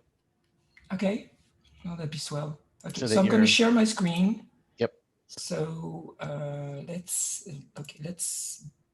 start this slideshow. And okay, yeah, you can share your screen, so you're good to go. Okay, so let me share my screen. Hold on. So I'm going to pick the screen. Okay, 2 minutes, guys. We'll be with you in a second. So everybody who's watching this can have somebody chime in and say, yeah, the video's good, audio's good. Just to make sure. So I see myself. I see. So you see the slide? Yes. Okay. So do they see me with the slide? I do not know because when this does a spotlight, okay, I guess if they saw me, they would be better. But you know. Anyway. If I can't, yeah, that's basically that's a switch between your screen. Yeah, I lost Daniel. And he's back. I'm just turning off video to reduce bandwidth. Okay, so is everybody there? Yeah. Okay, so we're ready to go. I'm sorry, guys. I wish I would be. You could see my face. I'll get out of being, you know, seeing both together would have been nice. But anyway, so let's start. Let's start from the beginning. So where's that thing here now? Okay. Well, first of all, this is Stephanie Allaire. Yes. Yep. And she's with the C256 project. I call her the brains and the beauty behind the project. Mm-hmm. So, and then she has Daniel, and you might want to introduce Daniel as well, because I don't know Daniel. Oh goodness, I can introduce myself. I mean, I joined the project that Stephanie started early 2019 before a trip to Mexico, when travel was still allowed, and I've been maintaining the development environment for Phoenix, and I've also created a little game and the C256 tracker and the VGM player. So that's what I'm going to be showing today. So it's been a great journey. It's been a lot of fun, like it was in 1986 or so. So yeah, it's great. Okay, Steph, so you've got the console, so you can do whatever you need. Okay. All right, so I'm going to share again, just so people can see my face. There's 20 different things I'm seeing right now. Okay, seeing, all right, so I guess this one. So no, this screen is invalid. You know what? Maybe I can share this one so everybody sees me. Anyway, they can see my face too. Can you see my face too? I can through it. Yes, everybody can. Yeah, apparently. Okay. All right. So let's do it this way then. I think it's it's a better. Everybody's happy with this. Yeah. Okay. Cool. All right. So welcome everybody. It's great. I'm going to talk to my own screen for the next hour. Yes, I am Stephanie. I'm the creator of the C256 Phoenix. I've been working on this project since April 2018. Before I go deep into the agenda, yes, I forgot what I wanted to say. Yeah, it's a pleasure to be here today. And thank you, Jim, for inviting me again after 2 years. I think the project has grown tremendously, not without having any, ups and downs. And today, what am I going to talk to you about in the next hour? And that's basically what I want to say. So I will be taking the next hour to go about what happened, what's going on, and what's going to happen in the future. I know it's going to be very slide-ish and might be a bit boring, very verbose. I'm sorry about that, but I'm so busy that I couldn't do any demos, but that's the thing. Daniel, following up, will present you a bunch of stuff that he's done. He's been incredible. And so stick around, super important. But if you want to know what's going to happen with the project, I think it's you'll have to endure me for an hour. So moving on. So basically what I want to talk today is to do a small recap of where this thing started, when, and how, and what happened between April 2018 and now. And then I'll go a little bit about what's going on right now in August 2020. And then I wanted to go a little bit more technical. One of the main feature of the C256 Phoenix has been, the FMX version was the VK2 design, the graphic chip. So I really want to go down and explain more what that chip can do. I'll talk a little bit about the sound. It's a great sound machine, but so far very little people have tackled the sound portion. It's a bit disappointing actually, but I guess later people will get into it, but we'll see. And then what's next? What's going on after that? And yeah, there was some events in between now and April of this year that happened, and I will tackle that stuff when I get there. So moving on. So I did a one-pager about what happened in the past. So the whole thing started in 2018. I was in the mood of retro, and basically I was like, okay, I feel like I want to do a personal project. I didn't know exactly why. And all of a sudden, mid-April 2018, David Murray does his Gigatron episode. And then at the end of the video, he says, hey, I'd like to have my dream computer. If somebody wants to dream my computer, it would be awesome. So I said, you know what? Yes, challenge accepted. So it's perfect, right timing. I start doing that stuff. And by the summer 2018, I come up with the revision A, the one you can see here on the left. And that was the closest thing to could have been like a Commodore 64 upgrade at the time. You have to remember that David was very adamant about certain point, but my thought process brought me to realize that, if I'm going to pay all that money myself, I'm going to build this thing for myself. First, it needs to be fun, but I need to kind of go with a certain idea. I needed to set my own goals within his boundaries of his goal. He was never too keen about FPGAs, but FPGAs were very inevitable. And then, so that's why at the beginning I was I was definitely more influenced by what he wanted than later during the process. So that's why in the first pictures you see the dips. So you have the 65-816 dip and the 6522s and the two SIDs, and I put some OPL, so I had some graphics. I had the Commodore 1541, the IEC port. So all these things were there. And but the platform didn't work properly. I kind of rushed it. It was not like, I really didn't spend much time. I was really trying to fit a need, but I encountered a lot of different problems. Some choices that I made were not super great. But anyway, so I went on with it. I did the enclosure. And then by the time we actually probably along the way during the summer, I probably decided, you know what, maybe this is, you know, way too much that it needs to be. And I just decided, you know what, maybe I need to rethink my stuff. So I probably start working on the new version, but I never finished it really, or I never got it done before I met actually David in fall 2018 at the Portland Retro Gaming Expo. So I actually met him in person and we chatted and about what I'd done, what he wanted to do. And even at the time, I mean, there was definitely some things we shared together, we wanted to do together, but we just give ourselves the chance to say, hey, let's talk more.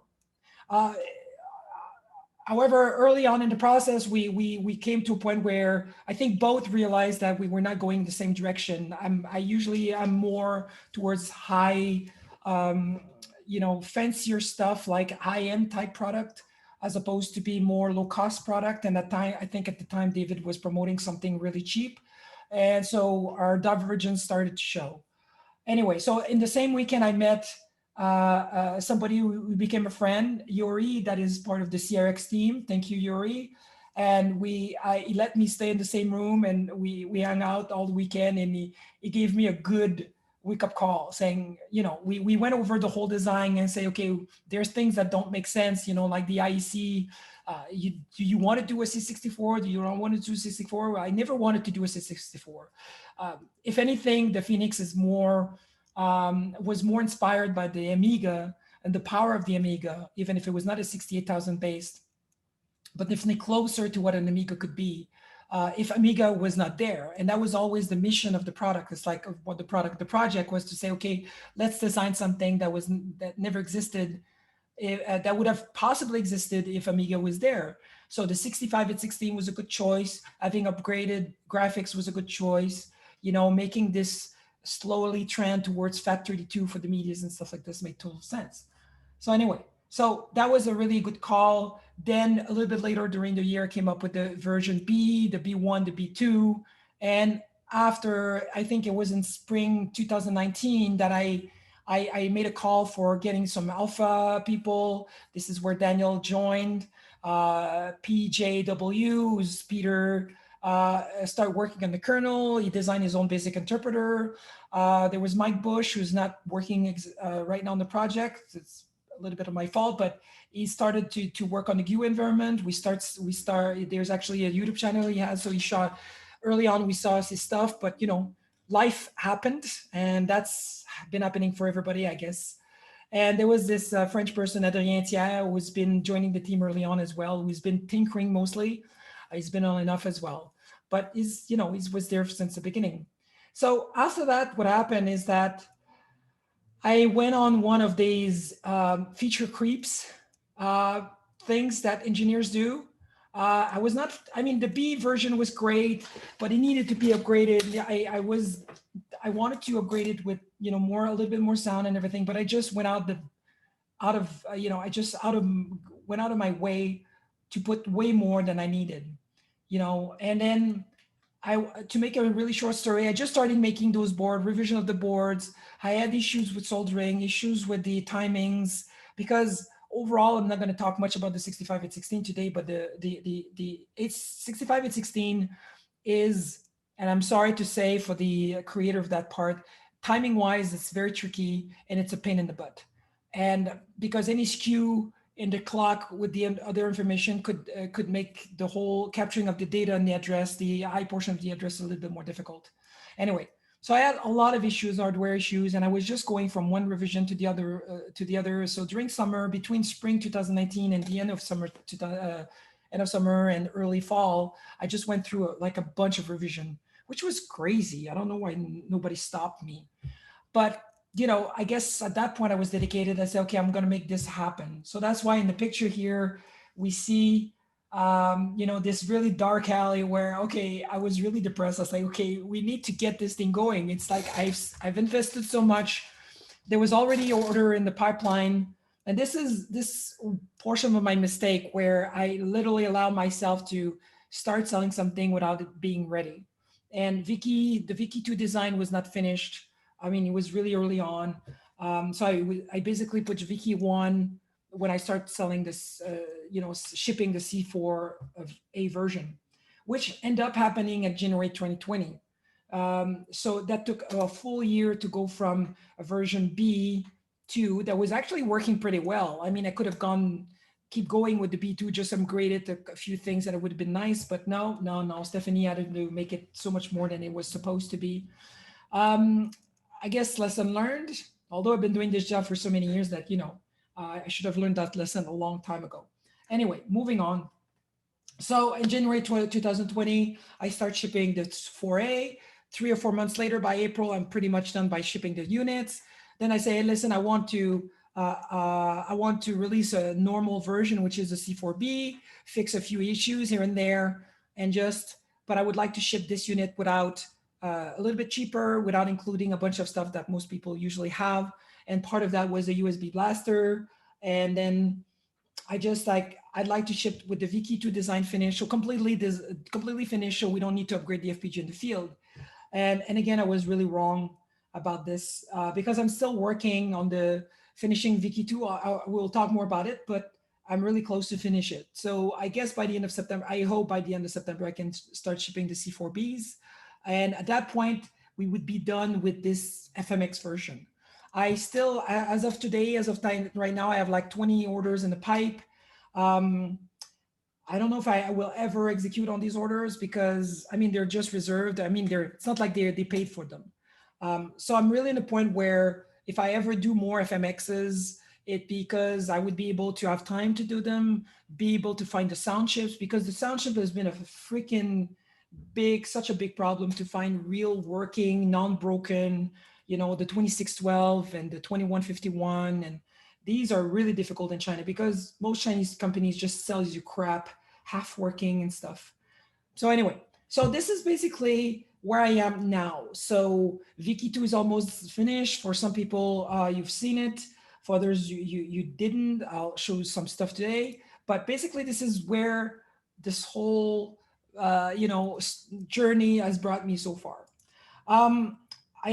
There's something I want to address, but I'll address it at the end. So I'll keep that as a something more interesting. So let's move on. So the present, where are we right now? Overall, the delays in shipping the C4B is really about finishing VK2 design, which is the heart of that system, if you really think about it. It's not about, I mean, the audio chips are just audio chips. They're really easy to interface. It was really the brain of this product resides in VK2, which is the graphic engine. And like I said, I will be talking about it in about 2 seconds. Well, 2 minutes. Sorry.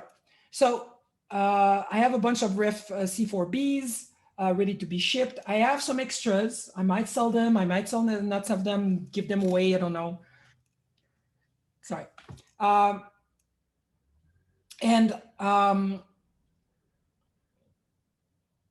This is pretty much what needs to be done for me to declare it like somewhat finished enough. There's some stuff to be finished on the audio side, but again, I think the limited amount of people to have a C4B could get themselves a USB blaster and reflash the FPGA. It's really about the codec mainly. But since again, most people didn't develop anything with the audio side, there was really no pressure to get that going. But maybe later I'll finish that part. But for me, it will be really like a milestone that says, okay, we're done. Let's move on. Let's look what we can do in the future. The thing I didn't want to talk about now, and I will talk about later, was the fact that in June, I made a video saying, okay, I'm stopping the project. And I think I need to talk about that later. So what is really the point of what I was doing, why I was doing it, and what happened afterward.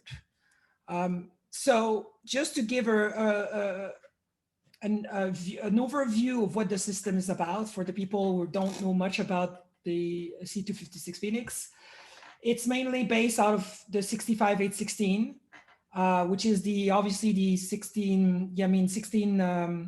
16-bit version of the 6502. It has an expanded memory range to 16 megabyte, which is great.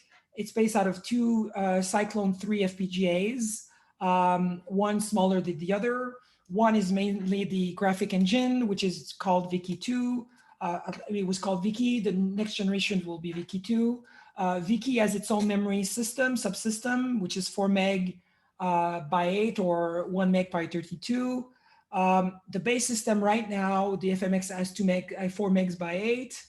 And Gabe is more like the system controller, has a fixed point mat block inside, has a floating point block mat inside, and also talks to the Super I/O that gives us the floppy, the serial ports, the parallel ports, the MIDI interface. And also it does the interface to all the Yamaha treasures and the PSGs, and also the codec connectivity. So all the audio is Gabe, the bus mastering is Gabe, and yeah, basically you have a flash, and that's pretty much what the whole thing is about.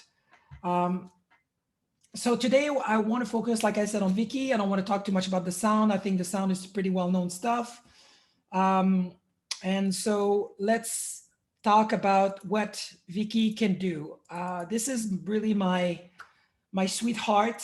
This is really, like I said, this is really all my effort has been put in this chip. So that's why I want in the future, and I'll be talking about that a bit later as well, I want to really make something out of this. So what Viki Do can do. So right now, as of today, Viki 2 can support multiple video modes, the 640, like you can see on the slide, 640 by 480, 800 by 600, 320 by 240, 400, which is basically a 640 by 480, but in a pixel doubling mode, in a 800 by 600 doubling mode. And the 800 by 600 was really more for the GUI interface. It was really for Mike. But that's the thing. Mike has been working off the Viki 1 implementation of the graphic chips, and there was a lot of stuff that was not there. And I just ended up giving him something this week that allow him to move on and keep going. So there's a lot of reason why that thing didn't move on. It was my fault. The Viki, everything in the C256 Phoenix is all 1 byte per pixel, based out of lookup tables. There in Viki 2, there's 8 lookup tables that you can create 256 colors out of a palette of 24 bit. There's 2 layers of bitmap. Because I have a layering system, I'll get into that in the next slide. I have 1 layer of bitmap collision. I'm going to put a little bit note on this. This is the last part I need to do, and this is what this Jumpman picture is about. I wanted to create I would like to create a first level Jumpman, and to use the collision system to use that as a way to develop the collision system.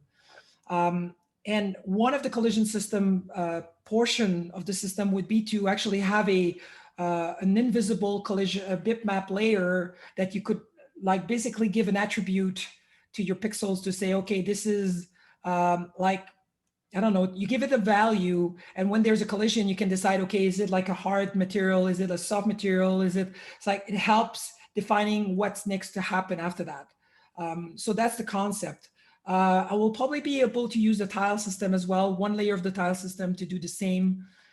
Really like something transparent we don't see, but it's used by the collision system to interact with the bitmaps or the sprites mostly, I guess, and then give interrupts, and probably a list of interrupts, a list of collision that happened during the time frame, for example. So that's basically where I'm going with this.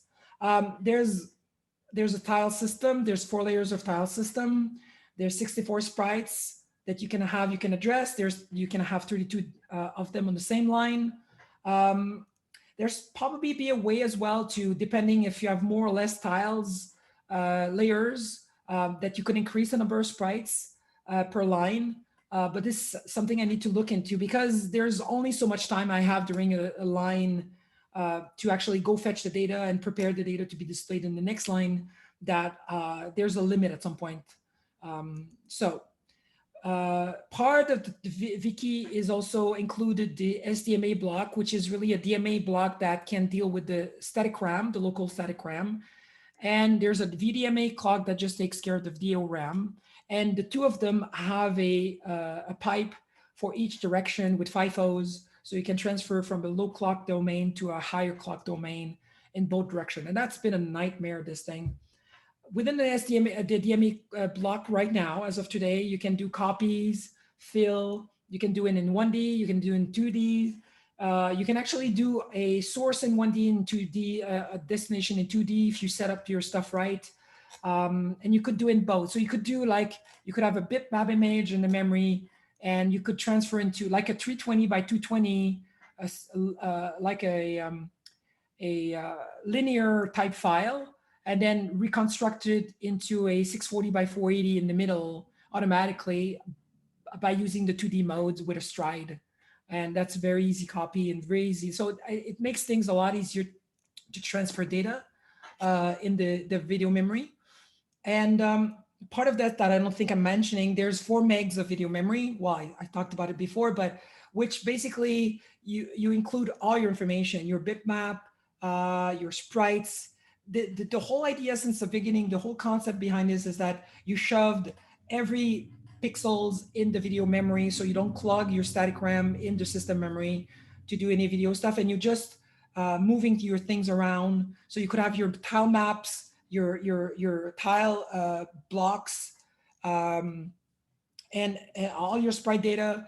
There's so much memory, you can dump everything and just index and point to what you need to be displayed. And you could do a double buffering system.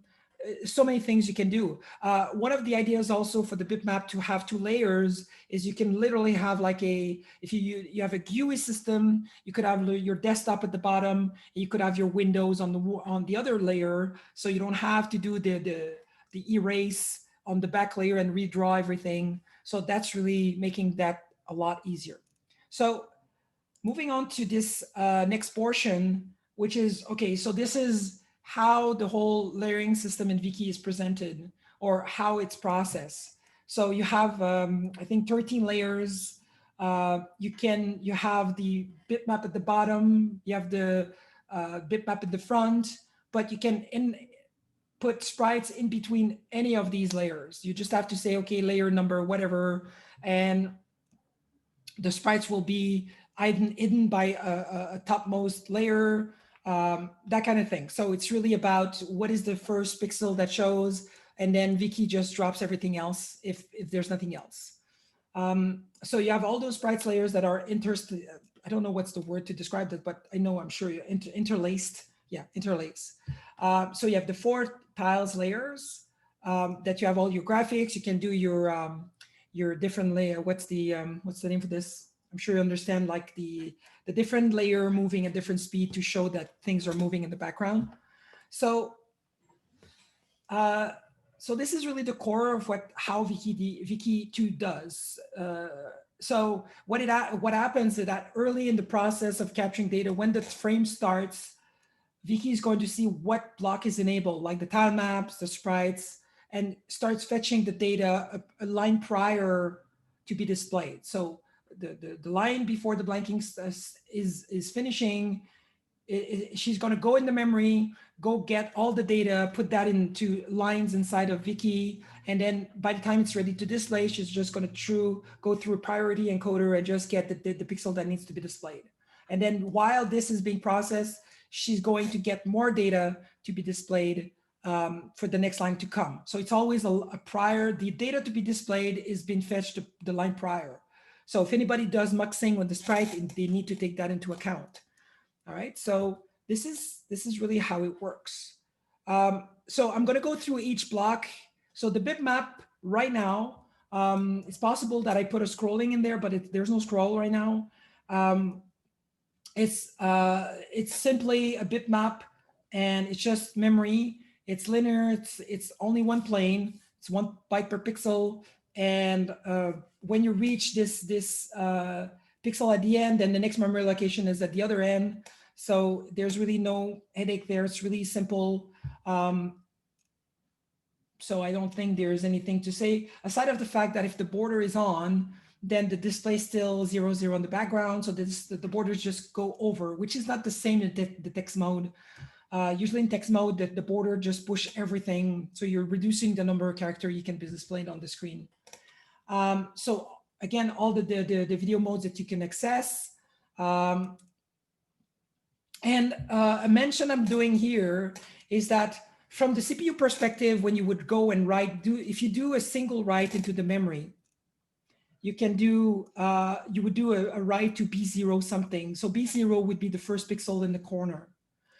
However, if you set Viki2 to do transfer or tiles reference into its own memory, Viki2 then would need a reference from 0 because she has access to 4 meg. It's her own set of memories. So you would, every time you set some pointers in VRAM, it's always going to be from Viki2 perspective.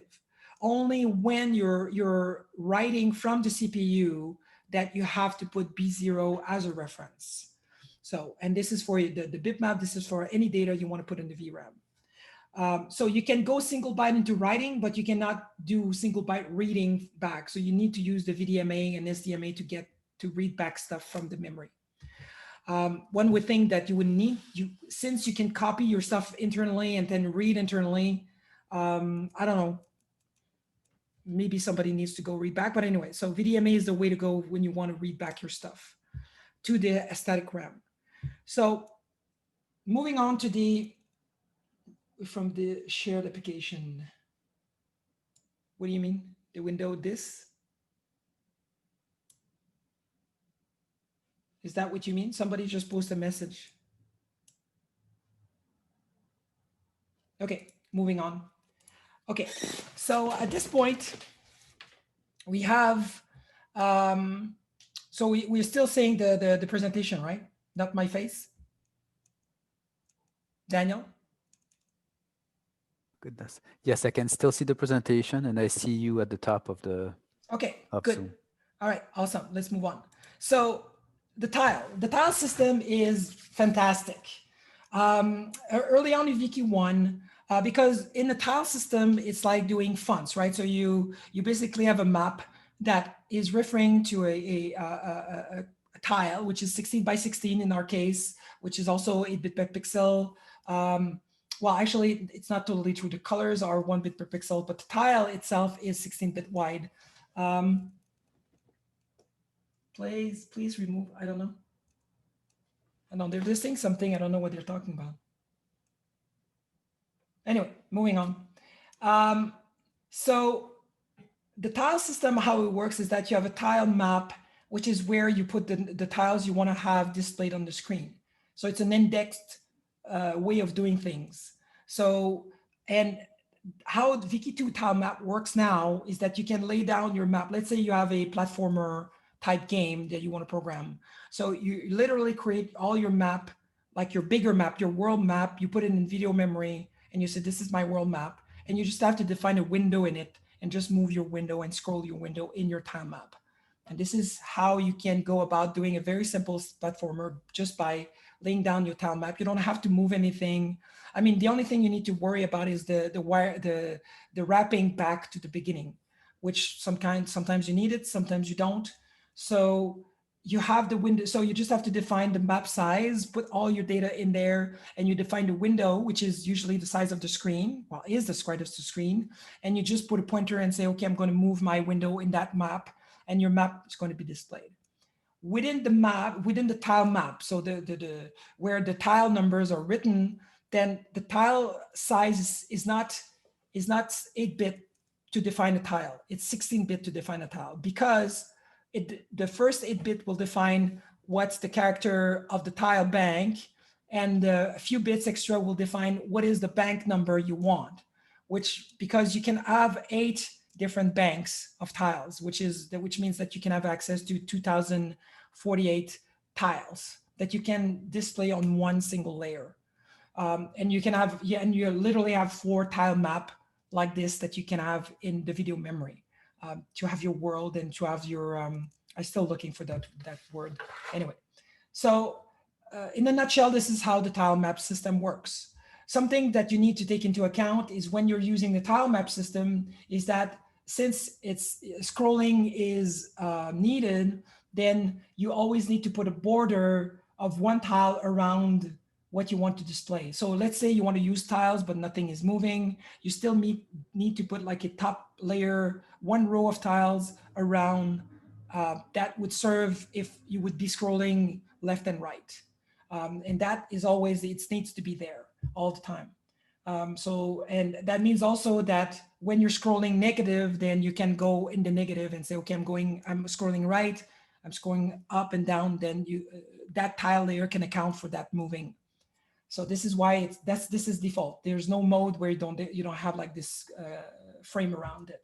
So this is important if you're ever going to use the tiling system, that you need to be aware of that.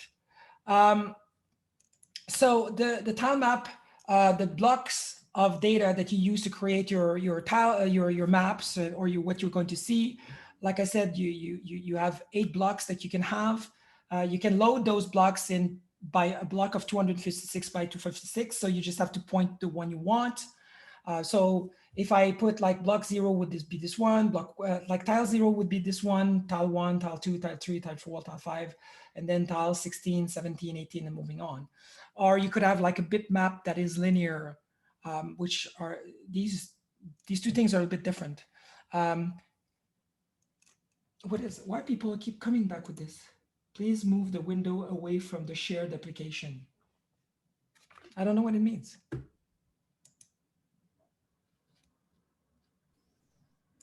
Okay. Anyway. It looks fine to me. Okay, so Jim Drew can come, and maybe that's I don't know. Okay, coming back to this, you can scroll up, down, 1 pixel scroll, both direction, every independent layer. They're really treated as 4 different layer, so they're just placed differently on top of each other. Those blocks are still referenced to lookup tables, same lookup table. So you have like a lot of colors you can have access to. So each tile from any layers can pick and choose from the 8 banks of accessible tiles. So yeah, so that's 2K tiles. So in reality, when you figure out how the whole time map works, then tiling is really, really easy. You just put your block of data, you index to what block what tile you want from what block, and you're good to go, and you're just moving your window everywhere. So this is why I was saying before, when it comes to collision system, when you have like a platformer type game, then having the collision to match a tile layer would make more sense, because then you're scrolling your things around. The bitmap is static; it's not going to move anywhere, so it's not as useful in that case. So the collision system will also work with the fact that the pixel is on and lidded. But you could probably also have a layer that you could say, okay, this is going to be my collision layer, but it's going to be transparent. Oh my God! Hold on.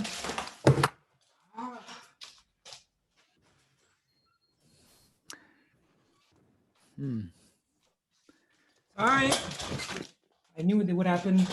That's a bummer.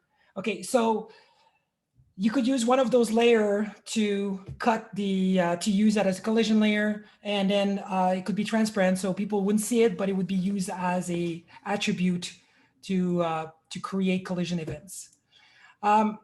Finally, we're getting into the sprite level, the sprite block, and so within the sprite block, there's 64 total sprite. Considering that there's styles and sprite, not sprite, but bitmap. That was the maximum I decided to go, because otherwise it starts to be contentious, because then you would have problem fetching all the data at the same time. That's why there's a limit of 32 sprites per line. However, they are muxable. So if you need more, if you decide to do a lemming games and you need 256 lemmings going around the screen, then yeah, you could, figure out a way to mux them. Probably not on the same line. The sprites are 32 by 32, 8 bit per pixel. Lookup table, same thing. When you want to have transparency in tiles or sprite, it's always the value 0 of the lookup table you take. You pick and choose in the sprite configuration register where the sprite's going to be in the layer system. And within the 64 sprite that you have access to, you can decide, well, you don't decide, the sprite 0 is always the one that's going to be at the top. And the other will be behind the sprite 0, because the engine start by 63 and start, stacking up 63, 62, 61, 60, and so on till 0. So the 0 is the one that will always be with all its pixels. Obviously, if it's on lane, if it's a layer 7 at the back, then if there's a tile in front of it, then it's going to disappear. So that's that need to be taken into account.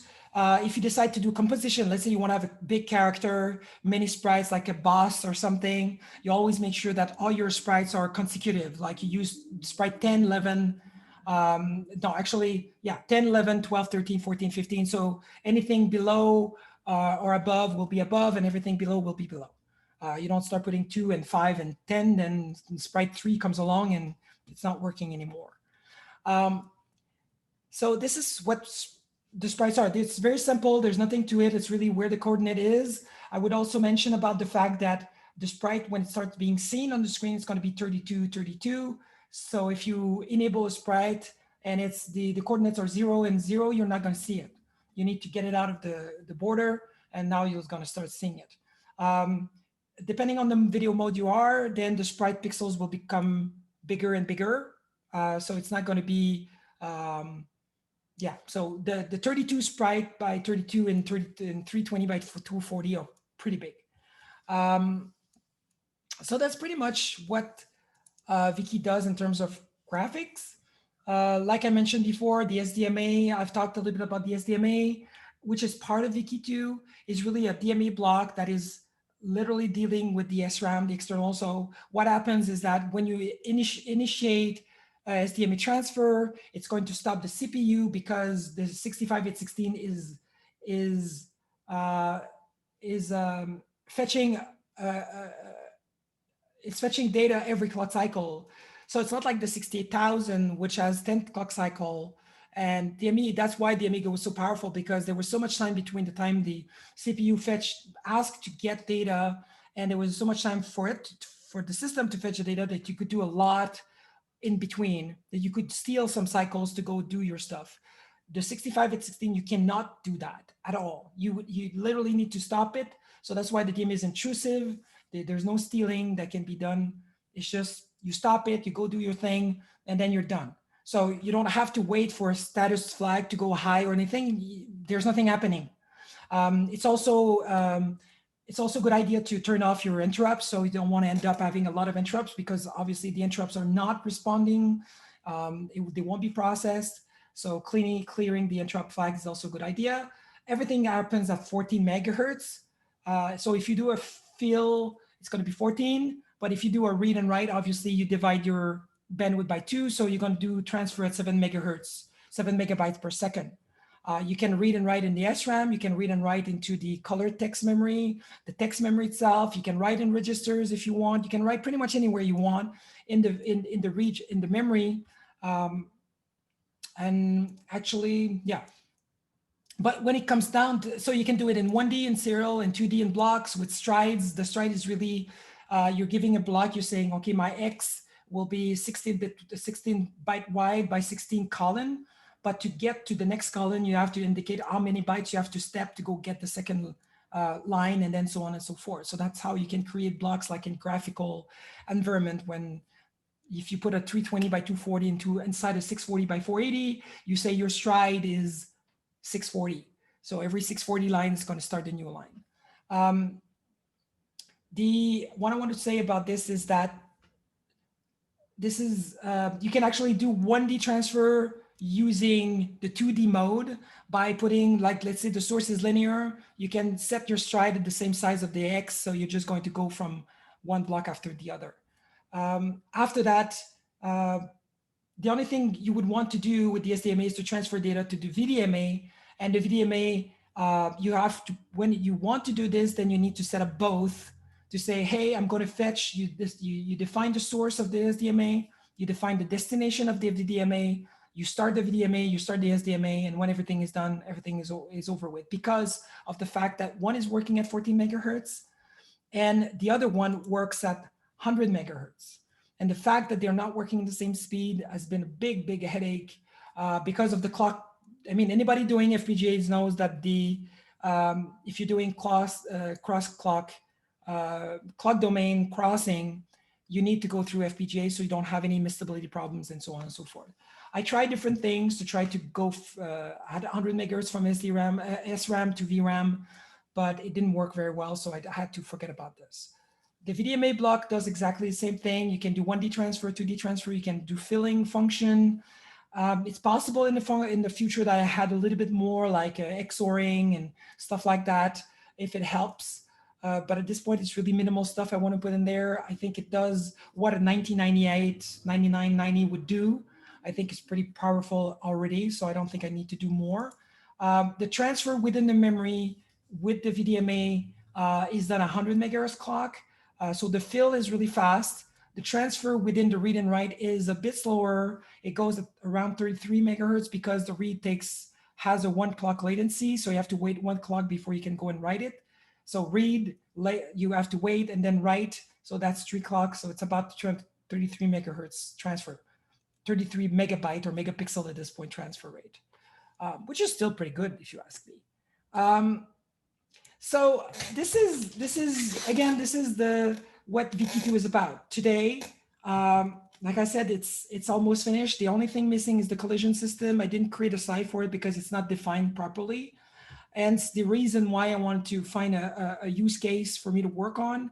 And that's the Jumpman pictures that we saw early on that I would like to try to implement like the first level of Jumpman by implementing the collision system and use that as a use case to say, okay, this is how we could do things and implement it this way. And because before I'm facing the problem, it's difficult to know exactly how I should go about it. I have a good idea, but I think this is something I will be investigating further in the following weeks.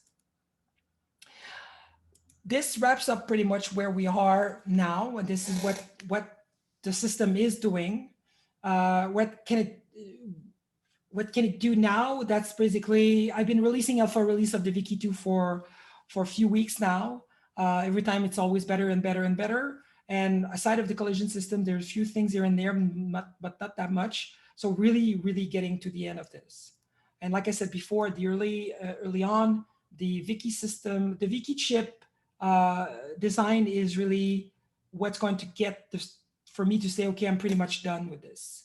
Like in a general sense, like I can release it, people can really use it, start developing with it. That really makes the most sense for me. Otherwise, you know, it's never finished, never going to get finished. All right, so the future, where we are now, I think I went a bit too fast with my slide, or okay, no, I inverted my slide, sorry. So what's next? Right now, in the following weeks, finish the VQ2 design. I need to ship the remaining C256 Rev C4B. There's about 11 people waiting for them right now. And this is now that I would like to address the elephant in the room. And the elephant in the room is the fact that in June, I made a video saying that I was tired of dealing with the bullshit. And there was a lot of stuff going on. I mean, it's 2020 for Pete's sake. I'm sure a lot of people understand what I mean by that. It was just too much. I was putting on myself a lot of pressure. I tend to do that. I think most, creators tend to do that. So I had to kind of virtually cutting myself off, and maybe I literally killed the whole phoenix, burn to the ground. But that's what phoenixes are good for, to rise. So what happened at that time was really that I was tired of the complaining, never enough. There's this, where does not? It's like it's impossible to satisfy everybody, and when you are a pleaser, it's even more so. And I had to stop. But in my mind, I was like, it was about to give me a break. There was this time where I knew that was not completely finished. It was just like, okay, I need to finish that. I need to finish the design before I can make any more or rise out of my ashes and say, okay, I want to do something. I want to do something more. I'm kind of repeating myself here. So I want to do something more. So in my mind, I still had the idea to do a user version. There was always a user version in the plan, which is a user version of the C256 Phoenix is a SBC, literally no enclosure, the same system without all the extra Yamaha chips. I skipped on the audio part, by the way. I'm really sorry. I will come back later. So everything I've had between B2 and C4, there was a lot of stuff I should have not had, just made things so much more complex and much more difficult. But we're coming to a point where the design is almost finished and I can start thinking about, okay, what is the next step? Another aspect of what happened lately is that I'm about to leave the job I'm at, which means I'm going to be full-time. And I think I need to step up my game and bring it back, but bring it like a more reasonable pricing, more accessible. And I think I need to do way more. I need to increase my audience by doing some streamings, how to create, how to use Wiki2, how to create games. So even Jumpman would be a good exercise to really get into the things also I wanted to do at the beginning, which was to really make it more like a tutorial type of thing. But I didn't want to do at the time something like, there's a lot of YouTubers that just, oh, I'm going to do this, and I want to bring you along the journey, and then you just get to see it. I think with the Phoenix, what we could do is literally have a platform that people could use and actually learn something with it. Watching these people is fun, but being able to do things, I think, is even more fun. And that would be my plan for the future, unless something dramatic happens between now and, I don't know, the end of the year. That would be my plan. I really want to put more time and effort and to make it increase the audience. So as of today, like I said, unless there's something that happens that is dramatic, I would say that will the Phoenix rise of its ashes? Yes. So it's going to be a soft reboot, I would say at this point. I would go back into selling something with the user version, and which is really the watered down version. It's still going to be as powerful, Wiki2. I might probably do the some chip, probably do PL3 and FPGA. I don't want to bother myself finding those chips because these chips are really difficult to find good chips, like I mentioned before. So a cost reduced version, we're talking about something between $100 and $200, okay? This is my goal. Obviously with volume, it would be cheaper. In that case, since I would be making a living out of it, then maybe it'd still be the target for it anyway. Before I didn't care so much about the money. Now I have to care a little bit more, but I'll try to make a living out of different ways. And I think having more access, giving more people access to it will be the best way to go, I think, as far as I'm concerned right now. So the integration of the sound, one single chip, an FPGA, so it's going to be like the Mega 65 in a way. No enclosure, no flaw, just the bare minimum, but then you get it at the best price and then you can stuff it the way you want. I just decided out of nowhere to say, oh, I'm going to call it the C256 Phoenix U, I guess, so till it has a better name.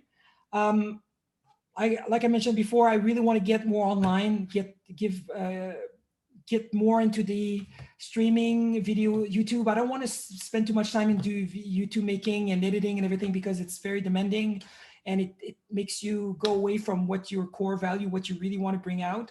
I think streaming is definitely more, what I would do is basically do streams every 2-3 days per week and just condense them into videos later for people that don't want to be there and check the whole details, everything you go about. So I think that's the model I'd like to go with. The second thing I want to do a little bit after the U version would be to do modules, just a Wiki2 module that people could use in their prototyping with different processors, different, 6809, Z80, 8088, whatever you want. Make it like either different modules for different processors or one modules with different interface or different FPGA load. Difficult to say at this point.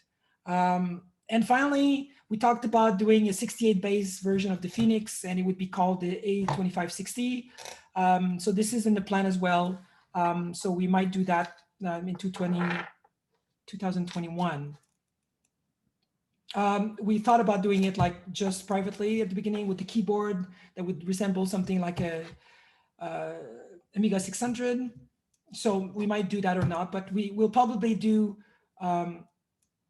something that will be akin to a Phoenix, but it would be based on the 68,000. Something also, and that's the time where, this is the point where we'll need some feedback from people saying, okay, do you want the modules or do you want like many or baseboard like SBCs based on different CPUs with the same chipset? Because I think most people are missing these days in their graphical system in their tinkering CPU 8-bit thing is the chip. and I'd like to make the chip available for people to use in their system. But before I do that, I'd like to create a bigger library of content for the 65816, and you really start with that first. Because I think there's a future for the Phoenix if people cannot get, if the price is acceptable and the library is there, there's a lot of open source people can start. That's what I would like to do, inspire people to get on board and design their own game, knowing that they have a lot of references code they can use. Because one can design a Unity game these days, but it's so complex and there's so many people out there doing it. I don't know, maybe it's not as interesting if you're literally dealing with bits and pixels, big pixels in 320 by 240. But to make it worthwhile, we also need more people using it.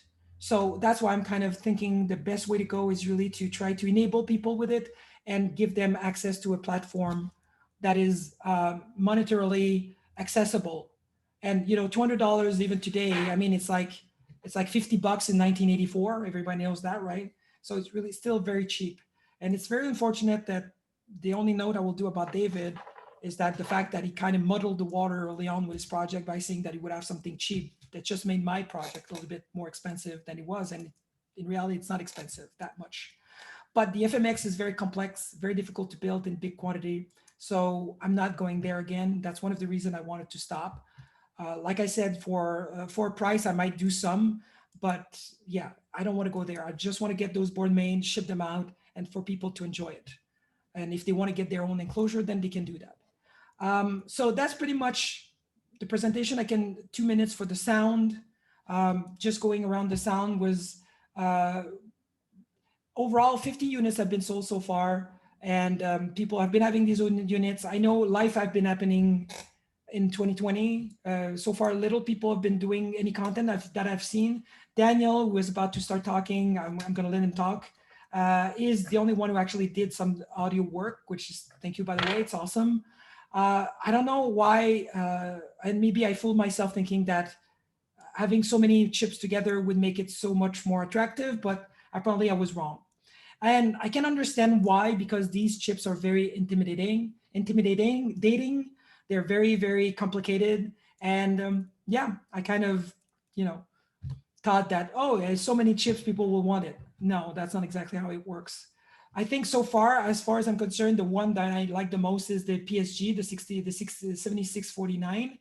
And I think it's the most fun to work with. It's the most accessible. And the sound really brings you back in the past, which is really awesome. So that will stay there. Like I said, I would like probably to keep the OPL3, go back to where I was before, keep the OPL3, and they're easier to find, and keep the 7649. And there's the SID version inside the FPGA. Nobody tried. I think PJW tried it, but it's not tested, so it needs to be working. It's the Gideon version. But the Gideon version, when you go above three voices, is not working properly.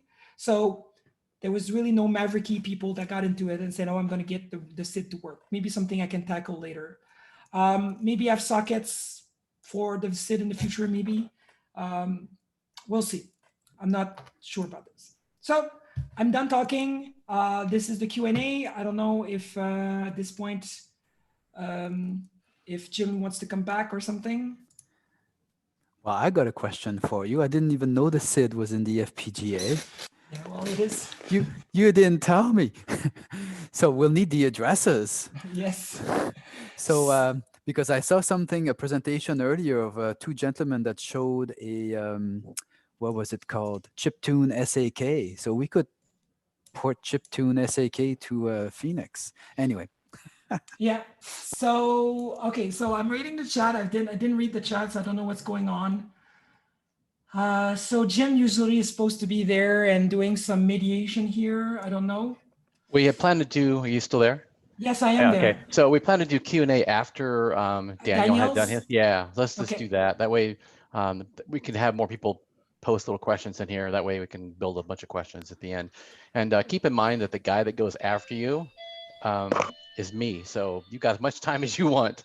Okay, but I mean, I don't want to board them out either. I will take a break. Well, it's pretty rare that you get to present your case and everything that's happening. So it's great for everybody watching that So it's definitely not boring. Everyone's chiming in right now. It is not boring. So okay, all right. I hope I covered all the issues. I'm sure the more issues will come, but I'll take a break 5 minutes. I'll let Daniel speak because he has a lot of great things to show. And I wish PGW would have been there as well because he has a lot of stuff he's been working on, but it's not as shiny and beautiful as Daniel. But I'll let Daniel speak.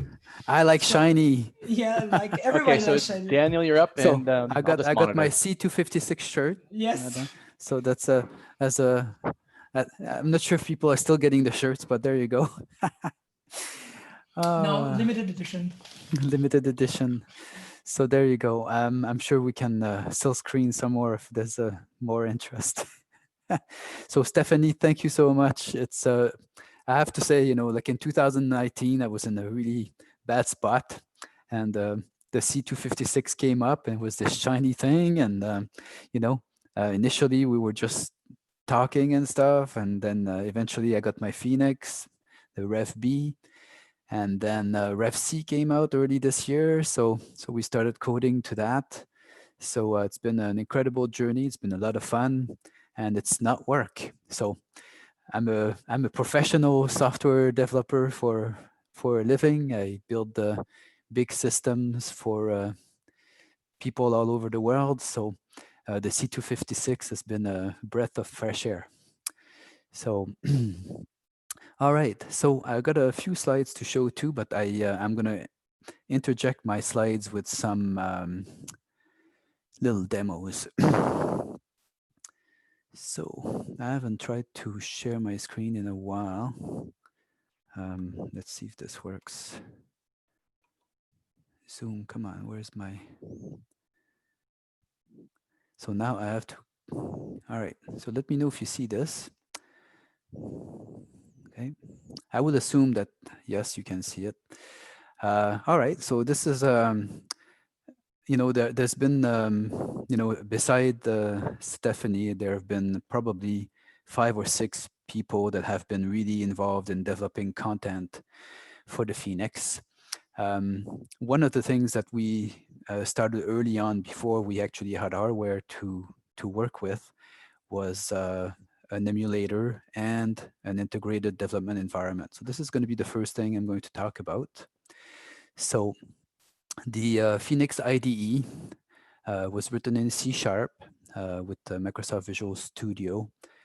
So it's only supporting Windows at this point. So I mean, if there are some brave souls out there that want to do a port to a different, like Qt or something for the open or the community version of .NET, that would be fantastic.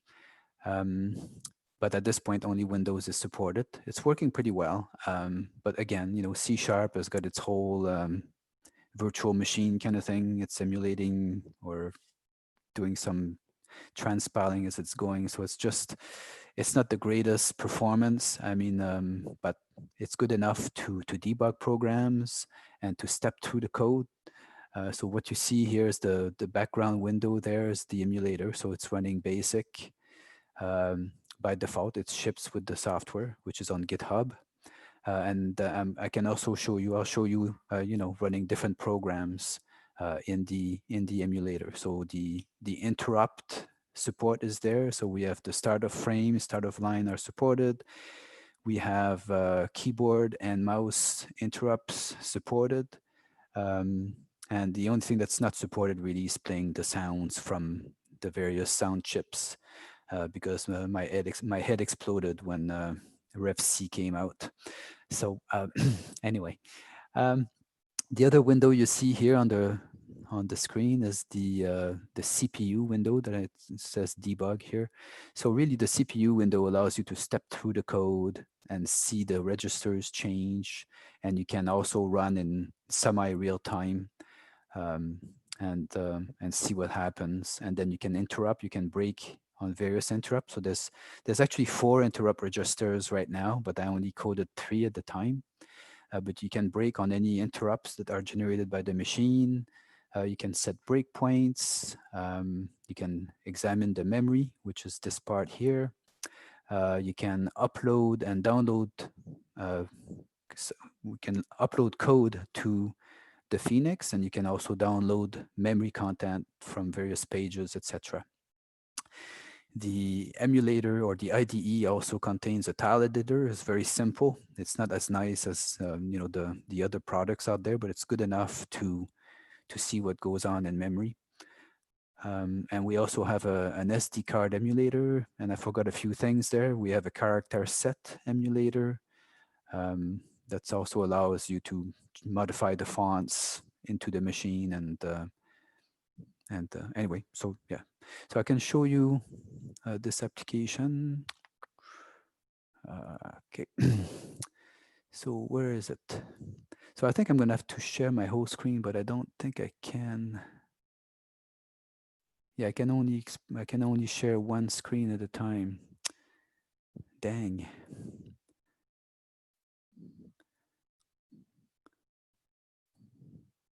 Okay. No, I can't see it. Maybe I need help from Jim here.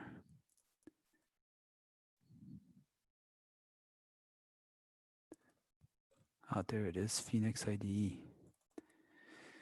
Okay, so this is only allowing me to share one window at a time. So I'll try to do that. Yeah, sorry, that's the limitation of Zoom. Yeah. So what you can see here is that I'm running by default. I'm running basic, and in my CPU window I can step through the code. So right now I'm just gonna disable my interrupts.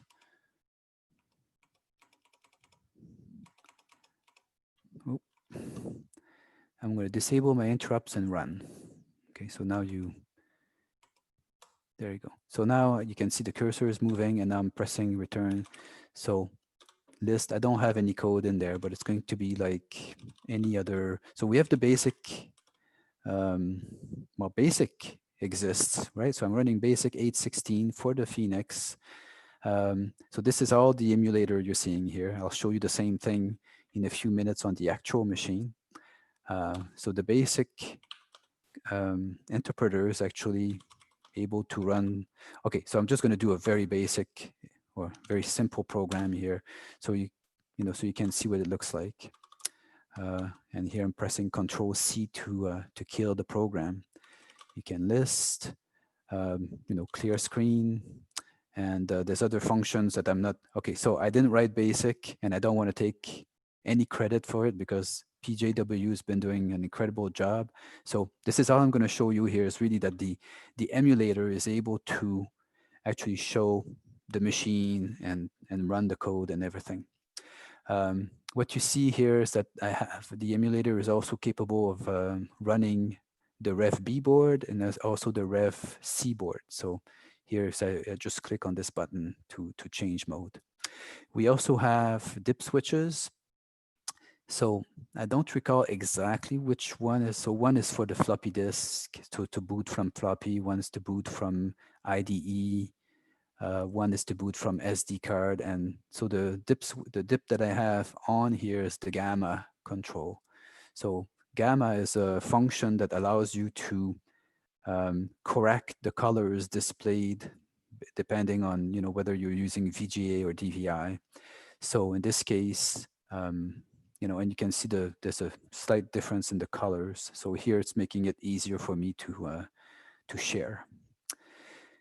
The other thing you can see here is that I have whenever I press a key in the keyboard, you can see the key here shown.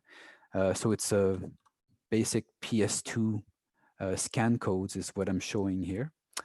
Then we have the instructions per second or cycles per second. So I'm running on an i7 processor right now, and I'm also running Zoom and everything else and the presentation. So I'm getting to about 10 megahertz. So I'm not able to actually emulate the 14 megahertz that the machine is actually doing.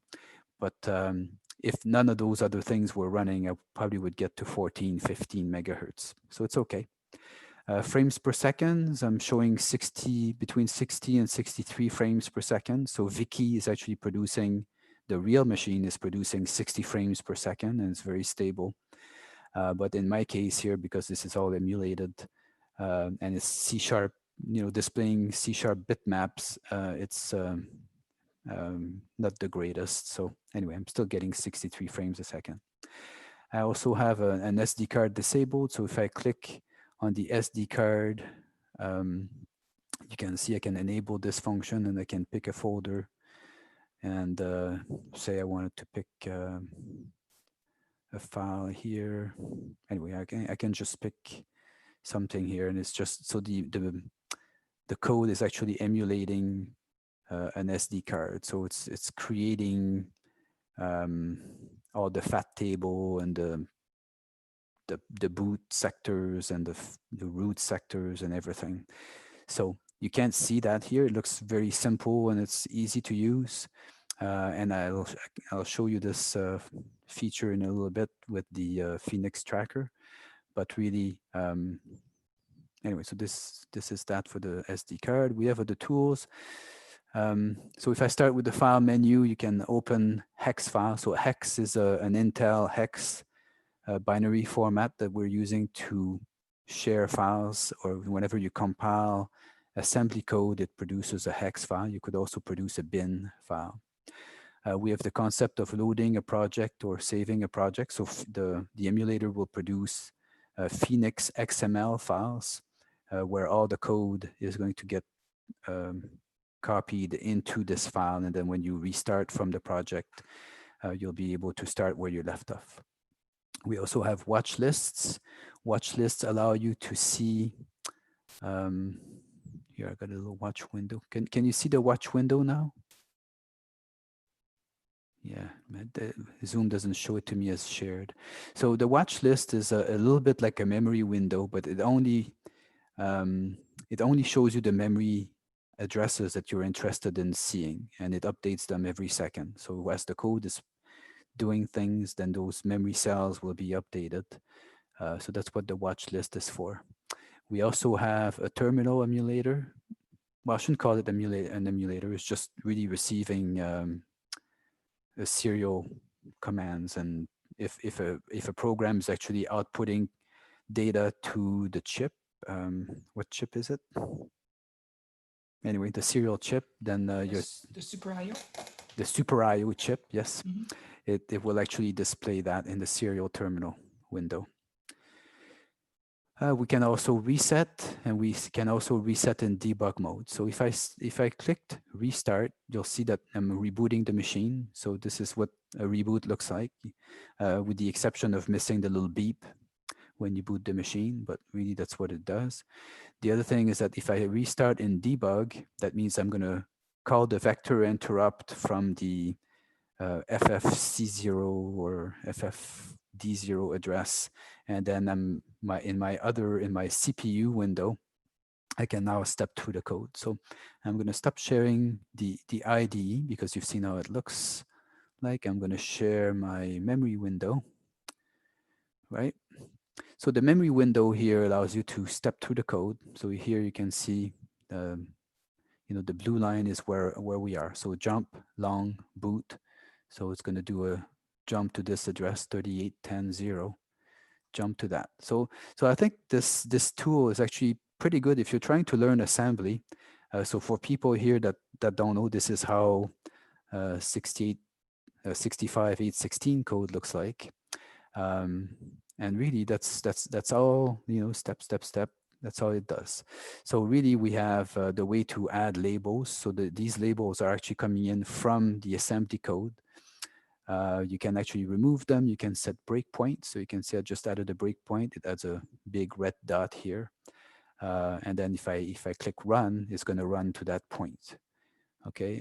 The other thing that we have is that we have a step over function. So if you don't want to go into a subroutine, if you don't want to go into a subroutine, or you say, I want to run to, like, this is a loop here.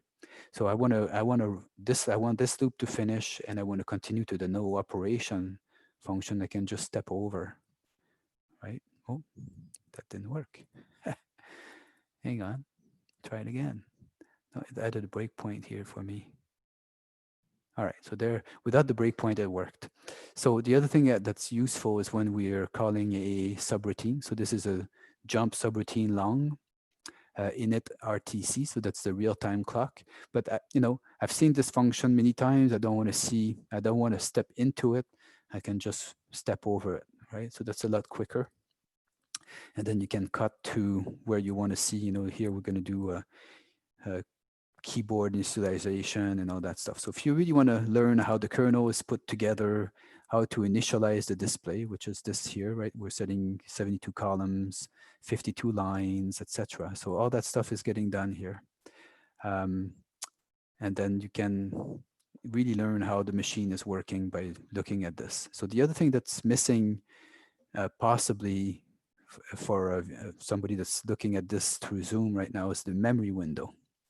So now I'm going to share the memory window. Where is it? I got too many windows open. Okay. So the memory window, okay, so as Stephanie said, actually the revision B of the board only had 2 megabytes of RAM that was usable by the CPU, along with 4 megabytes of RAM for video, to put all your bitmaps and stuff and sprites. So whereas the Rev C of the board actually has 4 megabytes of RAM. So this is quite nice, actually. It really makes it, like compared to a C64 or a VIC-20, you know, like this amount of memory is crazy, right? You can't do anything you want.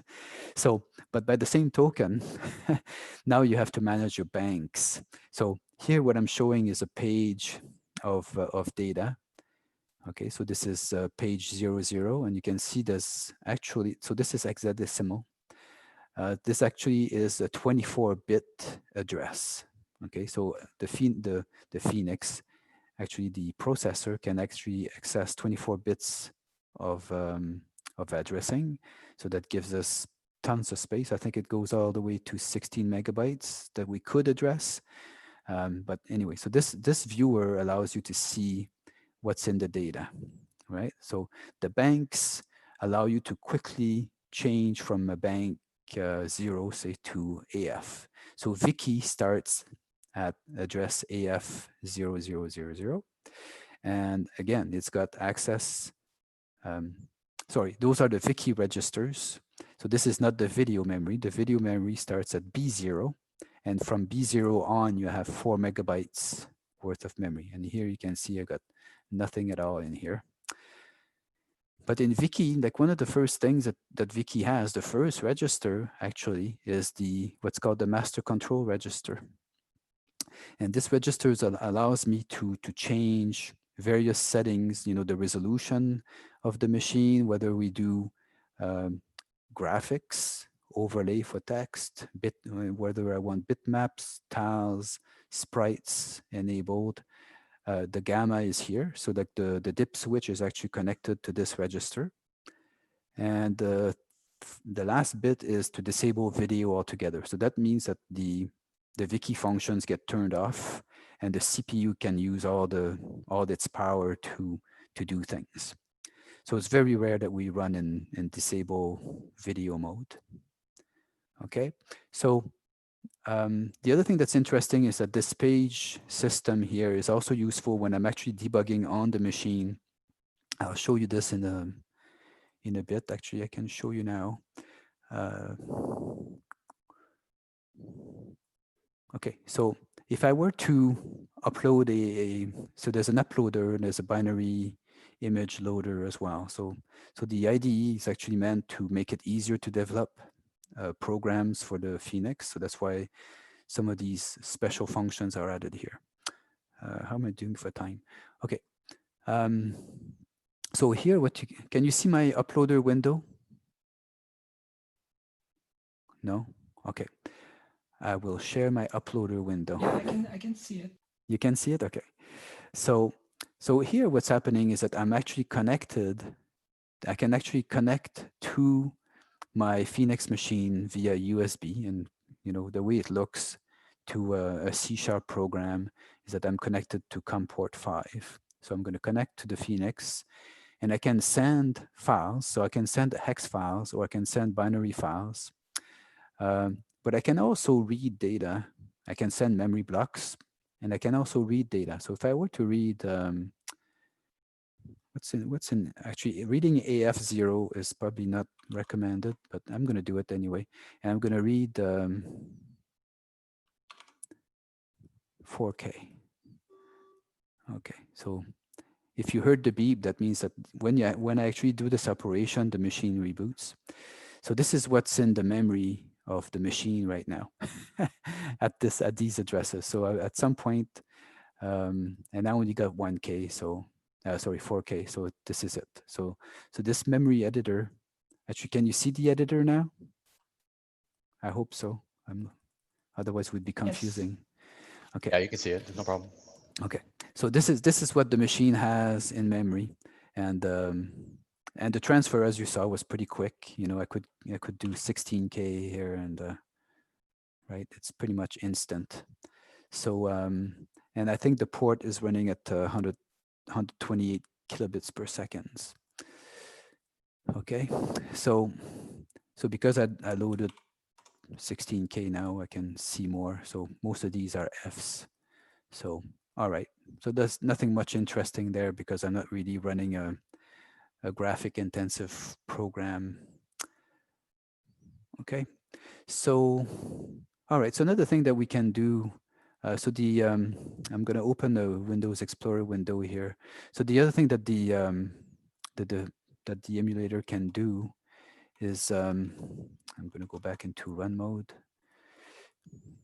So I can drag and drop files. So if I were to show you, say, my Tetris game, I can drag and drop a file here, and my CPU is stopped by default. So now I run it, and this is the emulator showing the C256 Tetris game. Okay, so this is just the intro screen. I'm not going to spoil it any more than this, but that's what.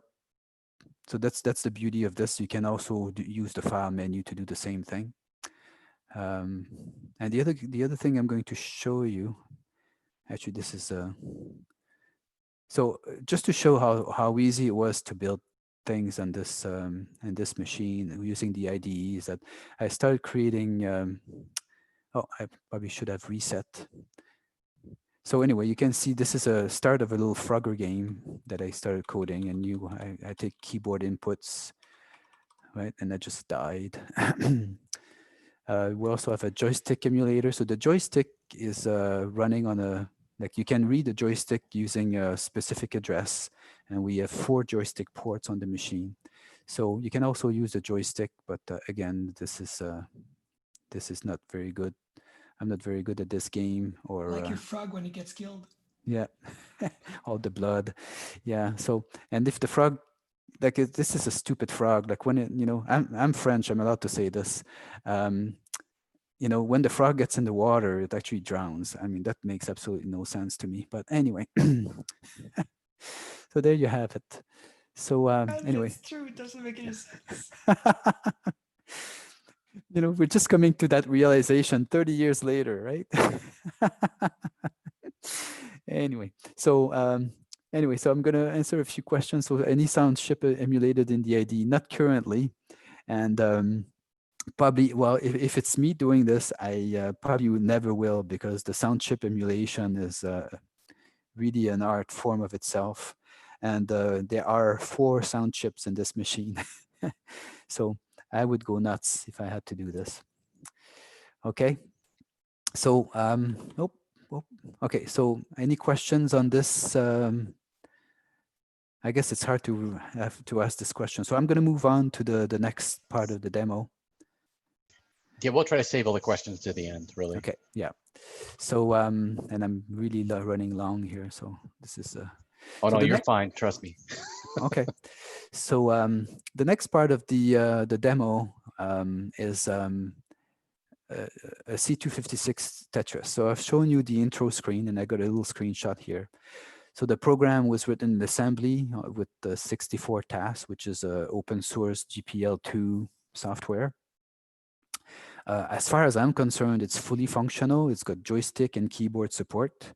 It's got scores. It's got you know, it's able to recognize when you complete a line and it deletes it. It's got background music. It's got best scores. So really, as far as I'm concerned, I mean, I'm not a stylist, so you know, like this is as pretty as I could make this. So so here you go. I'm gonna start sharing the actual machine here. So I've got a video and audio capture card. So you should be able to hear the sound. So this is what my Phoenix looks like. And I've got another, oh, hang on, what's going on? I'm going to reset. So did you hear the sound at all, or? Yeah, barely. You need to turn on the share screen audio. Oh, how do I do that? So under share screen,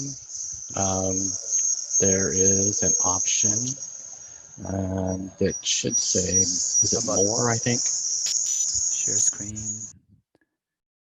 Silent system notification, no. Yeah, I do not. So I can't pop in here and give you a share screen because it'll actually take over yours to even check it, unfortunately. Yes. Yuri, are you in here still? Yeah. I am here. indeed. Yes. Okay, so how do we actually make him share the audio? I can't pull it out of his. Actually, now I can do it because of it's actually setting there. You should be able to go, and on Zoom, there's an option to down below. It'll say share computer audio and optimize the screen for sharing for clip. Or video clip. Okay. Share computer sound. Perfect. Yep, okay. there you go. Optimize screen sharing for video. Thanks, Jerry. Clip. Okay, so I will try those two options, and we'll see if people complain. Then I'll stop. Okay, so this is my Phoenix. I've got keyboard here. So what I'm using the C256 IDE to upload a file. So I'm going to select the Tetris hex, and then I'm going to send it over. So there's no, as far as the application, the computer shows it, there's no indication that it's actually doing anything. But okay, can you hear the sounds? Oh yeah.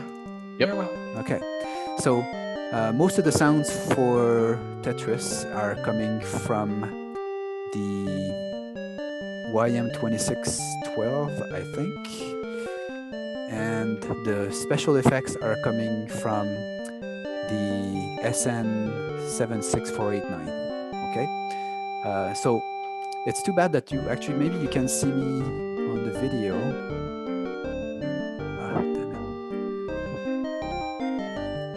So I got a joystick here and I can play the game. So I press the fire button and then I use the joystick and I can drop the pieces like you would with a normal Tetris. You can see the score is getting incremented. So each piece is 25 points. And you can also hear there's music in the background. So it looks like for a pedestrian attempt, this is I'm very satisfied with this, so from a newbie's perspective, I've never programmed video games before. This was very satisfying, and I think that's one of the objectives of this platform is that anybody can write games, and it's it's so, I don't know, so satisfying. Anyway, so there you go. Now I have to make more lines.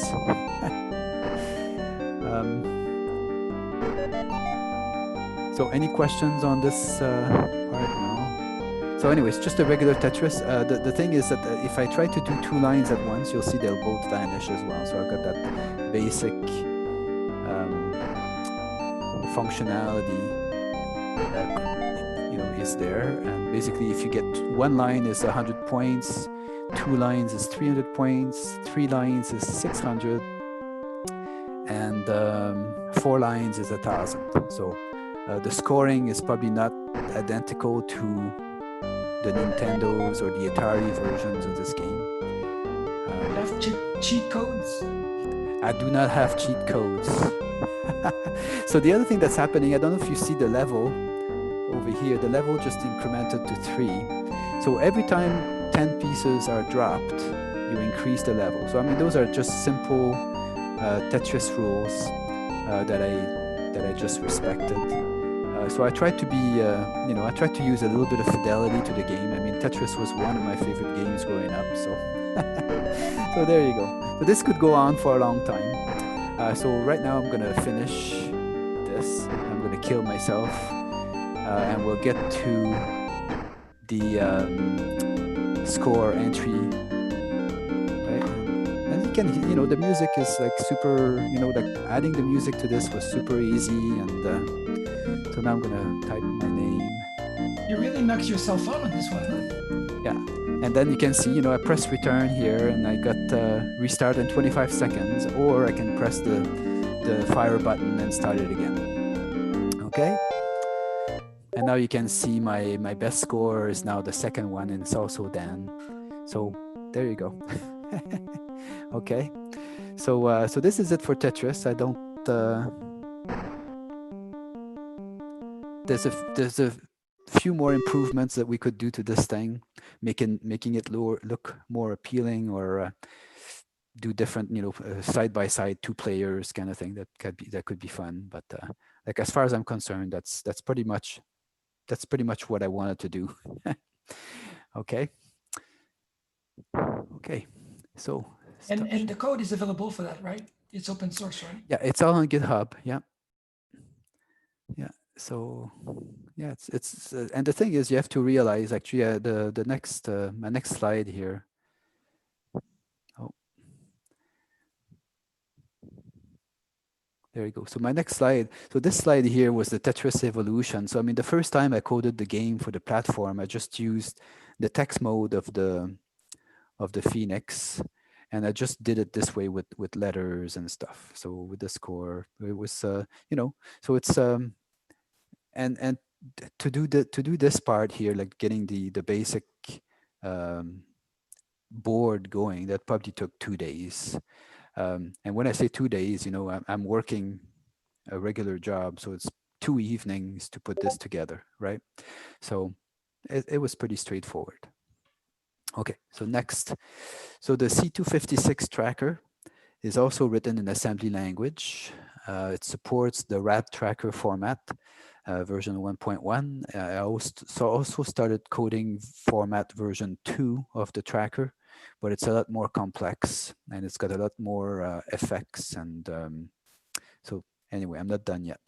So only the playback is supported at this point.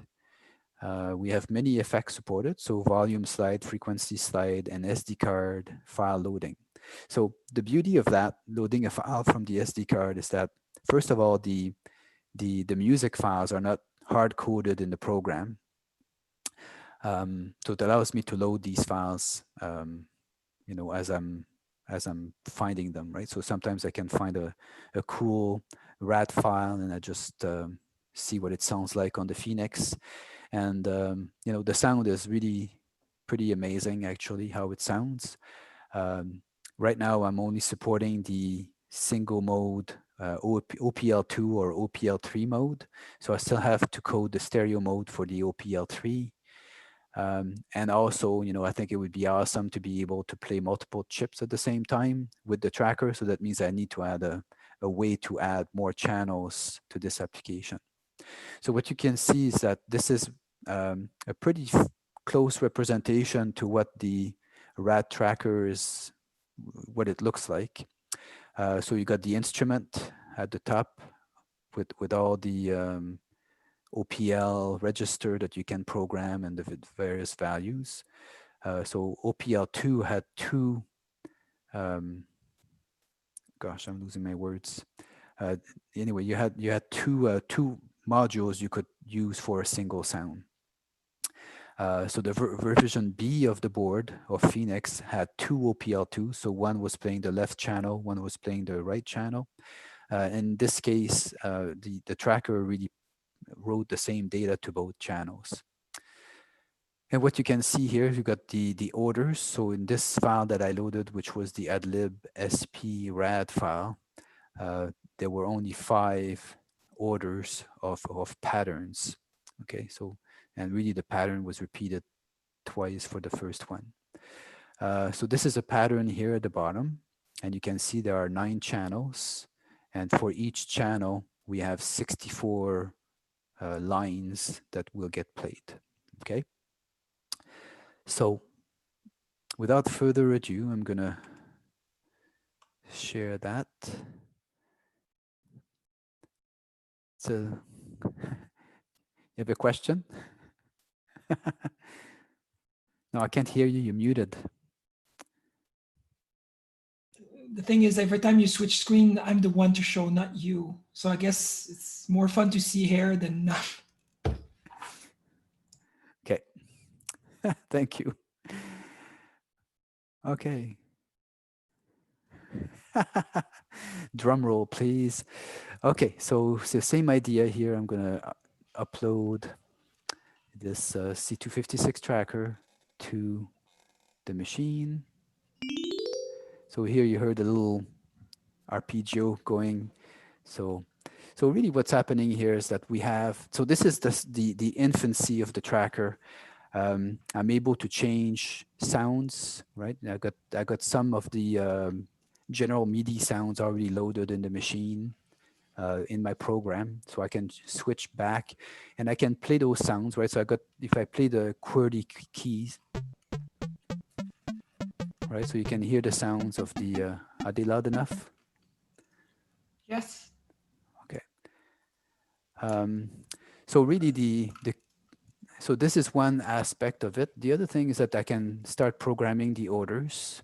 And then I can also, I'm not sure if you're seeing here in my, so this text here is white, but order now is pink or purple. When I change the mode I'm in, it changes what's highlighted. So the order now is the what you'd be editing. And finally, the pattern is what you would be editing. Okay, so that's not fully, like right now I've just played with the modes. So I'm gonna load a sound file, a track file. So this is coming from the SD card. And one of my favorite songs from these is called Island Industrial. Okay, so I load this. So now you can see, this is me. I'm just using the arrow keys to move down, and I can show all the lines here. Okay, and I can also change the pattern I'm looking at. Oh, what's my key? I can't remember the key. Okay, so plus minus to change the pattern. So I reuse really the same key system as the RAD tracker. So now if I press return, the song will start. Oh, I think I changed the speed. Okay, I'm gonna load it again. Island Industrial.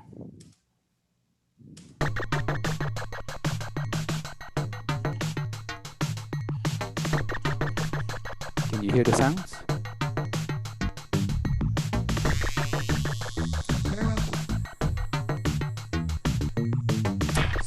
So what you can see here is that we're using the speed parameter to generate interrupts. And all these notes, all these things here are actually sending various frequency, various instruments to the registers of the OPL3, and the OPL3 just plays them as quickly as it can, right? At the prescribed interrupt.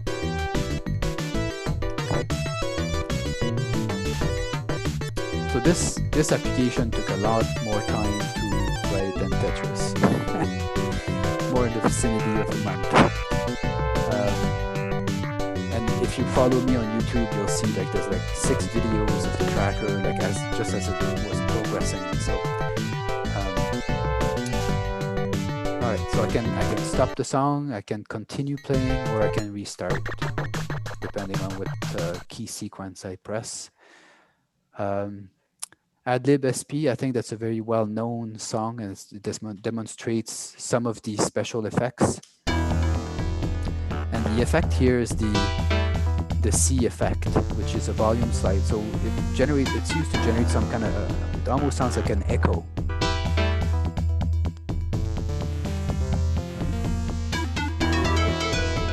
You hear the echoes? So the C effect is used to generate that type of effect, and it's kind of cool. Like it's just just another note that it sends. Okay. The other thing that you can see here is at the top of my screen is what node it's playing and some channel timing stuff going on. The only thing I didn't talk about is this MIDI part. So I'm a musician since I was a young person, and I can turn on my MIDI keyboard. I'm going to go do that right now. It's not too far. Let's see if I can reach it. And I'm going to stop the music. But okay, hang on.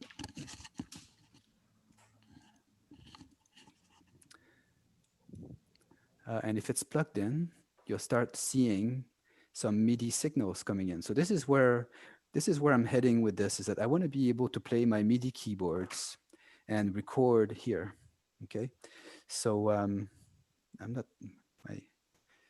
my wire is not very long. So the other thing is that when I play a note, it's actually going to play a note on the Phoenix. So, right. There's also the pitch wheels, and I also have a vector joystick on this keyboard. So you can see this is the MIDI signals are received, and I'm going to be able to record them and replay them with the Phoenix eventually. And I think that's about it for the tracker. You have any? Okay. So that's it for the tracker. So really, I mean, there's a lot of work left to do here. I have to be able to edit. I have to be able to record. And typically when you do recording, you have a quantization function. So all that needs to be put in, editing the sounds, and then adding more chips, right? Adding more variety of chips so that we can do, instead of just doing 9 channels like this, the OPL3 actually has access to 18 channels. The YM2151 has access to 6 channels. The SN76489 has access to 3 sound channels and 1 noise channel. So, you know, like the possibilities are endless. It's just the time. So, I mean, if people want to help with this program, you know, this would be awesome. There you go. So that's my pitch. Next slide, we have the VGM player. So this is a little program. So people were asking, you know, how would I play a sound file in the games and stuff? So VGM is perfect for that. So it's the video game music format. And so what I've done there is I've uploaded first of all, I created a player, and it allows us to natively play music on the 2612, the 262, 2151, and the 76489, which are the 4 core chips until I figured out that SID was in existence. So thank you very much there, Stephanie.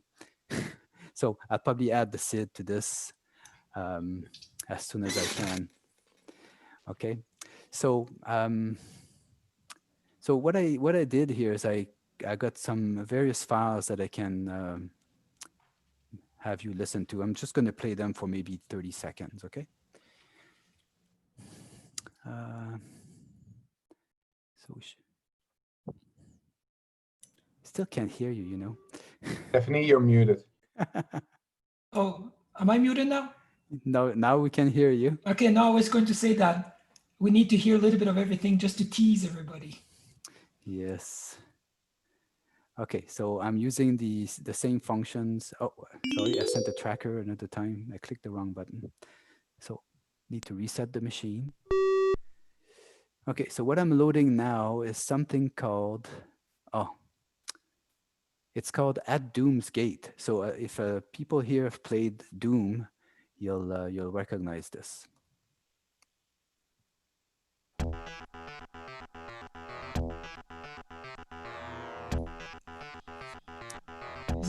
Is it great or what? It's effing awesome.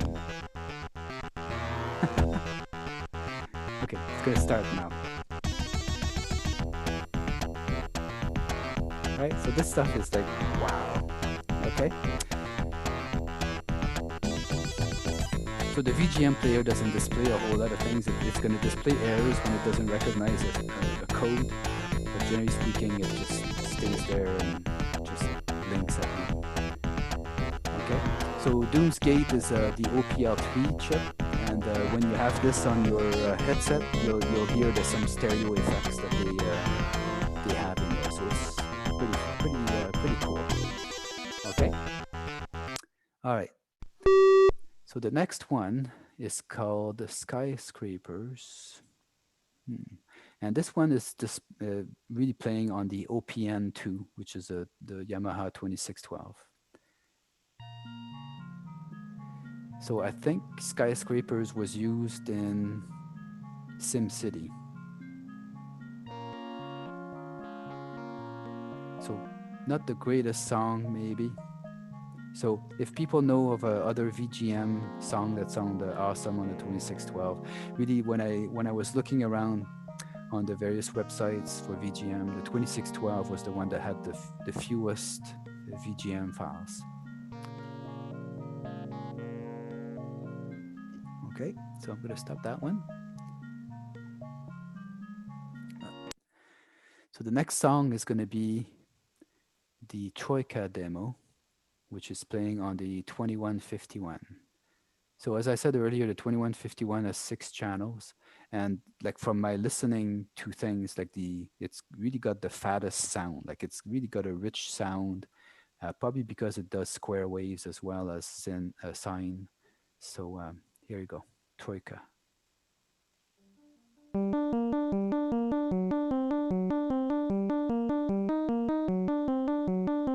So that's the intro.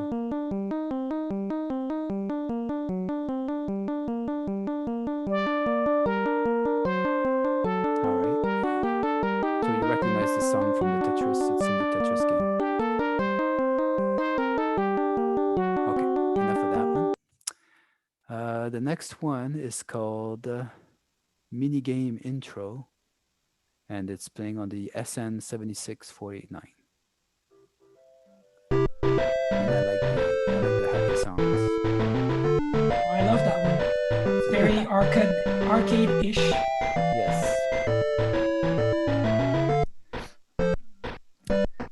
So the other thing is that this whole VGM thing is implemented using interrupts. So the interrupts are timed to only fire every so many milliseconds or microseconds, and really, so that gives you that would give a programmer time to do other things while the music is playing in the background.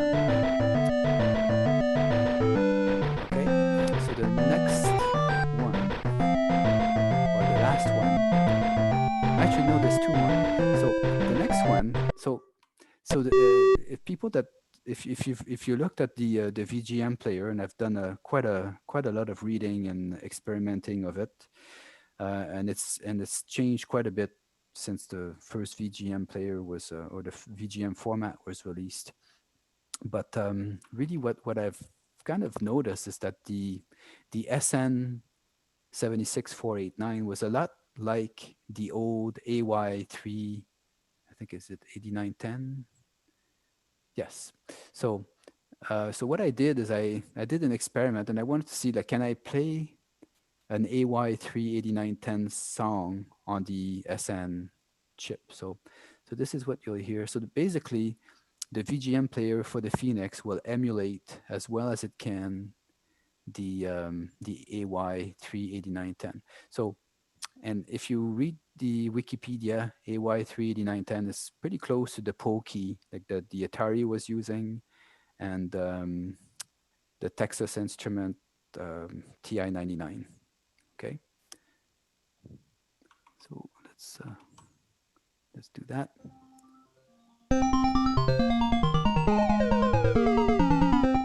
This is so sweet. I love that arcade. This is really arcade game type thing. I love it. That's right. And I think this one is called Penguin Adventure. Okay. And then the song loops. So the VGM, like if there's a loop address, it will loop forever. This is what. So I was really proud of this to really, like figure out, what's the right frequency given this frequency in the AY chip. What frequency do I need to play it on the on our chip? So then I started looking at other things. So there's the Sega video game system that had multiple chips, and so this is going to be the last demo, which is playing some samples, right? So this one is called Attack of the Barbarians. And what you'll hear here is that we're using the SN76489 for the samples. Sorry, I think I'm missing that up. No. One of those chips is doing sampling. So the OPN2 as a sample channel. Yeah, the 2612 as a sampling channel. Right. And so that's what it's using. So like without doing too much hard,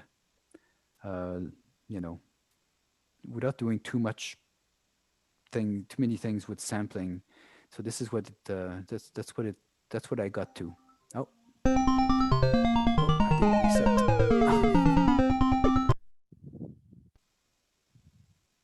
All right. I coded the wrong song. Okay, I apologize. Who wants to see the assembly code for this? Okay, maybe not.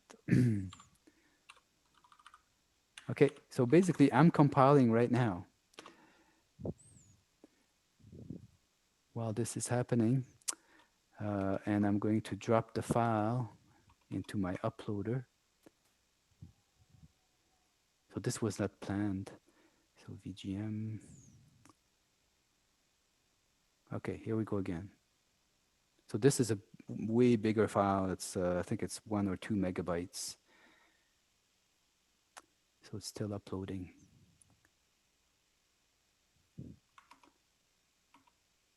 Where is it? So I'm not sure how much you hear.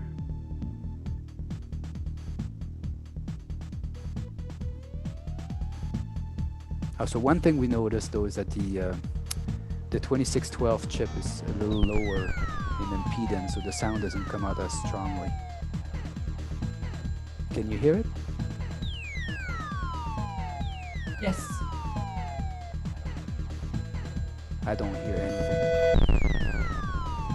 Yeah, there's an imbalance in the output level of the SN76A49 and the YM2612. Yeah, well, there's it's loud and clear. It's probably a patch I will have to come along. I will probably have to put a patch, like a putt, to adjust it. Yeah. It's a minor patch to do to get it right. Okay, so if it's loud and clear, that's great. Oh, we hear the sampling, all right. It's very clear. Okay, I can't hear. It's just not, the balance between the two voices, all the different voices are not correct. Yeah. But it's good enough. Yeah. Anyway, yeah, so this one is too high, yeah. This is what I got to on this one, and I was pretty happy with that. And at least this way we were able to play songs in our video games. Okay, so what else do I have here? So the last picture I have, I guess, is just a picture of the board. So Stephanie gave that to. This is Stephanie's gift to us, to the world.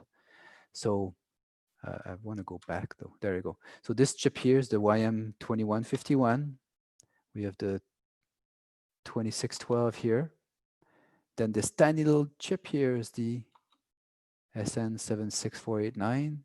And up above here on this low package, sorry, is a YMF262, the OPL3. You're not sharing your screen. Oh, I'm not. No. Oops. He's sharing me with the world. I will do it again. Yeah, we see it now. Okay. So, and the animation I had was just a little animation. I'm just being a dork. Okay. So, and I'm sure Steph could talk way more about the board than I can. I mean, to me, it's a beautiful thing. So. All right, so that's it for me, and we're 5 minutes off, so I talk way too much. Oh, you're awesome. Good. Oh, no, we want to field questions. Yuri, do you want to help? A couple questions? Yeah. Let me start off by some. So first of all, thanks a lot for making time, both of you, to expose Phoenix to the world yet again. Stephanie, I've got to say, because it's going to come up a few more times, I have never, ever in my life met someone as smart as you. And you, again, prove to the world the girl power that the whole world is going to have to deal with. It is just, it's mind-boggling what you've put forward here. It's just, it's unbelievable how far you got in such a short time with a dream that sounded, quite frankly, completely ridiculous, undoable, and a true dream. It's amazing what you've put forward. Daniel, you did a fantastic job showing some of the capabilities of a unit that has never gone anywhere just yet. It's just, you know, there's 50 units out in the wild. There's a handful of people like yourself that have been working on this and are doing a fantastic job in demonstrating the raw potential of this unit. It is just, it's absolutely mind-boggling. So many kudos to you and the entire team behind this, and Stephanie, you know, it's really fantastic. Thanks, Yuri. And by the way, guys, when I was talking about Yuri, the pep talk I got, that's the Yuri, that's the one. That's the one saying, I missed that piece of the talk. Yeah, I talked about you when I met with David Murray in Portland, and I said, okay, I met with Yuri. I got a pep talk with him, like a wake-up call with Yuri. Yeah. So that's the Yuri. It is. He's awesome, and it's been an absolute pleasure. It's just, it's really, really good. So I've got a bunch of random questions I wrote down. I'm going to get some from the channel as well. I know you've been fielding some of there. I'm going to repeat some because there's a lot of people on the different streams as well. We'll make sure that at the end, because a lot of people are asking the same question: how do we get in contact? How do we follow along? Is there mailing list and all of that? The long and short of it is Stephanie is on everything.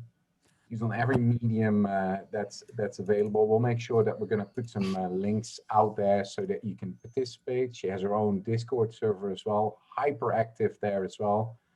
So super approachable as well. So we'll make sure that everybody gets those.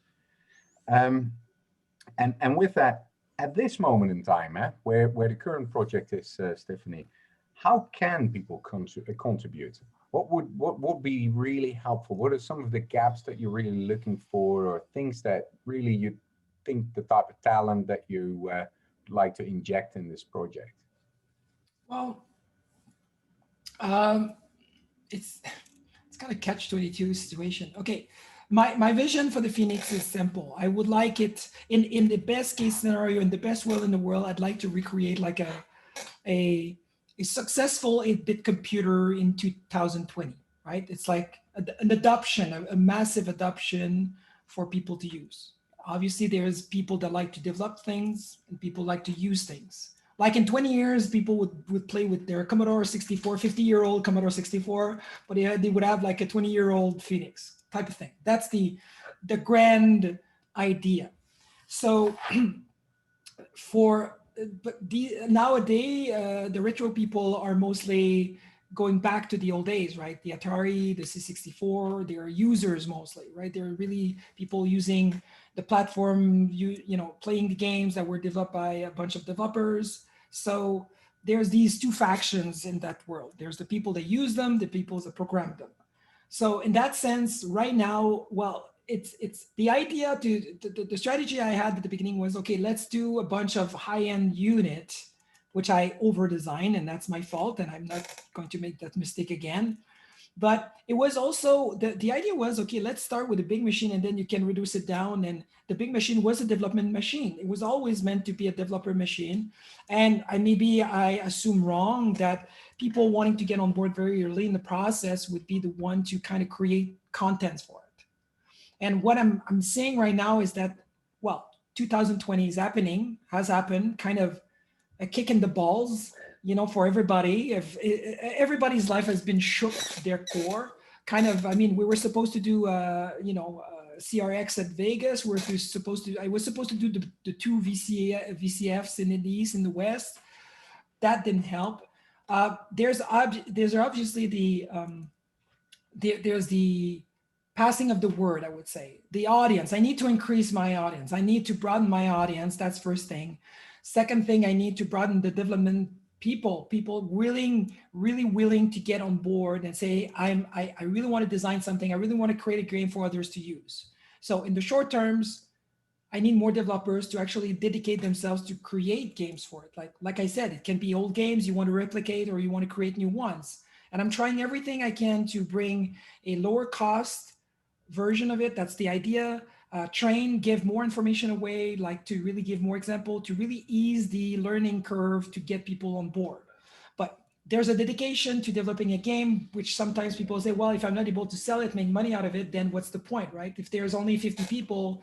So that's the catch-22. I need to increase the number of users, but I need to reduce the cost. I need to simplify the design. And then I need to increase the number of people that will be interested to design with it. I think we have a powerful chip. We have a powerful system. It's very 8-bit. And so the support is on that end. There's always the money support, but I feel uncomfortable asking for people money. I mean, if people want to do donation, it's fine. It's for them to decide.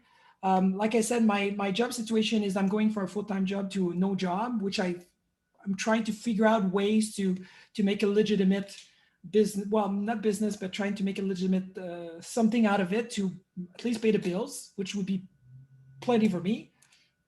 And I would be more than happy to spend more time, get things done quicker, and really put a lot of energy, and ultimately maybe do a Kickstarter for the U version, right, the user version, to increase the, again, and to repeat myself again, the streaming part, get more people online, more presence online. I think there's a portion of this retro market that people don't know me. There's a lot of people that know me. I mean, if David Murray has 1.2 million subscribers, I'm sure I'm not quite, there yet. So what people can do right now, I mean, I'm very far away from this, but I think audience increase is really what we need, what people can do. I mean, if I have more times, I could probably do more FMXs, but that's the thing. If people commit to buy some and they really want some, I don't mind doing more, but I need people that really are really willing to get sometimes. I mean, Daniel got into it, and obviously I'm not forcing people. It's not like it's a cult. I don't force people to do things. It's just that, like I said, I was really under the impression that anybody wanting to spend that money at the beginning was really going to invest time and money. But again, life happened. People get distracted, they go do some stuff. And that was not finished with Viki 2, which also was something that made it was difficult for people to start on something that was not finished. Well, I think to that point, if you look at the current machine that's available to about 50 people, some of which are as talented and as dedicated as Daniel has been showing here this afternoon, it shows the non-plus ultra. This is the machine that is just, if you would have had an unlimited world of cash, you would have created something like this. Daniel just now learned that there's a sit hidden in this thing. God knows what else is in here. If people are just like, wait, this is machine, this is like in every which way almost like overboard. But it is a great proof of concept of what this could be look like in a pared down version. And many, if not most of the elements can be reused in this, and I really do believe, like you said, if you're going to go active on teaching people, which I know you're hyper passionate about, I think you can create your own niche there in a maker community that is dying to get something new and to learn from someone like yourself and Daniel that have so much experience. That's going to take 20 years to pick up on. But if you get that from people that have been through all of that and people can learn from that, and you do that step by step, I think you're going to be able to build a great community there. And just reading the enthusiasm today on people that have never been exposed to this product, never heard of this because you've had limited audience, is just great. So let me try and switch to a couple of other questions as well. Yes. You got all these funny names in this thing. Now you got to bear in mind, not everybody grew up with the Commodore Amiga or remembers it as fondly. Talk a little bit about all these names you gave these chips and how that came about. The names. That's funny. Who's Vicky?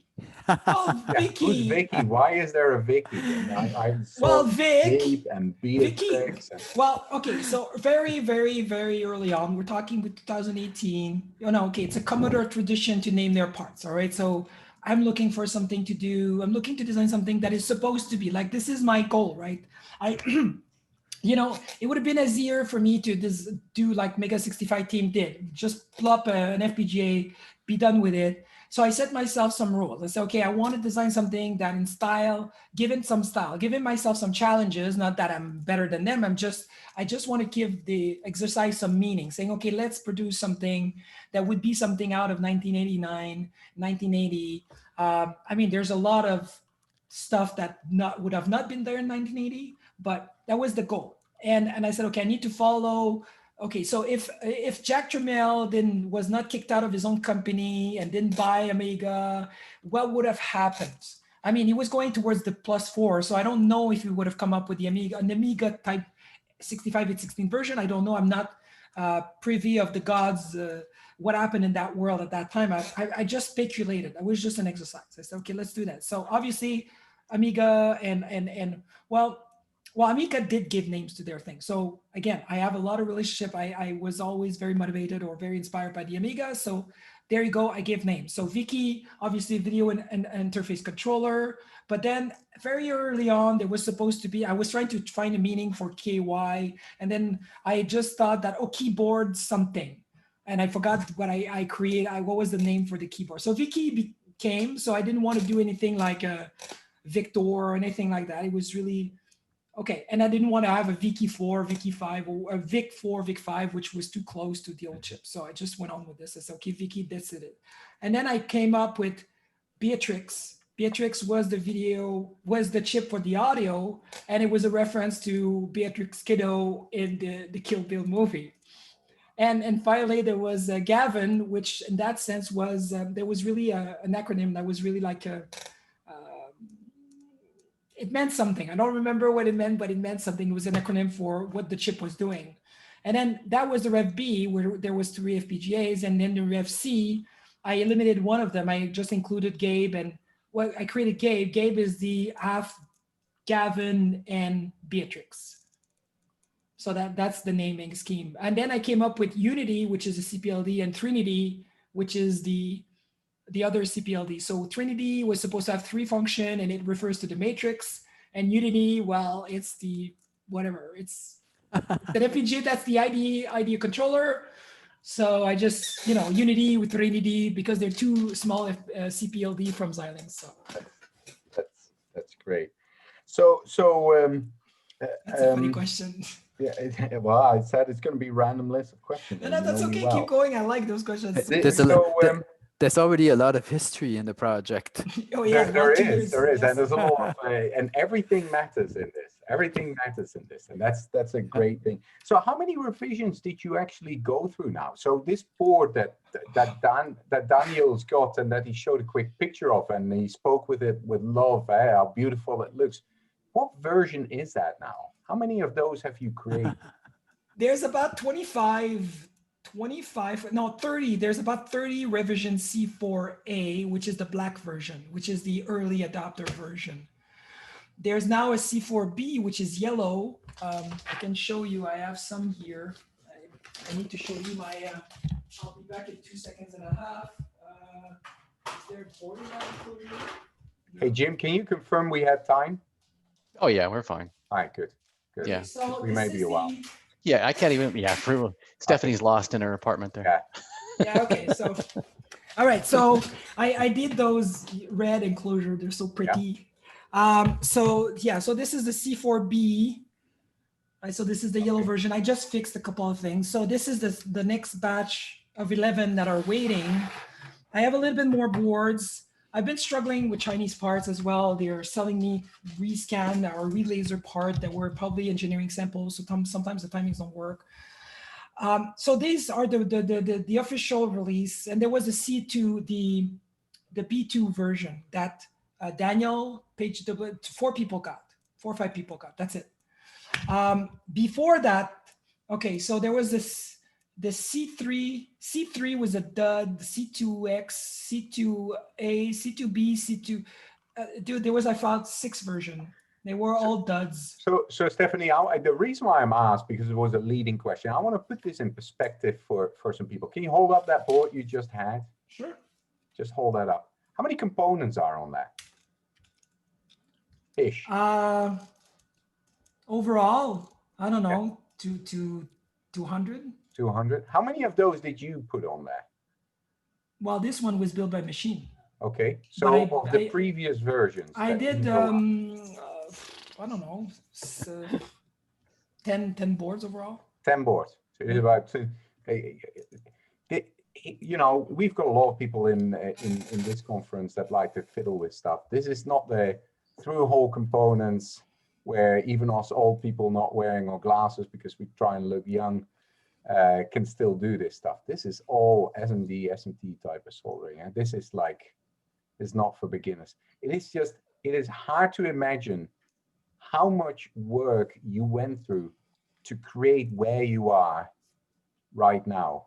This is completely ground up. You didn't take some sort of a developer board and then kind of fiddle with this. This is 100% scratch built thing. And you did all of that yourself. You made even the case design, everything is. So people are asking, what is your background? Where do you come from? How did you go from? Well, there was an alien ship that came down in 1969. They dropped me off and said, yeah, kind of. They give me the finger and then they just. Daniel, we need that song. Yeah, write it down. We need that one. Yeah, that's exactly what happened, because all this life has been asking, what am I doing here? Okay, so I began my career as a, I made a career out of being a hardware design engineer. I was, I had a C64 as well, 1984. I was like deep down in Quebec province, like I was in Danielle would know where I was. I was in the Rubixx, which is really like deep down. And we just moved, and my father bought the C64, and it's just in '83. I mean, we paid like $1,000 for it, which is like a freaking fortune these days, right? At $2,020. And it almost took a year before we started doing anything with it. And then my brother started to go to college, and there was this club, and he started bringing back some hardware cartridge, and they were starting to crack. So this is how it started. So I started cracking game for C64, but I was always very beginning interested in hardware and electronics, and that's got me really interested. And I started changing the ROM, removing all the code in the C64 kernel to so the space in the stack would not be erased. So I was copying it somewhere else, because most protection scheme put their code in the stack, so it gets erased when you reset it, right? That type of thing. So I've done a lot of cracking, a lot of NUP instantiation in the code, remove code, stuff like this. So that really got me going. And then after that time, I made a choice, because there was like, do I like software? Do I like hardware? I ended up doing hardware. And by that time I was like 16. I came out of high school, went to college in electronic degree, 3 years, got out, start working in this field in Quebec, and then I just made a career out of this. But then along the way, I started many companies. At least I tried. I was definitely, trying to be a leader, but I'm very good at sabotaging my own thing. You can tell I did it for the Phoenix as well. But this is how I just learned everything on the heap, I just tried. I failed miserably. I was really excited about doing a lot of things. I was very motivated early on. I was really, okay, I want to do this, I want to do that, but I was spending countless hours doing project and soldering stuff. And this is really how I got. And then the last company I started doing, I was in Montreal, and then I moved the whole thing in LA, and then the whole thing in Montreal just came down, and I was left out in LA. I just moved, and it was in 2008, and everything went belly up. You remember that, right? Yeah. So I was doing business. I was doing this parallel, like there was this company making this parallel chip, like there was 200 chips inside, like ARM processor talking to each other. Great solution. I wanted to do parallelism system for post-production videos. And I was always also very motivated. I always love the graphical aspect of things, pixels and video stuff. So that company went belly up. So I ended up no product a month in being in LA. So I moved everything. I spent all the money to be there. So I'm going to stay there. And I almost ran out of money. I got some money from my spending on R&D, and I started making cameras, designing cameras and so on. But at that point, I started doing FPGA work. I had to do everything on my own. So mechanical design, FPGA design. So it was really because I was forced to create a new product. But in the end, I came back with my tails between my legs, and I started working for others again. And then, the retro thing came back again. And I've been putting a lot of what I've learned throughout the years, but it's more fun than doing anything I've done so far. So, yeah. So is that the motivation to actually now, because you revealed that you're about to move out of your current day job into entrepreneurship yet again, or is this, or maybe that's too much leading. Is the Phoenix the next step, or did you just move out of your company? You're going to do something else, and you're going to try and spend more time on the Phoenix? How should we see that? The way things are happening right now is that throughout a series of unfortunate events, I would say, I've decided to leave the place I am because it's starting to be unbearable for me. Because that's the thing I took many years to discover, is that my gift, I have a gift to do what I do, but I'm not. I was always a jack of all trade. I was never like a master of one thing. I just learned so many things. But in the last 5 years, I would say I kind of realized that I'm way better at dealing with people. I'm better as a leader to bring people to go somewhere, as opposed to start dealing with bits and bytes and FPGA programming. So the Phoenix is still programming and doing hardware design, but it's still just a hobby, which is fun. This is fun for me because it's not super technical. I set the rules I want to put in place, right? Hold on, you just said it's not super technical? Well, I mean, the Phoenix is technical in one way, but it's not like designing a high-speed camera. Okay. It's not the same kind of, restriction, and it's us a different. Us unworthy will take note of that. No, it's not that. You know what I mean? It's the complexity of it is not as high, but it still has its challenge. I got fooled by my hubris many times on that freaking project. It's like, oh no, it's easy, 14 megahertz, no problems, everything will be fine. It's just 14 megahertz, right? What could possibly go wrong? Oh my God, I seriously. So yeah, in that sense, you're right. No, it's not less complicated. It's just different. But what got me into that project and what got me to stick with the project was the graphical aspect of it. So in one way in my career, I realized that I need to do more managerial job, because that's what I'm good at, to lead people, to help people achieve their own goals, because I don't have any stake in being a super, like my ego is gone. I don't care. I'm too old for this shit, right? So I just want to help others grow and be better, and to teach them a couple lessons along the way, so they don't, fuck up their own life. So this is where I am at. So I'm leaving the company where I am because I'm dealing with children, and when children have the power, then there's nothing you can do. So I don't want to say negative things. It was a great experience. I've learned a lot to this place, but it was really like it's time to go. Yeah, it's like the person in charge has decided finally to take the charge. So I'm kind of a nuisance. I became a nuisance in some ways. Yeah. But anyway, that makes sense. So, yeah. No, please. Okay. So to follow up to what you were saying, so the Phoenix happens to be there, and I realized, okay, it's still there. I kind of semi-killed it at a certain point.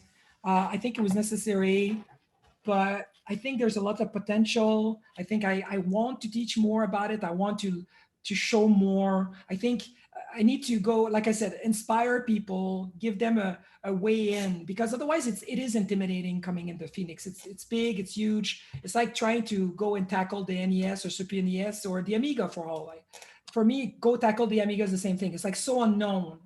But I see people on YouTube doing a lot of videos about how to program in assembly. They're doing pretty well. I mean, a lot of technical YouTube channels are doing a lot of stuff like this, which is really cool. But the video making process takes a lot of time, and it's very demanding to the point where it's impeding on the process of creating videos. So right now, I don't have anything else in terms of job.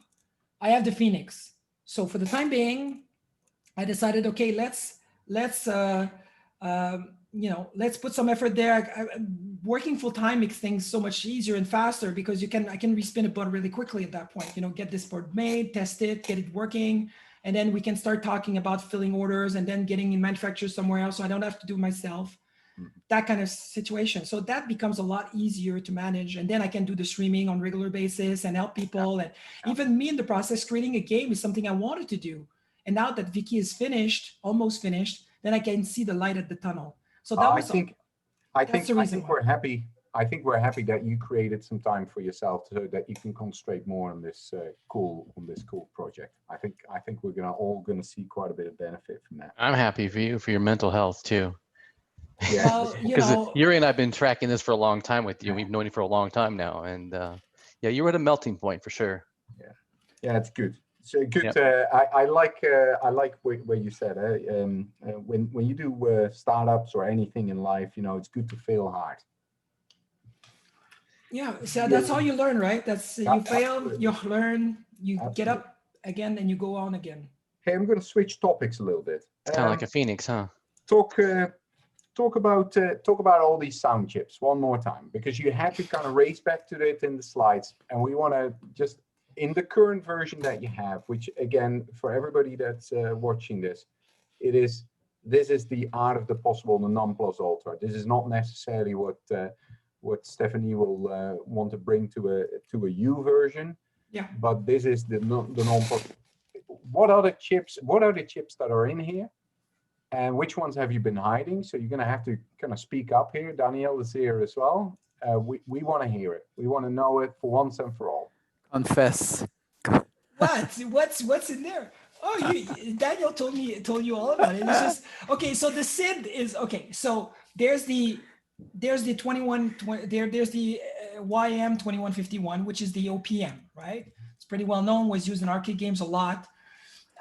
We have the OPN2, which is I put the same Genesis combination YM 2612, OPN2, and the SN7649, which is the PSG or DSG, depending who you're talking to.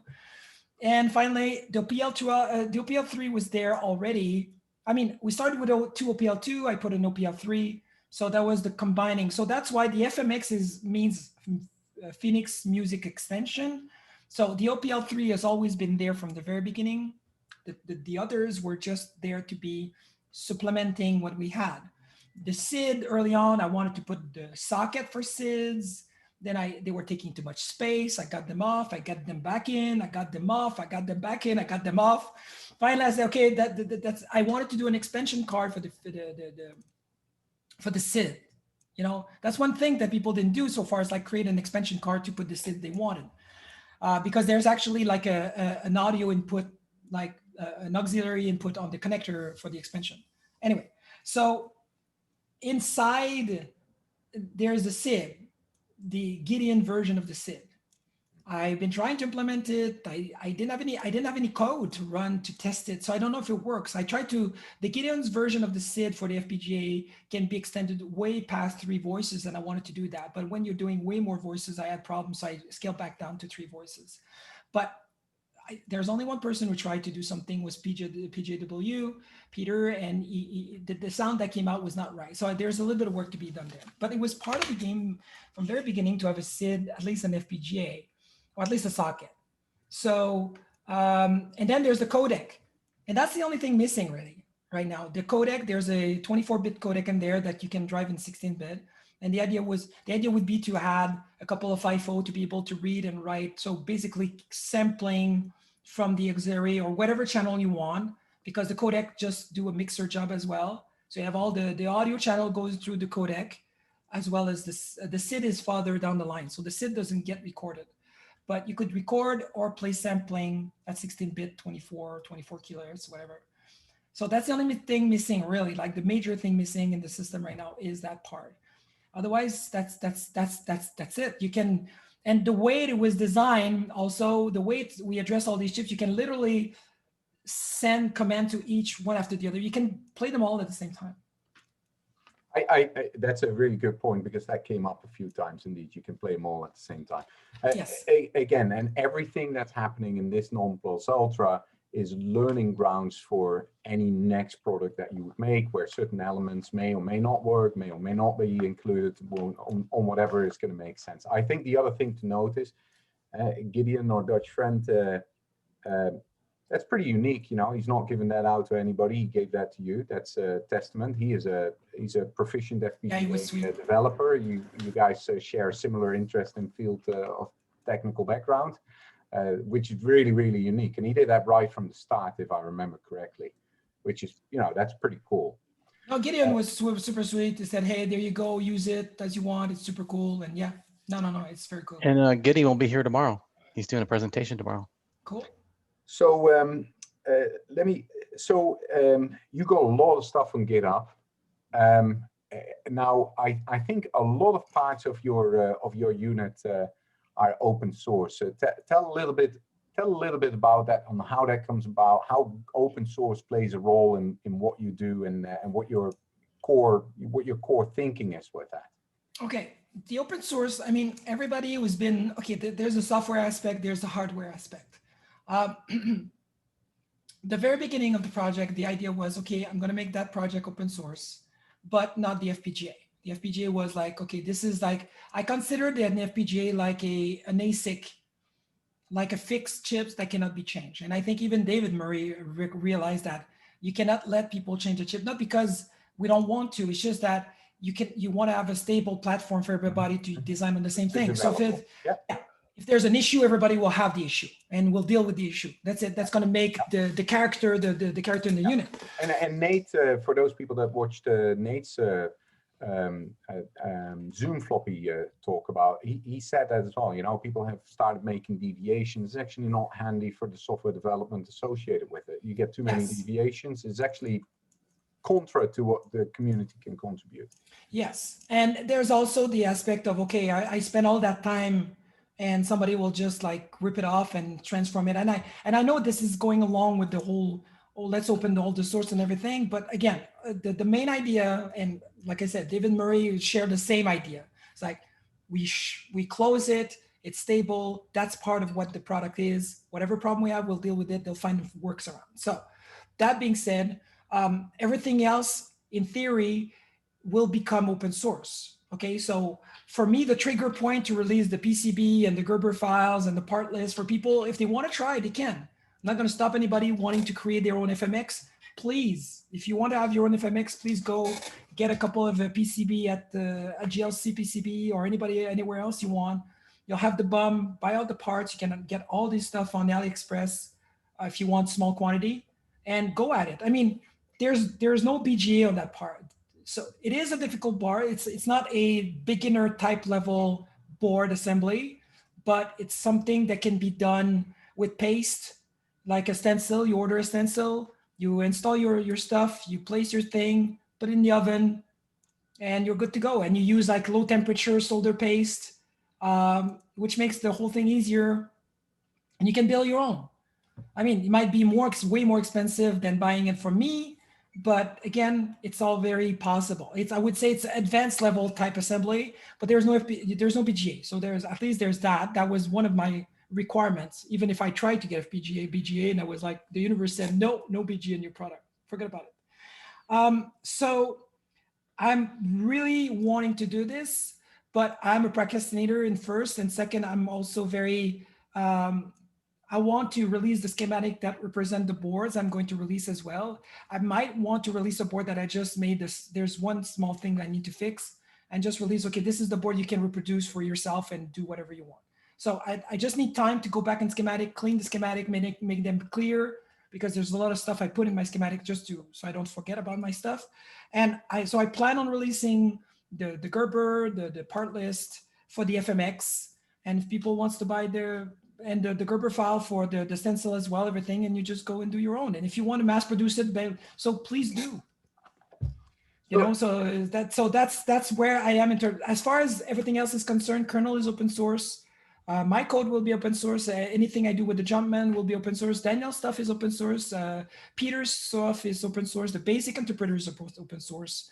Everything else is. It's just me. I already posted. You can find the file for the enclosure on the website. It's already there. Which So you, I'm by the way, also completely designed by your own. yeah. Which is pretty impressive as well. Okay, Multi-task. stop. I'm going to blush. So Yeah, this is where the open source thing is. So Daniel, give a question for Daniel. Daniel, you've been involved in this program. You have a very busy daytime job. This is kind of like your escape from boring. Oh yeah, corporate, definitely boring was. corporate life. Yeah, well, I don't want to say too much because some of those guys might be listening now. Got it. It's a great company to work for, but it's different than doing something for yourself at a smaller scale. That's right, and it's something to brag about. I mean, it's I don't know, like the difference between programming for Linux or Windows, we're doing microservice architecture and service-oriented stuff. It's great, but you're doing everything in Java. Like you're at like 4 levels of abstraction when you're coding, right? So coding again, and I mean that's what I missed from. I mean, in my heyday, I shouldn't say heyday. In my youth, I had a Coco TRS-80, right? So I didn't have a Commodore 64. I wasn't rich enough. So and my dad didn't believe in it, unlike Stephanie's. We'll forgive your dad. So, but I really liked coding for the 6809 in assembly. And when Stephanie talked about this, well, it's like, well, it's a new chip, whatever. I did so many. I did engineering in school, so I did the 8088, the Z80, 8086 in assembly. So like assembly was not a scary thing. It's just you need a little bit of a learning curve. The machine that even the Rev B board was super stable. I mean, when you talk about electronics, and like this is a professional. I mean, I hate to throw more flowers to Stephanie, but the thing is, like usually you'd get something like this. I mean, I also built parking meters like 20 years ago, and they were all boards, and they never worked. Every time you got a board, you had to make so many changes. Like you had to wire wrap stuff, and like it was a mess. Like this machine here, like the Rev B, I didn't change anything on it. The Rev C, we had the floppy to do a little. You have to pull a wire in the cable, and MIDI was one pin that you had to unsolder. But like otherwise, I mean, it's been so much fun, right? So you have a project. Like I mean, I've had like you're looking at all the guys, or I shouldn't say guys, people online writing 8-bit like games for their Windows machine using Godot and Unity and stuff. Like it's all C# and it's all abstracted away. Like, what you want to write an 8-bit game, this is the machine you should do it for. Like it does like the graphics, it does the tiling. You can also like move your tiles, it does sprites, it's fast. If you want to do an 8-bit game, you should try this. Yeah, work hard for proper bragging rights. Yeah. I treat him well. He's in my cult. He's my cult leader. So I'm gonna start wrapping up. I do wanna know, and I want to get some what's next. What's next? You've spoken about Phoenix U. Obviously, that's going to take a little while to kind of think what that could be looking like. But I hear there's a lot of energy for you to pick this up and to see if you can continue this interesting journey that you're on. That's what I'm hearing. Are we all hearing that correctly? That's what I'm hearing. No, that's dude. I talked to Jim this week about this as well. I was piquing his brain, and this is, like I said, I mean, life happens, things happens, maybe a new job will show up. I'm not actively looking for it. Going back into more like an independent mode seems to be the trend right now. But I want to commit to do more, like I said, more audience. I really want to help people grow with the product. Okay, this is the project, right? So the U would come, I'm about to finish mid-September, probably take a couple of weeks off. I'll come back, get back on the whole thing. And like I said, working from time, it gives you an edge because you can go so much quicker. So October has always been a very good month for the project, I guess, October, November. So I would see a U coming up really early before the end of the year. at least in first batch of prototypes or first batch for early adopters. But before that, I'm thinking about starting some streaming before, because I still need to do the collision system. So as of today, if nothing major happens, like I need to move, I need to do this, I need to I cannot pay my bills. I obviously need to find a way to pay my bills, but I don't want to do this for money. I want to do this still for the same reason I've been doing for the beginning, to give people stuff to have fun with, to come back to, like you were saying to Danielle, you come back, it's like this exit thing, that creative outlet to give. So not just showing them and so, oh, look, we can do all these things, but give them all the tools they need to get their stuff going, because it's usually beginning that's the hardest, right? You get the stuff, getting the first sprite to move, getting the first style to move. Oh, okay, I get it. So I can do this, I can do that. So then it just opens up. Then they don't need you anymore. So they're off.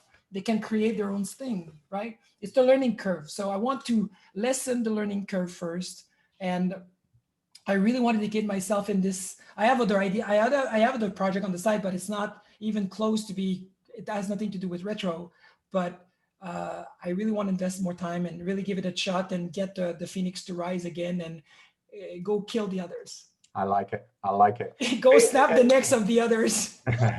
Well, Stephanie, I think you'll do really well with the setup that you're going forward with. There's a lot for a lot of people to learn from you if they can be part of that journey with you, and you continue to give to the community, which you're always dying to do.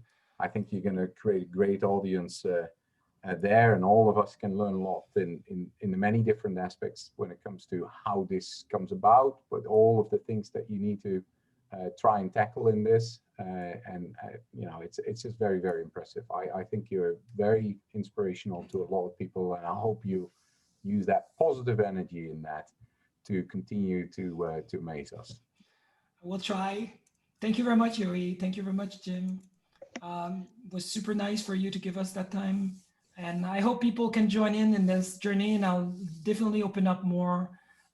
Give more chance, but that's the thing. That's one of the things I didn't do that I wanted to do early on, to be more present and bring people in the journey. But again, my process got me to say, well, if I bring everybody in the journey, I'm not going to complete the damn journey, right? Martin Marble's machine is not finished yet. It's been 3 years, 4 years, whatever. So that's the best example I give it. This is the same thing. So there was a sacrifice to be made. The sacrifice is almost finished. Then we can start build upon what we have. And then I'm not shooting myself in the foot. Daniel, congratulations on not one but two killer apps.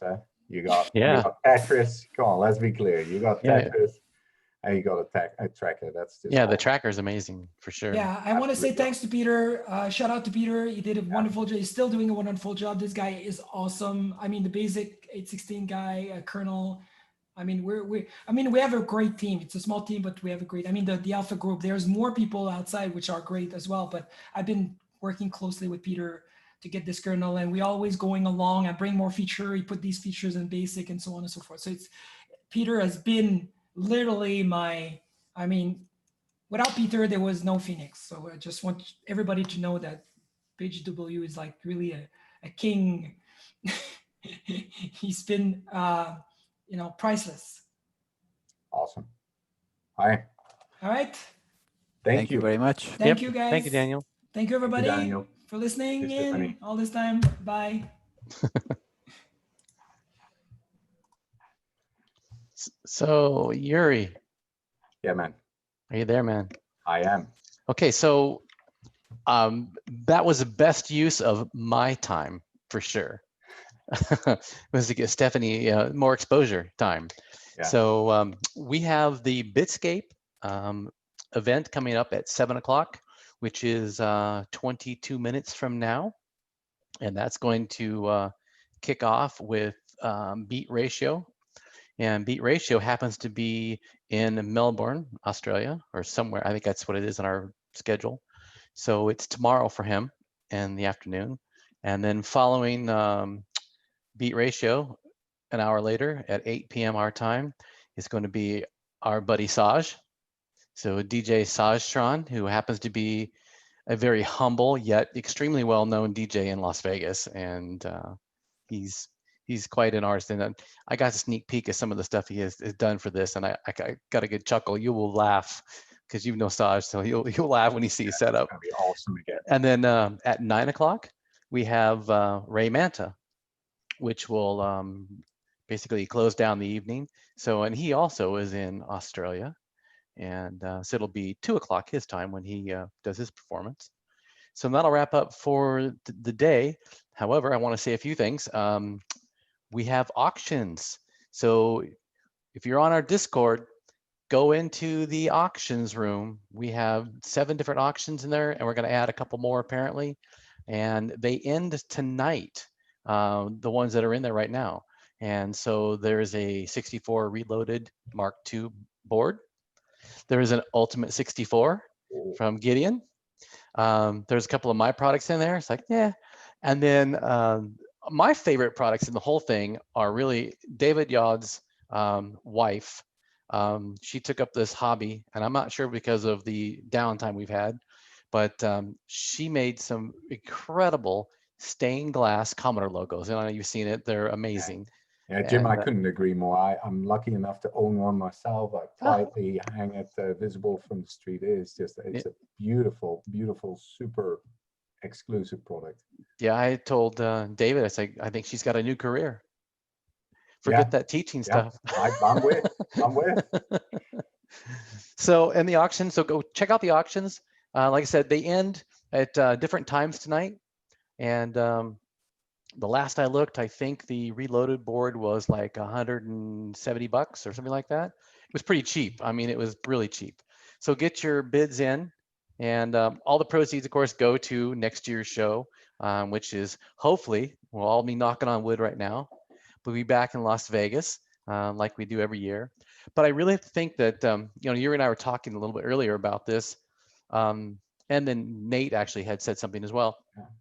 This is probably the only silver lining in the whole lockdown thing, is that it forced us to do this. It gives us another avenue to reach people. And so I think for the 2021 CRX, we probably should have an online presence just like this. Hybrid, Jim. Right. We've got, so there's so many amazing people that have joined, and everybody's been cordial. Everybody has been great in trying to get to know each other. There's so much activity in all of the channels as well. It is absolutely awesome. Yeah, it's so it's turned out, other than some technical issues here and there, it turned out much better than I had expected for a first shot at this. Really, you know, we've been working behind the scenes for a while, but yeah, it worked out pretty good. And I really think that having our live event, obviously you can't replace live because you're meeting with people and doing things, and you know, the 2 o'clock in the morning pajama night and we're out, you know, programming and stuff can't be replaced by an online presence. But I think having an online presence, you know, coordinating with that, and I think maybe we could take it even one step further for next year, where we have remote locations. So we might have like a group of CRXers in Sweden or in Germany or whatever, and we can switch to those people's videos and stuff, and you know, they can run their little event there. We can make it a worldwide event. Great thinking. There's going to be Australians for sure. They've been very well represented. Yeah, that'd be Tony and Chris and all those guys. So, okay, so basically I'm supposed to speak and tell about now, but I think I'm not going to really talk about my stuff. I'm going to put myself into a slot tomorrow. We got a couple of empty slots tomorrow. So are you going to switch to Slay Radio for a little bit? Yeah, I think I'm going to switch to Slay, and we're going to come back in about 15 minutes, and that's when we're going to start with the Bit-Scape event for the evening with beat ratio. And so I guess we'll just switch over to Slay Radio. I'll wait. All right. Fantastic.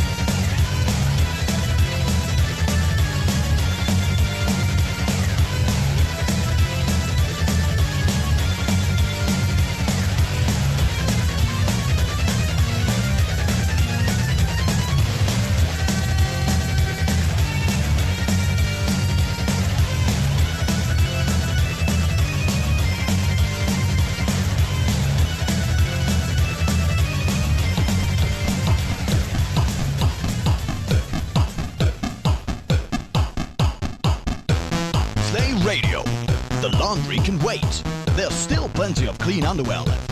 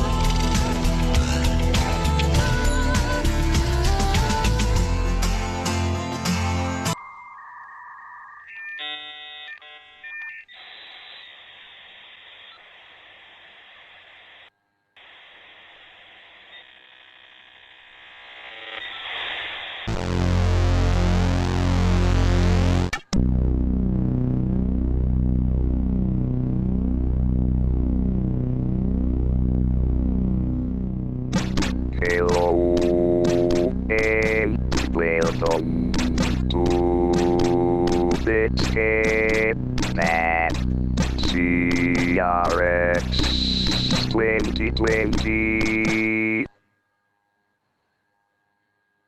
All right. Oh, you're muted again. Double muted. Double muted, and it happens every time. So you can tell you're the DJ, not me, for sure. Okay, let's see. Well, these are for the newcomers we that are logging in now. My name is Sajtron, and welcome back to the Bit-Scape Music Showcase Part 2.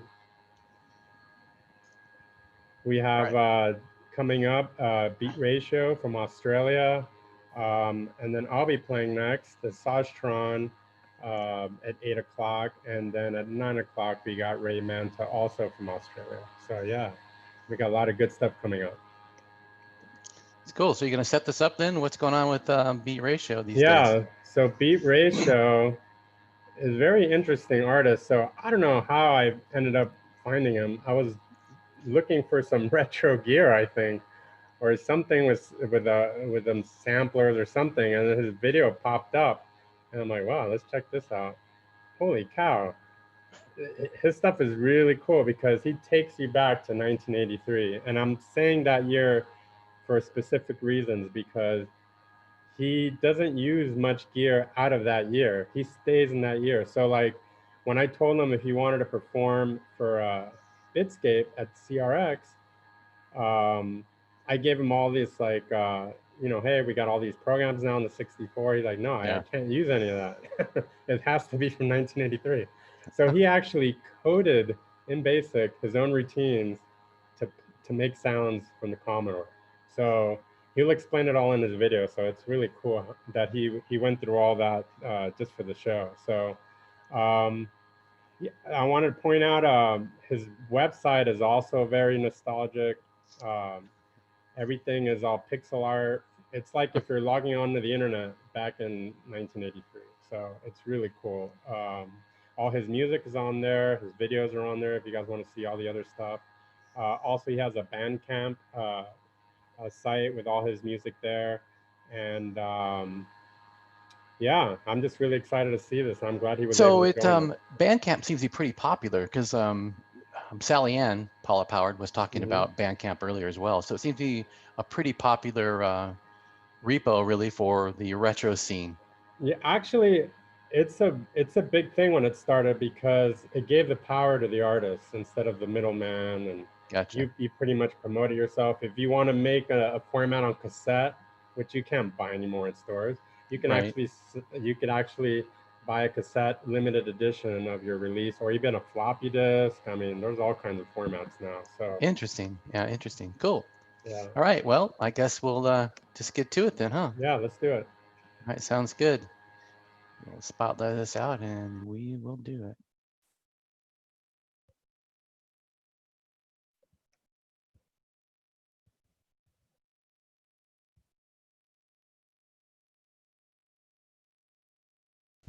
Good evening, ladies and gentlemen, and thanks for joining me at Electric Devolution Studios. It's a pleasure to be part of CRX this year, so thanks so much for having me along for the ride. I've prepared a very special live set for you tonight, featuring some of these machines and the Commodore. I tried to create something where all the machines will be playing live. So I've created some stripped down versions of the original songs so that everything you hear is played by something that you're seeing here on the screen. Now the Commodore in this case will play several roles. Will be a sound effect machine, it will be a keyboard, and a mix of both in some songs. And I've prepared a few programs in BASIC which will help me in this task. So let's go ahead and load the first program.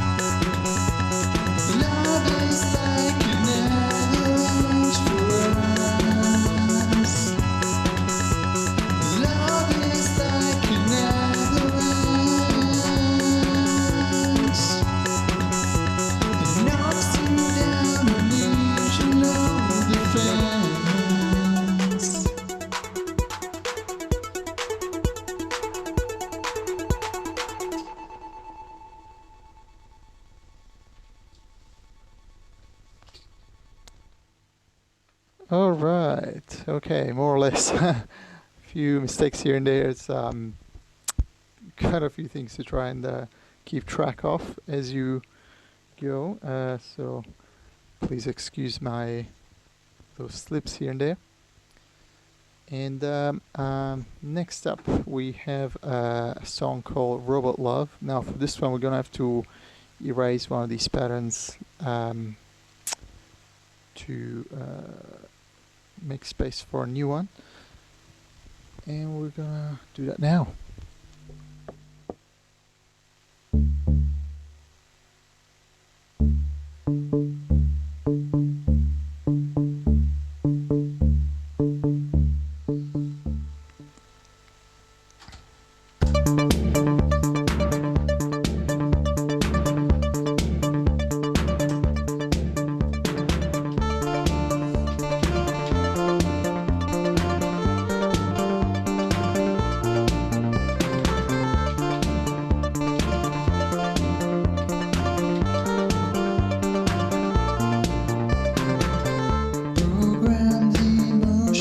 By code in my memory.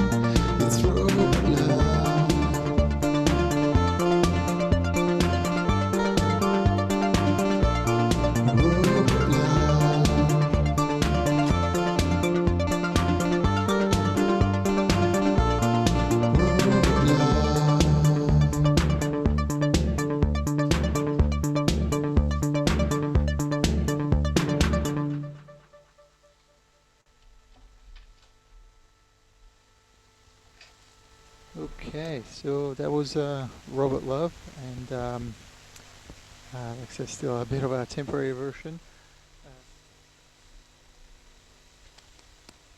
Okay, so this is gonna be the okay that sound. That's SID chip being reset, and I think we are ready to rock and roll. I'll just quickly check that we have sound. Sounds like we do. Good. So this last song is called Electric Devolution.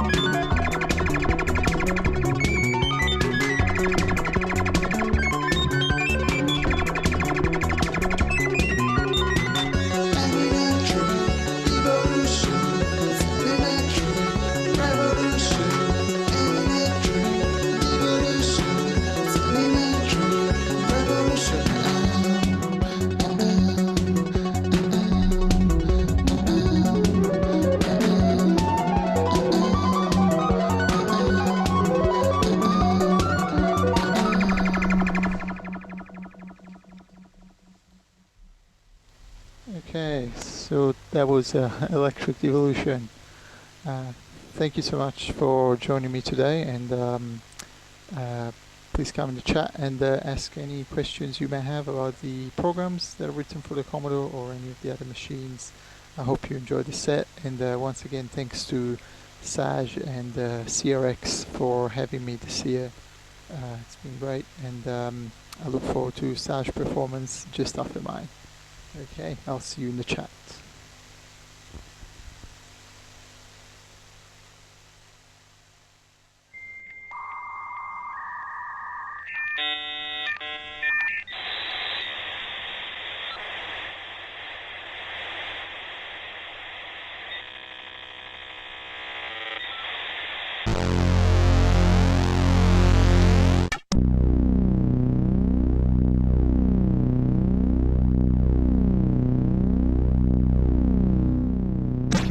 Hello and welcome to Bit-Scape at CRX 2020. Okay. Wow. That Yeah. was, man, he nailed it. Yeah, I mean, yeah, that was that's what smile. I mean. When I first discovered, I'm like, holy cow, this guy nailed it. He knows what's going on. I mean, it's hard to be that detailed, and I mean, he did it right. I mean, I watched that, and I feel like I'm back in 1983. I mean, Yeah, it's I mean, even when he was like messing with the machines, you heard the tape hiss from the VHS player. I'm like, oh my god, this is just unreal. right, and the pop of the SID resetting and all that stuff. Yeah. Yeah, it was great. And then, you know what? I mean, 1983. You think back there, wow, MIDI is not even out yet. It was just coming in. So he did it exactly like it was back in '83. No MIDI. It was all live sequence. I mean, that's pretty cool stuff right there. I mean, you don't see Yeah, that and much today. you notice he said that he made a mistake in the first song. I'm like, where? It was perfect as far as I'm concerned. You know. Yeah, But you know how what- artists are. They're they're picky about their work, and They are picky. I always say if you made a mistake, they may not even know it. So don't, I didn't know it. It was pretty amazing, It actually. sounded fine to me. I don't even know where the mistake was. But I it don't either. sounded I good. was like, wow. I was in trance. So like I posted to the people that are attending, like I literally was transported back into the 80s, and I wanted to know if Yeah. anybody needed anything while I was here. Man, I got a long list. Yeah, certain kind of tennis shoe. What else do we have back in the 80s that we don't have anymore? Lots of stuff, actually. Yeah, lots of stuff. So yeah. I'm glad he did that. I mean, the way he made the 64 do all the sound effects. I mean, that's cool, man. Really cool stuff. And and so people that don't play an instrument at all, this guy's playing like you would play a piano, a Commodore 64. Yeah.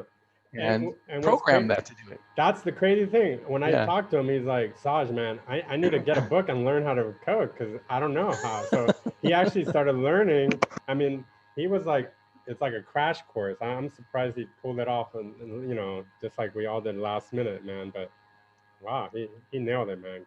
Good. Yeah, that's a pretty awesome set. I was smiling ear to ear when he first started. It's like, it'd be kind of cool to hear this, and like, wow, this really is the vibe for sure. It is a vibe, and you Yeah. got to go to his website, check out his other videos.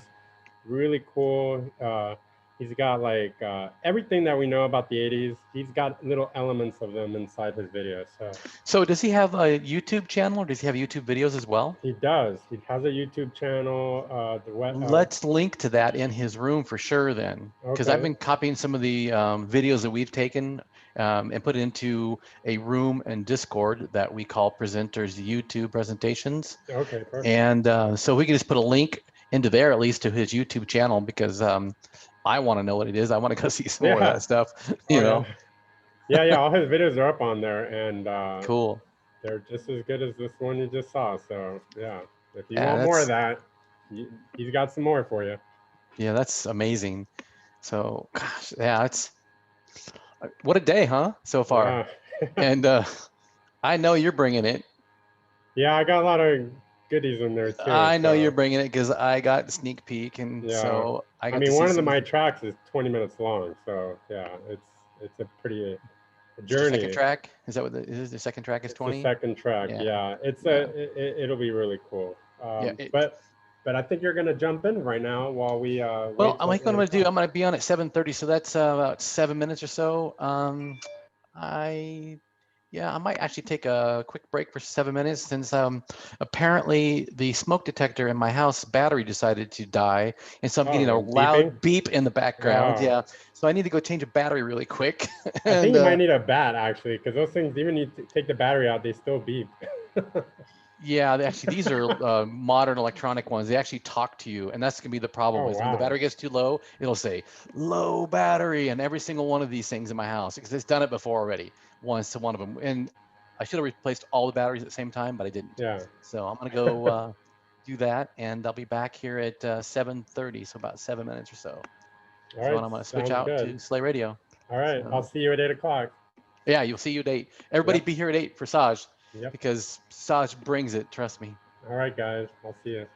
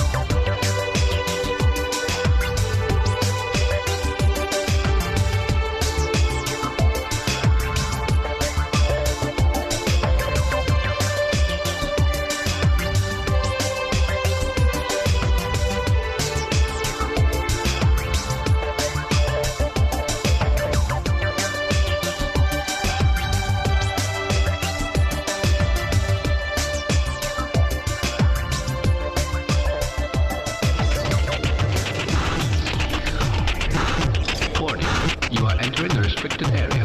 Return to your designated zone or be destroyed. Commences.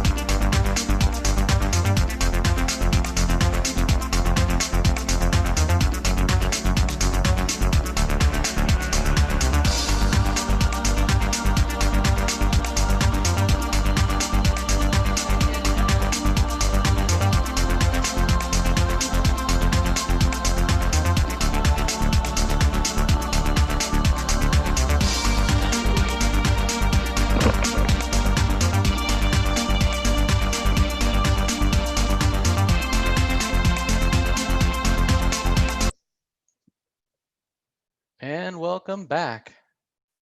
So Saj, we should probably make you an attendee now, right? All right, welcome back to CRX 2020. I'm Jim Drew. I'm the event organizer.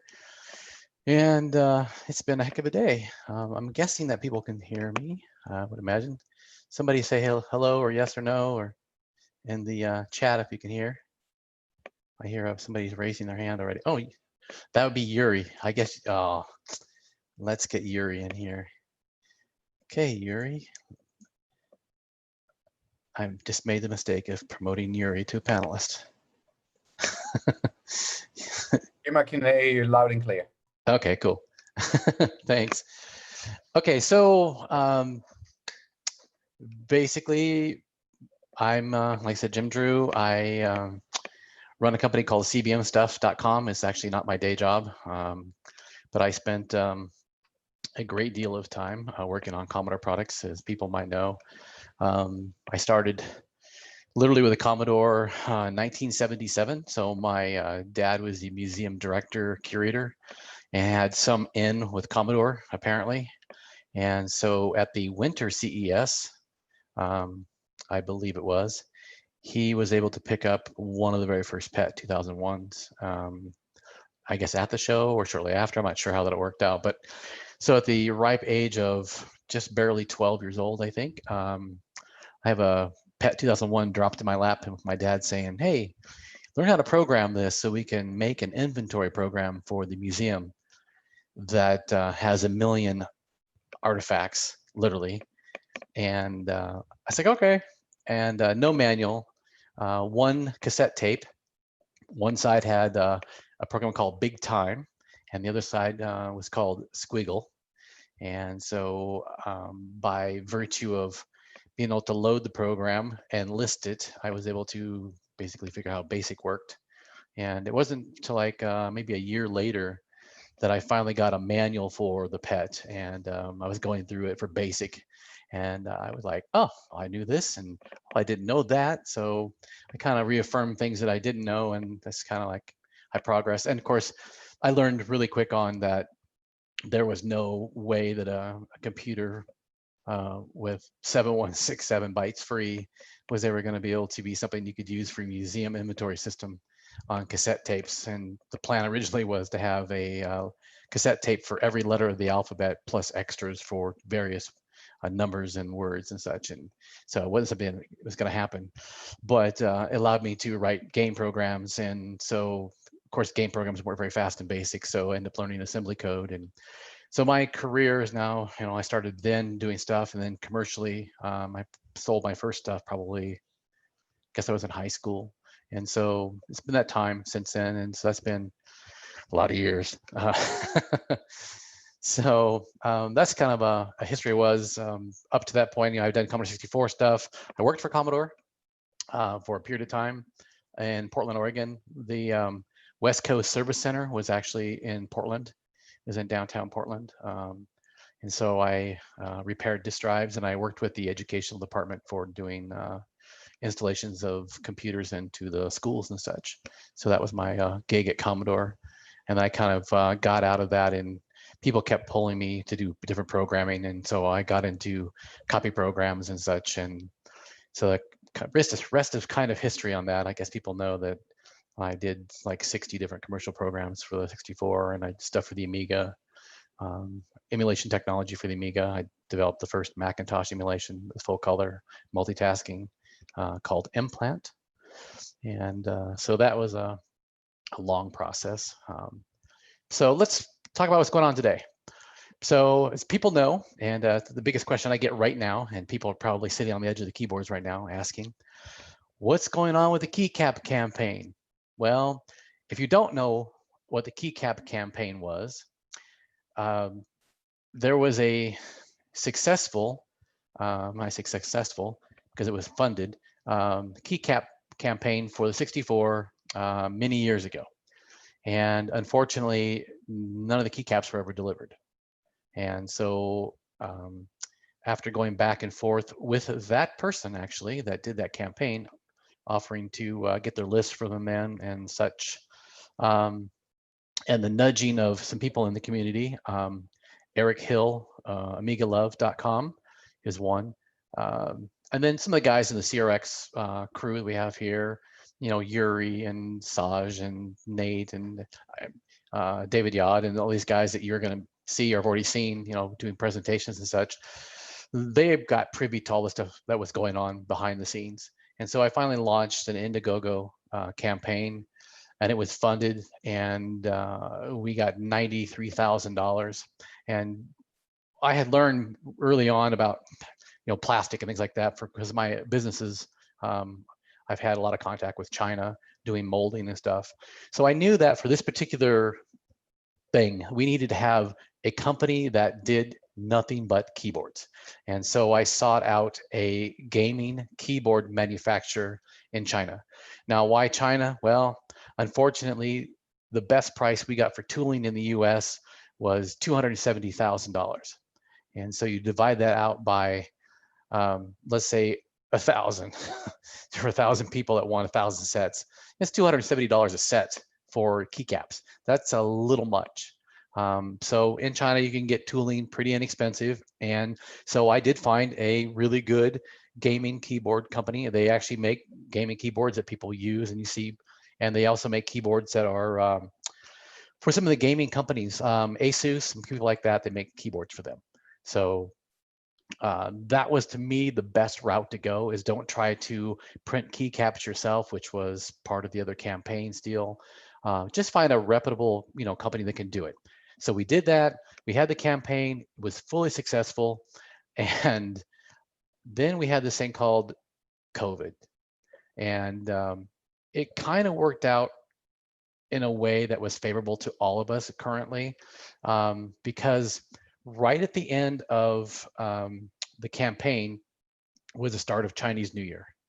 And this was mid-January. And we all knew that. We had talked about that, the manufacturer and myself had talked about it and said, okay, what I didn't know is how many sets we were going to need. And we didn't know, there was a big scramble at the last, probably 5 days of making different and new perks, you know, stretch goals for the campaign. And so they were it was crazy. I mean, you guys were phenomenal in coming to the rescue of making keycaps for sure. So I didn't know how many sets we were going to need. So when we reached our $40,000 goal, my intent really was to go and get it started right then and not tell anybody. But it was such a rapid pace. I thought, I better figure out how many we really need, because if I go too short, it's going to be a long delay and people are going to be mad about that as far as getting, you know, future keycaps and stuff. And then if I go too long, then it's going to be, you know, a lot of money that we spent that we didn't need to. And there was really very little profit in this whole deal anyway. I mean, like I had 5% banked in just in case we had a problem. And so when the January rolls around and the campaign ends, I send communication to the company in China and I get a response saying, okay, what we want to do is wait until Chinese New Year's over before you actually wire money, and that way we can start fresh with a brand new clean slate, because our year starts literally after Chinese New Year. I said, cool, we'll do that. And so that rolls around and COVID hits in China. And as a result, first there was no communication at all. And I thought, well, that's not good. And then I got communication, and the communication, because the company I'm dealing with is not very westernized, and they probably are watching the video, I'm in trouble now.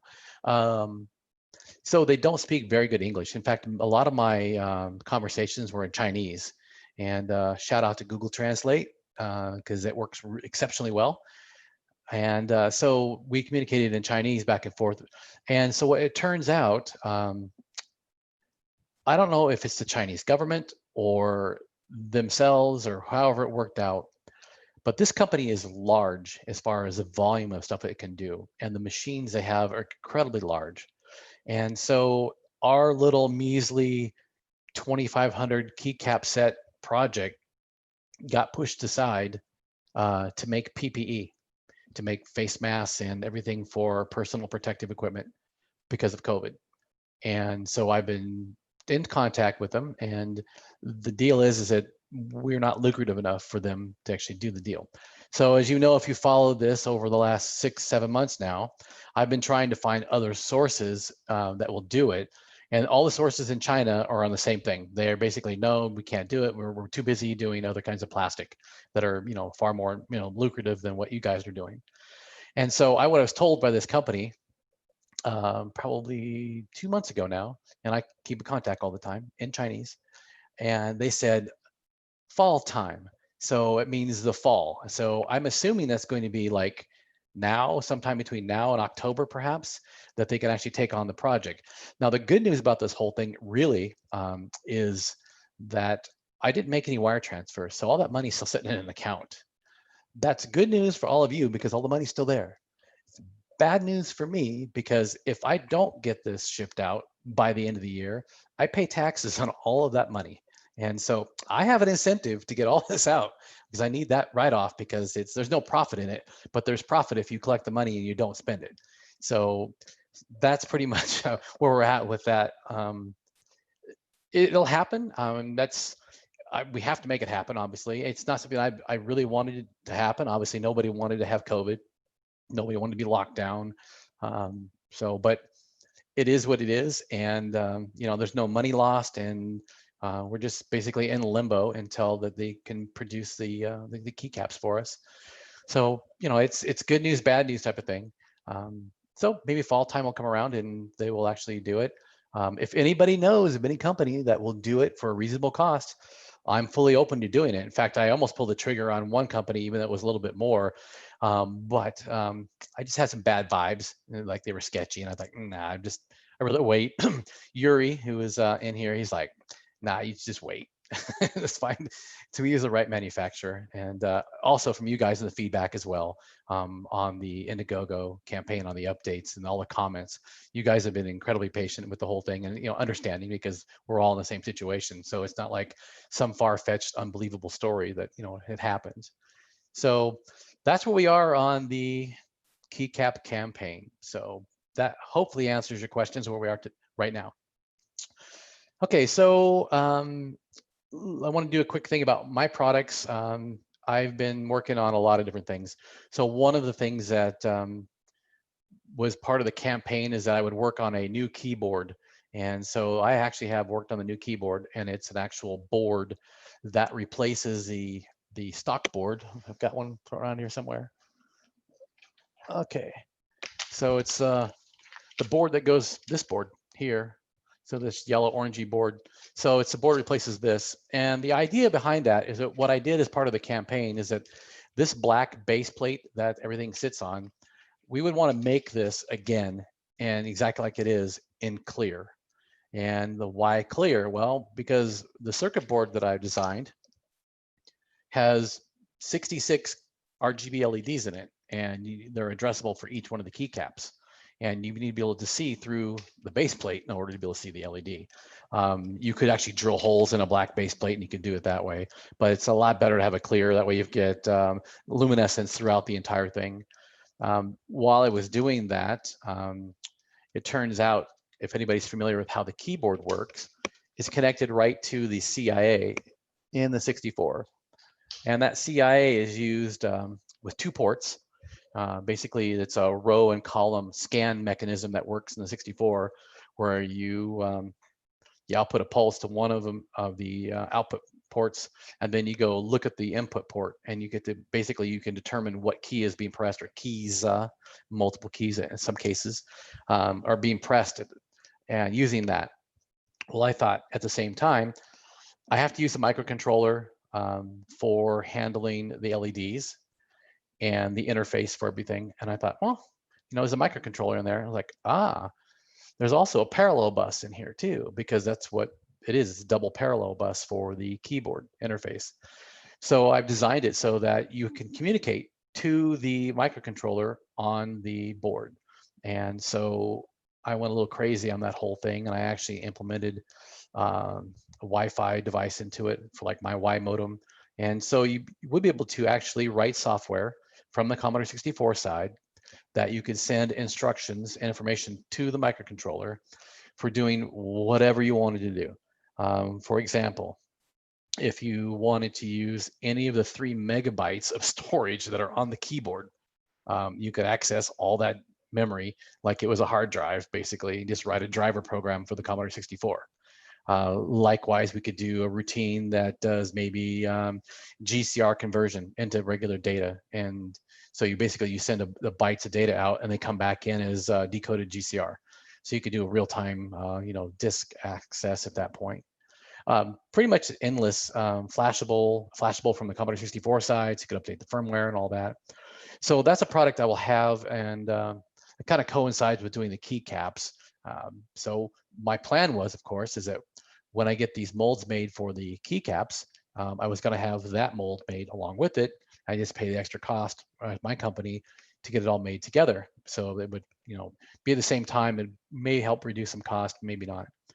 So, so there's other things you can do with the keyboard, but I think I'm gonna leave that as a secret. There's some nifty little things that I've worked out, and be able to, hang out and see that in the future. If you know my other products, I've done SX64 resets. I did the Y modem, which is the Wi-Fi modem for Commodore. If you know Particles BBS, they run on a Y modem. There's actually quite a few BBSs out there that run on the Y modem or the Y modem 232, which is the RS232 version. I make SuperCard Pro, and so every day that I'm supposed to do a presentation, I've basically moved myself to give other people more time or to slip somebody else in. I'm supposed to do a presentation, 2 of them, and so this is my quick one for right now. And then I will do a presentation at the last of the show tomorrow at 3 p.m. It'll be on the SuperCard Pro, and it'll be on Flux, how Flux works, how to identify a track gap, a proper track gap location for a right splice. Basically the fundamentals of what I've done and what I've known for the last, 30 some years, whatever it was, long time. So I'll be doing that at 3 p.m. tomorrow. And the other question I get a lot from people is that, so I'm not really the king of procrastination. I just have a lot of projects going on. And so like, I don't do this as my day job. I'm actually a CEO of a company that develops flight and guidance control systems for UAVs and OTU vehicles and things like this. And so I spend a lot of time in that. So I come up with an idea typically, and I go, oh, I really want to do that. So I start it and I get to the point where it actually works. And then I'm like, oh, I want to do this too. And then so I literally probably have a dozen products that over this COVID period that I've actually went back and worked on, and I finished quite a few of them now. So there'll be quite a few coming out in production. One of them everyone asks about is the U drive, which is micro drive. So, I mean, it's been done literally for a long time, and there's a couple of quirks with it that drive me nuts, and they've got to get fixed before I'm willing to release it. And that is, so I code everything in assembly.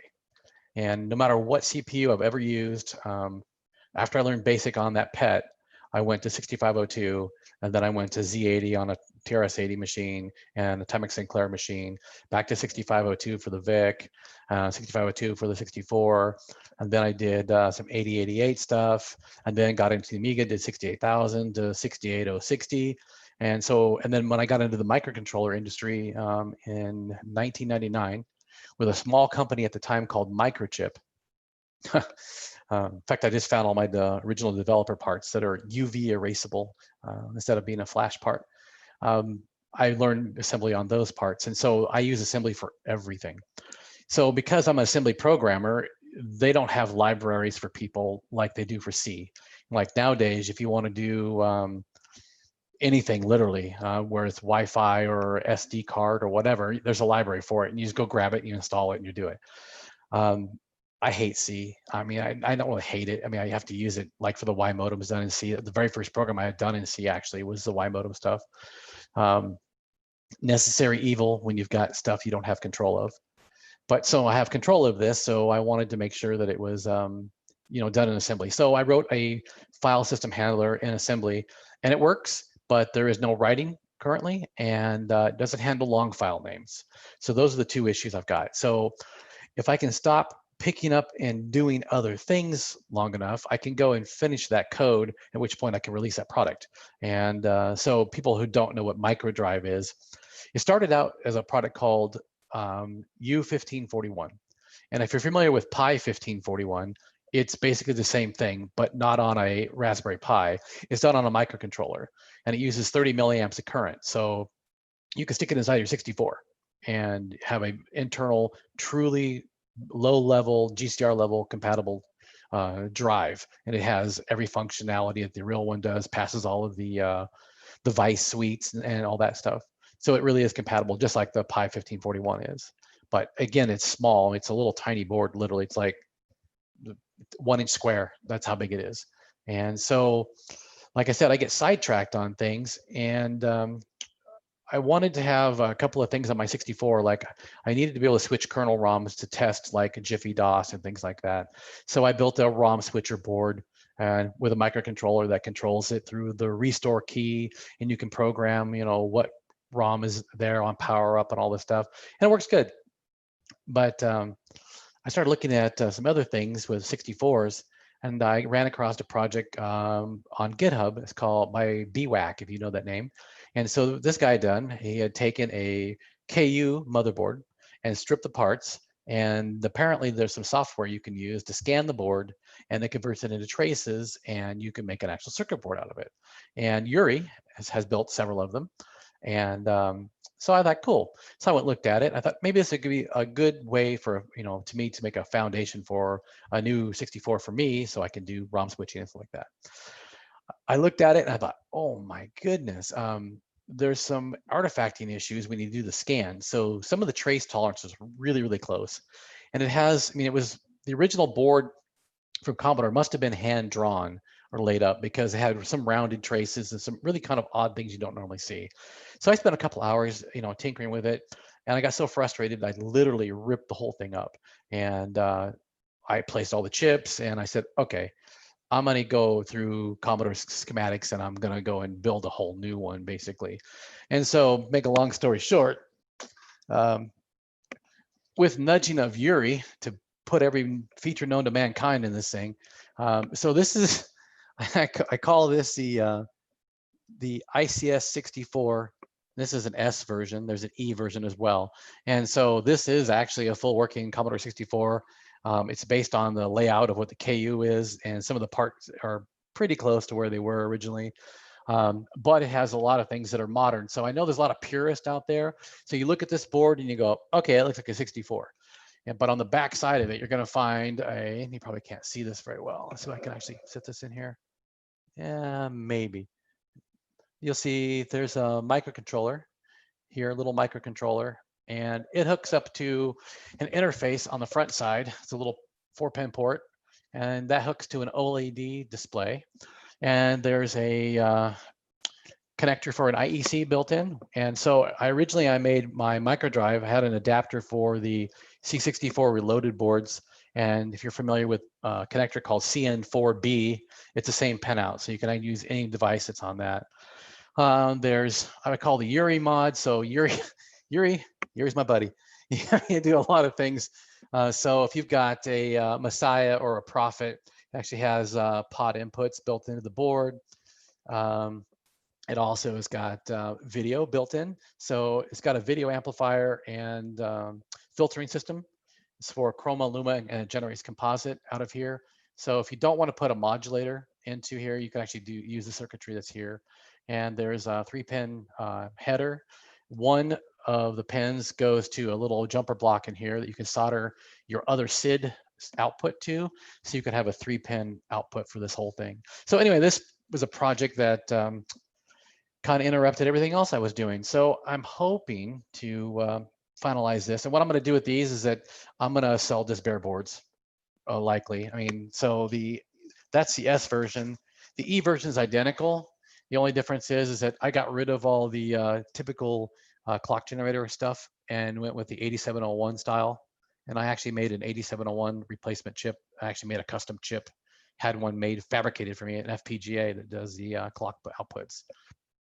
So I'll have these at some point in the near future, because I actually have working boards now and I can just get the boards made. So So that's basically what's going on with me right now. Tomorrow at 3 p.m. I'll do the whole thing on SuperCard and the Flux. And we're about how much money. People are asking, how much is the board? You know, I got to figure out the cost of the board. Now I have to tell you, these boards, in fact, I don't know if you can see this or not, but yeah, I've got, there it is on this side. So that's my special thanks. If it will focus, probably not, but it says special thanks over here. There we go. To my buddy Yuri and to Tony Clark. These boards are gold. So this is Goldie Nig. So these boards were pretty expensive to make, but I thought, you know, it's black and gold. It's pretty cool. So I'm going to have a bunch of different types, and I don't know what they're going to cost. They're probably going to be $20, $30. I don't know. Depends on, you know, what the production cost is and stuff. So that's just how much they're going to be. So I've got about 4 minutes before the next presenter, which happens to be our buddy Saj. So is Saj in here? Let's see. So I have 3 monitors that I use on my desktop, and I need 3 more. So I'm actually going to get 3 more monitors because I am so stretched for window space as it is right now. Okay, let's see if we can find where Saj went to. There's that, and there's that, and there you are. Okay, Saj. Saj is in here. Promote him to panelist. You might want to say hi, Yuri, since you're the mess of all this stuff. Well, I blame Yuri for everything because he's my buddy. Here goes my chance to kind of clean up my desk for tonight. I was going to do live stuff. Hey, I think you described yourself really well. I didn't want to interrupt that. I think your disease is that you like so many things, and yeah, you get distracted. I think you did a really good job with keycaps thing. That was something that really, you know, and that's why everybody in the community understands there's nothing you can do there right now. We'll all that opens up.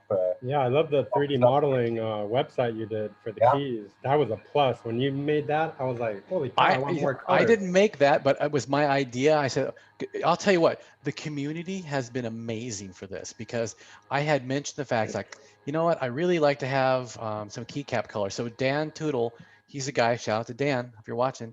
He's the guy that did all the 3D rendering stuff, and he did everything in Blender. And then he also did the case too, the 64 case. So then there was a guy that chimed in, and when I said, you know, I'd like to have a website where we can actually change the keycap colors so they can see exactly what looks good and what doesn't. And so a guy stepped up and goes, hey, I'll do it for you. Here's your code. I was like, and he literally had that done like maybe 2 tries, and it was done. It was like a 15-minute job really for him probably. But I was like, I was grateful. So, I mean, that was a plus. But yeah, everybody in the community has been really behind this, and I'm really appreciative of that. And so I'm just, trust me, I'm not trying to hide. You can find me. Yeah, he's right there, man. He's right there. And I think that's a good thing. The other thing to be excited about is we make a lot of exciting products. I'm super stoked about you spending some time tomorrow on one of my favorite products that you've put in the market, which is the Flux copier. You've brought that far before anybody really was big into that. You've been a great supporter to several other people that made some open source items there as well. I think you always have been generous with your knowledge there. And you know, it's a piece of software that's not always the easiest to use for someone that's going to start with it. So to get the creator himself to operate it is going to be cool. I'm really looking forward to that one.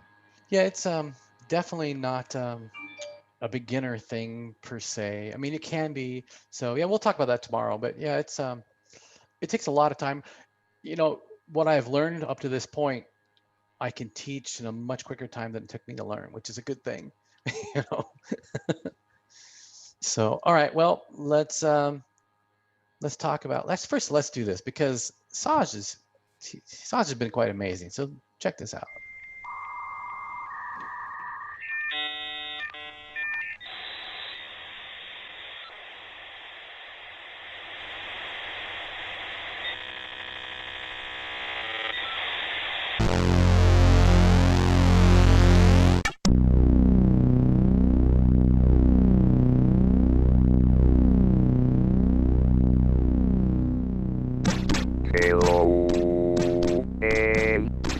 Welcome to Bit-Scape Map CRX 2020.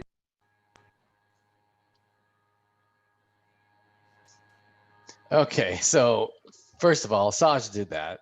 Okay, let me tell you a little story about that video. So that was made with a super rare Commodore 64 hardware called VoiceBox. Can you read that the correct way? Yep. Is that, Yep. Okay. Mm-hmm. And this goes in the user port. And I got this off eBay a couple of years ago. I was on a watch list for many years until it popped up, but it was missing some software. It was basically the software to make him say what you want. With melodies on the syllables and stuff, which is what you just saw in my intro there. Thanks to Ray Manta, he had a copy of the floppy. So that's how I kind of tracked him down and got him involved with the show tonight. It was because of the voice box, so thanks to this, we got Ray Manta on board. But yeah, this was but the software to like program it, oh my god, it's a nightmare. It's really difficult.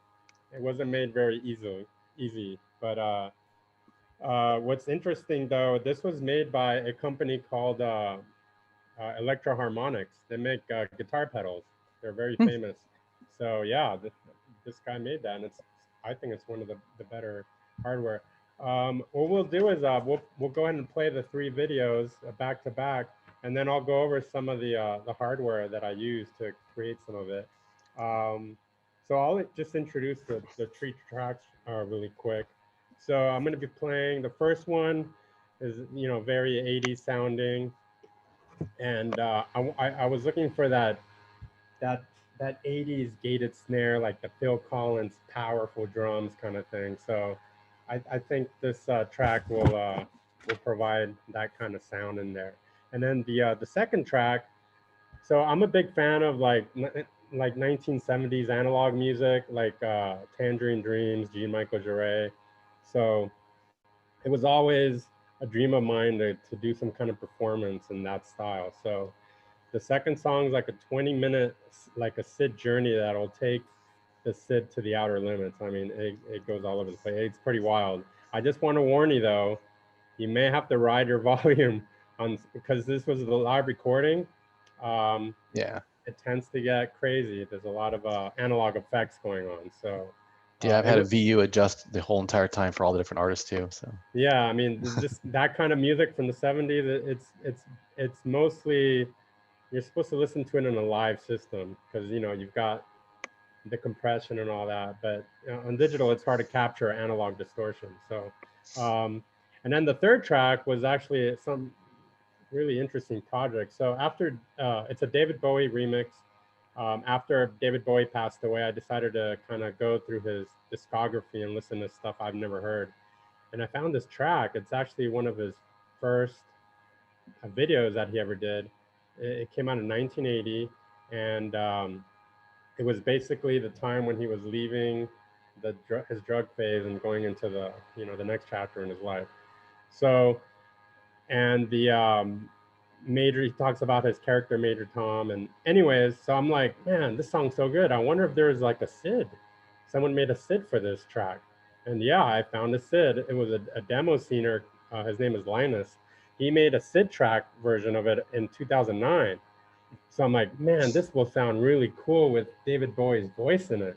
The problem was the track was never made as an a cappella or anything, so I had to do a lot of studio tricks to extract all that and clean it up. And so basically the edit that I'm going to call it an edit, because I basically mashed 2 together, put David Bowie in Linus's SID track, and then I enhanced it. I added a lot of new elements to it, and I did a music video.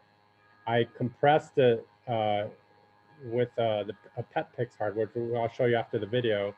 And yeah, it's all Commodore 64 graphics. So that's going to be really cool. So if you want to go ahead, let's take it away. So name these tracks we're going to be hearing then. Okay, so the first one is 8-Bit Power. And then the second one, I don't really have a song for the second one. It's just kind of like a journey. I was wondering what you were going to call it. Okay. Yeah, I don't know yet. And then the Bowie remix, it's a song called Ashes to Ashes. Okay. All right. Well, we'll cue it up and we'll spotlight away. All right.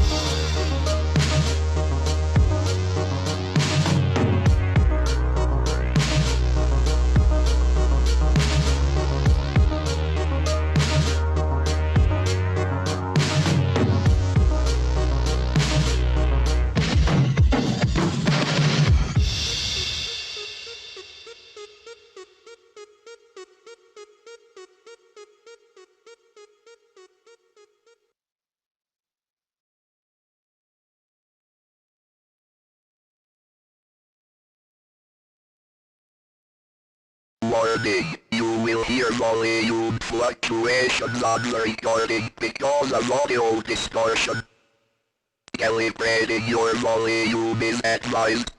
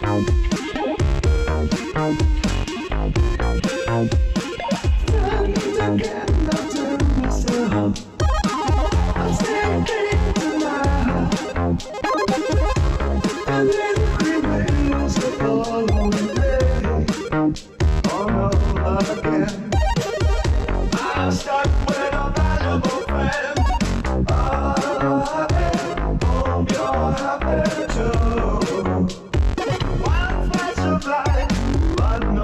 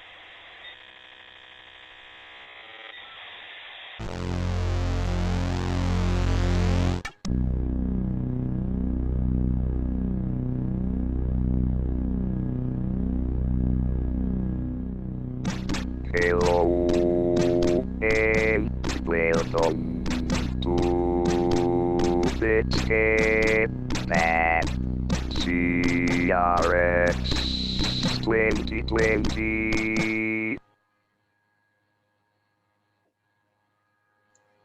All right, Saj. All right.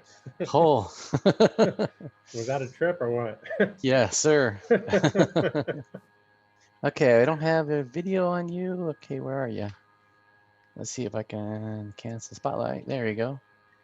Yeah, that's yeah, the whole thing. I mean, I've known you for a long time, so you constantly surprise for sure. Yeah, I mean, there were so many ideas I wanted to put together over the last couple of years at CRX. I brought some elements I was introducing, a lot of custom instrumentation using the SID. And I just wanted to do a project where I put all those instruments that I showcased over the years together on a project. And that live track was not planned. I just did it live there. Whatever came to mind, I just put the instruments out there and just let it go. So I have to ask, what'd your neighbors think? Because you didn't have a headset on, obviously. So it'd be pretty loud, huh? Well, that's the reason I was getting distortion, a lot of distortion. I had it kind of low in my apartment. I mean, it was at a moderate level, but so when it overdriven in a lot of areas. But you know what I noticed? Zoom kind of limits it too, so it kind of worked out. Yeah, and I chase the VU meter constantly too. Okay, yeah, it sounded great. I was afraid it was gonna go really high up and down, but yeah, it went all over the place. But yeah, it was good. So the first tune, barring the OBS exit with a small screen, talk about how you came up with that tune. Well, I just basically wanted to. I love the '80s, like Phil Collins drums. I mean, everybody loves that sound. So I kind of wanted just that powerful, you know, like a song with Commodore, but with the powerful drums. And originally I was gonna sample it on the Amiga and all that. I just ran out of time, so I just used actual, you know, full-blown 16-bit samples on that. Plus, I wanted the drums to just cut through the Commodore like super loud. So. Right. So obviously the middle track is, I mean, if you've known Saj, have you ever been to a CRX or Convex event back in the day? When Saj first started showing up, he would bring a few pieces of equipment and they'd bring a few more and he'd bring a few more. And then especially at the plaza, because he works there, he'd tote in another piece of equipment and then pretty soon it's got not as much, I don't think, as you had in that apartment in that clip, but a lot of stuff.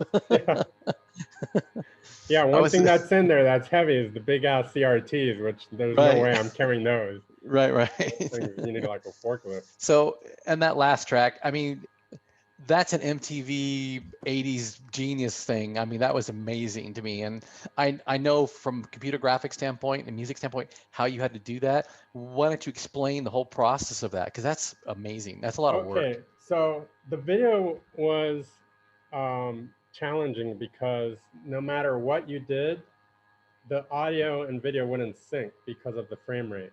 Right, yeah. So I use this device here. It's a custom hardware using a Raspberry Pi, and it's called a PetPix 2.0. Michael Hill did this. He's from the Bay Area, and he presented a couple years ago, but I think I'm the only one in the world with the 2.0, and this is the one that does, I mean, it's really amazing what it can do. You could basically pop in an MP4 video file in here. It could be the video could be as long as the SD card can handle it. So I have a 8 gig SD card in there, so I can play video 24-hour in there, and it'll compress it, do everything live. Nothing's pre-produced, everything's done live.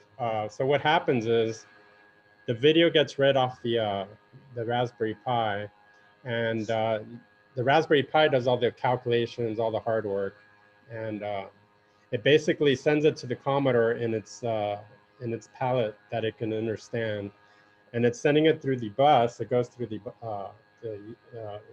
user port in the back, and it sends it as fast as it can. Unfortunately, it can only do 6 frames per second, but it still looks pretty good, I think, and it's got that retro look. And I think the resolution is like 320 by 200. So you don't want to put a 4K video in there because then the frame rate drops. Yeah. You want to put, low res videos in there.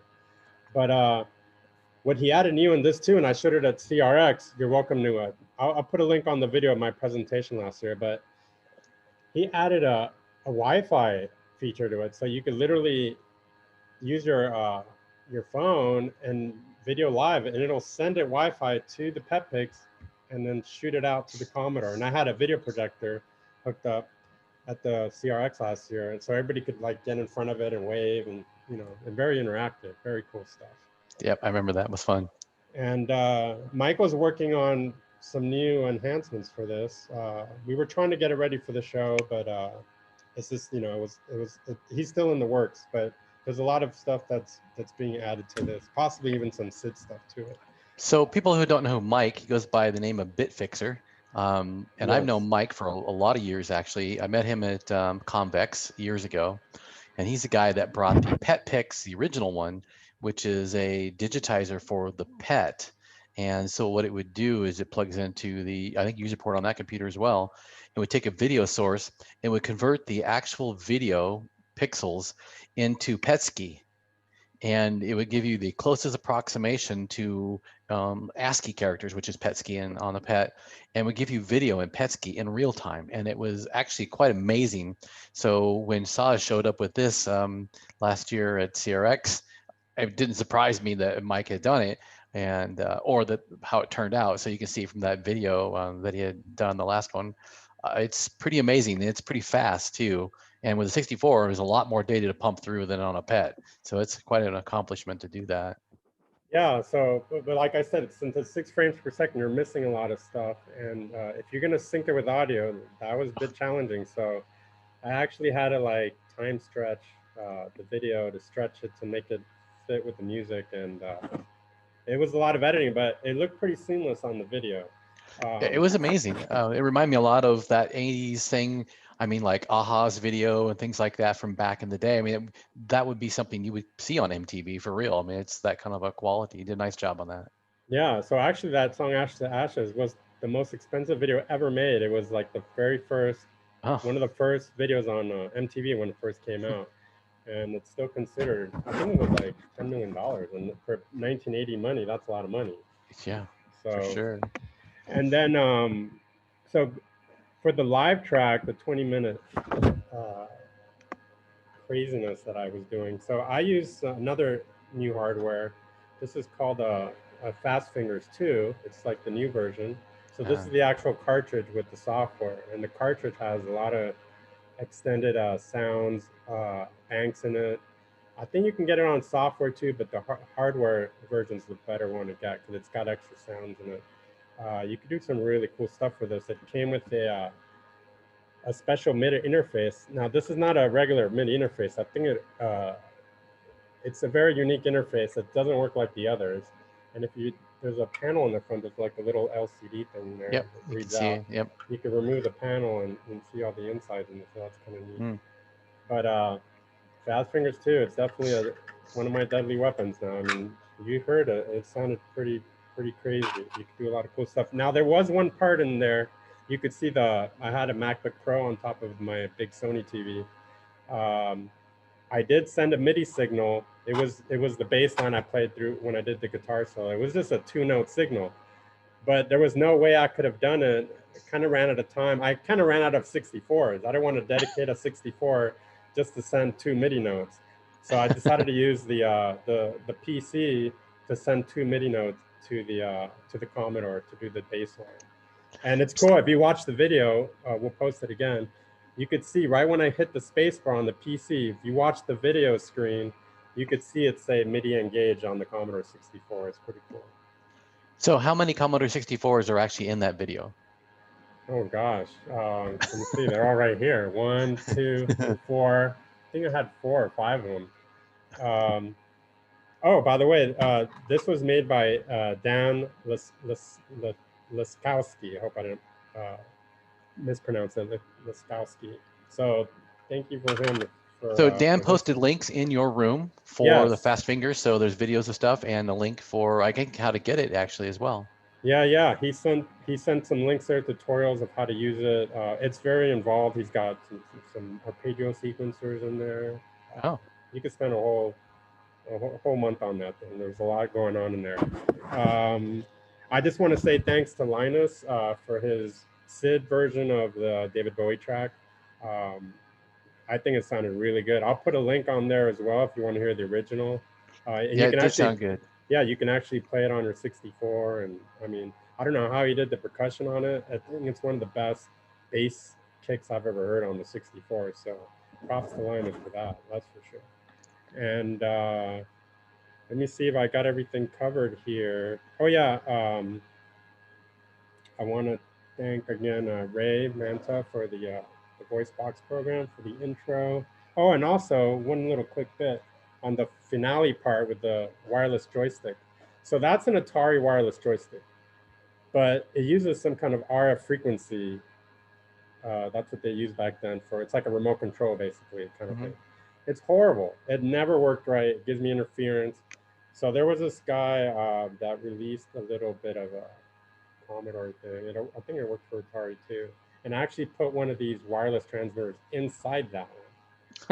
That way you can still keep the antenna look and everything, but it's not using RF. It's using, I think it's Bluetooth or something, but it hooks up in the 64. You can see the Oh, yep. Looks like a little Wi-Fi or Bluetooth module. I think I showed this at CRX, but it was towards the very end, so I never got around to like really showcase that. But yeah, if you want to see more of my projects, I do a lot of, I used to do a lot of DJing events. Then I became a VJ, all those motion graphics behind like big names like Afrojack, Avicii. I used to do all that stuff. All that stuff's on my website. You can see it all at sajtron.com. And yeah, people need to check that out too, because Saj is pretty modest, but if you take a look at some of the stuff that Saj has done, pretty amazing stuff. I mean, he's like, no joke, big league, DJ, and he's got cameos in, movies and TV series and all kinds of stuff. All that stuff's posted on his website. You need to check that out. Yeah, I lived in Hollywood for about 10 years. So, I mean, just being there, you get exposed to all kinds of cool stuff. So, yeah, I got a couple of cameos in there. Nip Tuck. There's a whole bunch of videos in there if you guys want to check it out. Pretty cool stuff. So one thing that you need to mention, if anybody who's paying attention to the video, you got a koala pad in there. You want to talk about the koala pad? Okay, the koala pad is pretty cool. In fact, I call that thing a beast because it's hard to tame that thing. It's pretty wild. In fact, I had to cut certain frequencies on it because it would have shattered glass. I mean, those frequencies that thing puts out, the SID, I don't know how it was capable of doing it, but there's so many parameters in there. So basically, it's a koala pad.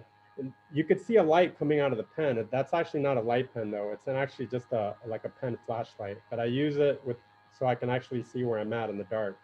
But you can use your finger or anything like that. And that is called the koalaman.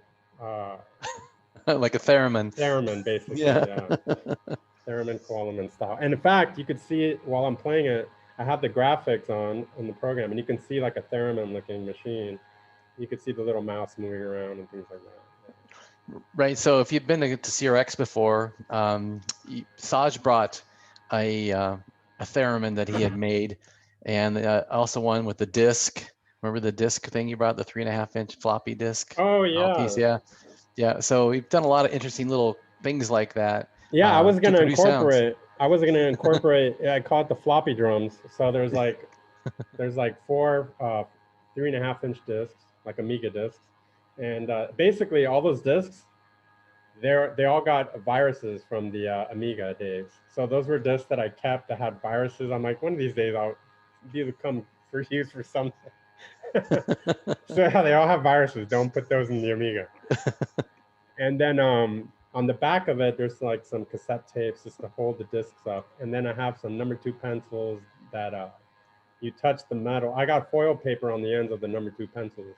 And then, yeah, you basically just touch. Do I have it? Well, you know what? I have it here. Hold on a second. All right. Let's check this out.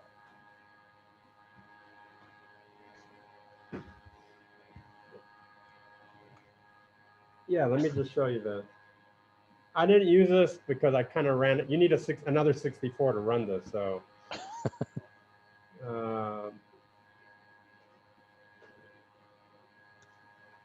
Yeah, if it had been non-COVID times, I could have run one over to you. All right, let me see. So we got stuff in there. All right. If you want to expand the screen, I could show you the. Well, it's full screen as far as the full screen is concerned. As far as it's your screen that's like limited down, so that's what people are actually viewing is that video. Okay, so this is the floppy drums right here. There you go. So this is the back side. It's held up by cassette tapes to give it that 80s vibe. Here are the floppy drums. So the diskettes, it's number 2 pencil right there with foil, and you basically touch the piece of metal and it activates an actual sample, a digi sample off the Commodore 64. And then I also made a symbol. There it is, yep. Here's a symbol. And it's actually the inside of an Atari, of the floppy disk. So basically the way that works is you got to touch the metal part, of course. And what this is actually is, it's an Atari joystick. Right joystick, yeah. Up, down, left, right, fire, wired up to the floppy disk. So, and then you hook that up to the through your joystick port, and then you can play the digis. So yeah, maybe on the next performance we'll incorporate that. It just took another 64, and I was kind of running out of machines, so there was a lot of ideas I had to cut out. I just kind of running out of computers there. And room. You saw there was no more room. I had to. Oh, for real? Yeah, that's a lot more stuff than you have normally, and you have a lot of stuff usually. So yeah. So. Oh, real quick, do you have that red 64? Oh yeah. Actually, that's a good idea. Let me show that to you. Yeah. Give me 1 second. Because that's okay. Go ahead. So that's a one-of-a-kind, one-off 64 that somebody made. And if you go take a look in the Discord channel, I'm pretty sure it's Ray Manta, and in his channel, he has he uses Commodores in his music productions. He's got all kinds of bells and whistles and knobs and stuff, just like what you're going to see here with Saj's. So yeah, we just talked about Ray Manta's stuff. It's in the Discord. Oh yeah. Yeah. All right. It's like this computer here. So yeah, this one's got the I've got the wireless thing going on in this one. So this one I only use for the wireless joystick, even though it's got decked out. I mean, this thing is decked out. You got a SID output, you got Jiffy DOS, you got 3 kernels on the side, you got modded knobs here to tweak the filters and the oscillators. You got a SD to IEC interface built in. So this is called the Red Alert. You can see the girl on there. Nice wrap on it. Yeah. And then here you got the that's the slot for the SD card. So this used to be Forrest Nettles. He used to be our president for our 5Cs Commodore Computer Club here in Las Vegas. He actually unfortunately passed away a couple months ago. So I remember when he bought this, I'm like, Forrest, what are you doing with this thing? This is like for music. He's like, oh man, I just love the way it looks. I'm like, dude, that thing is amazing. Can't wait to use it. Unfortunately though, it is in PAL mode. So it was on one of my monitors on the left side, but I had it really dark because it flickers on camera like crazy. And I had the frame rate on the camera to sync with all the other CRTs in the room, but that one, it just wouldn't. So I was gonna use this one with Messiah, but I couldn't because of the flicker rate. So it was pretty intense. We'll have to convert that over to NTSC. Yeah, I was thinking of doing that, or maybe even getting that that little board where you could do NTSC PAL on the same machine. Switch between the two. That'd be good. Yeah. But then we could run the PAL demos. This computer is full of mods inside, so I don't even know how much space is in there. I'll have to. Well, you opened it, didn't you? You had like a picture with a soldering. You were trying to solder a wire in that thing. Yeah, I remember it was crammed full of stuff. It was crammed full of stuff. So, So that's a great machine. And I think that was all I needed to showcase as far as hardware goes. Someone asked earlier if I was using knobs, paddles during the performance. I had actually 2 paddles in the front to control the SID filters. On the left side, the right paddle was used for LFO. And that really just made the guitar playing even more crazy. So, and that's a retro MIDI Casio guitar, by the way. There's a built-in drum machine in there too. Ah, I was wondering where that came from. Yeah, I was looking on the internet, like the 80th looking MIDI guitar I can find, and yep, Casio knows what's up. So, Mr. Fast Fingers creator, do you notice that he posted in here that you did pronounce his name correctly? Oh, perfect, cool. Yeah, I'm glad. Okay. So I don't think there's any other questions in here. Everyone was just surprised that that was crazy for the performance. I mean, I always like to, just go nuts with all the creations. I think last year I was adding relays to my presentation. And I'm probably going to incorporate the relay tracker on the next show using that. Yeah, I think you're going to have to move to a bigger place. Yeah, I think so. Or add an upper deck on the table with a right. Yeah, you can do that, I guess. Yeah. More commodores on the top. Maybe put the Migas on the top. There you go. Yeah. Okay, so it's 9 o'clock already. Can you believe it? So this is the last set for the day. And so talk about Ray Manta. I mean, I've seen what Ray's been doing in the Discord. He's been going nuts in there. Yeah, so Ray is really cool. I mean, he's a really talented guy to look out. He is part of the, actually he runs Datador. Datador is that, I mentioned earlier when Go280 came on this morning. Ah, it's a label. Datador released now I don't know if it's pronounced Dub Cart or Dub CRT, but maybe Ray can clarify that on the chat. But either way, it's an interface. Actually, you know what? Let me get that too, since I have it right here. One sec.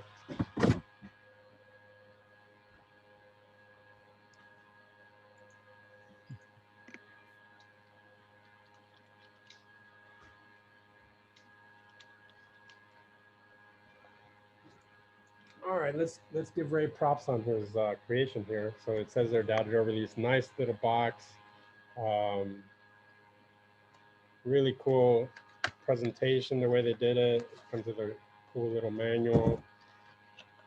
But the cartridge is like a work of art on its own. I mean, check this out. Wow. I don't know, a custom acrylic case. There's LEDs in there, so when you plug it in, it lights up the ceiling, or it depends on which way you have the cartridge plugged in. So that's perfect for your clear case with your clear keycaps. Exactly. Yeah. I mean, it's even got a clear reset switch. That's pretty amazing. I mean, I don't know how I pulled that off. But. So this is really cool. It's got visuals in there, very trippy. It's got some 70s style. Yeah, Go280 did most of the soundtrack on here. And then there's some hidden, if you beat the games, there's like some hidden levels where you can remix the tracks. I've never gotten that far, but you can get to that point and do that. And then really quick, just wanted to mention some of Ray's other stuff. He has a Bandcamp site as well. You can check out his whole entire back catalog. He's got a lot of albums out. If you're into ambient music, he does a lot of ambient stuff. He works with a Music Calc, which is another pretty cool software, but it comes with a hardware kind of keyboard that you can connect with it. Really complicated to use, but he's figured it out pretty well. You'll probably see it in the video. And he uses Messiah cartridge, Sid Wizard, which is a 64 tracker. But the really cool thing he does is Petsky art. He's really good at Petsky art. He does animations with Petsky. I mean, it's amazing. You guys got to check out his artwork. And so check it out, and let's play the video so people can see what they're about to see. All right. So that's interesting. Real quick, it seems like nowadays more so than ever, you, Manta, Jellica, everyone's mixing a lot of graphic stuff into their presentations. A lot more than strictly musicians used to, back in the day.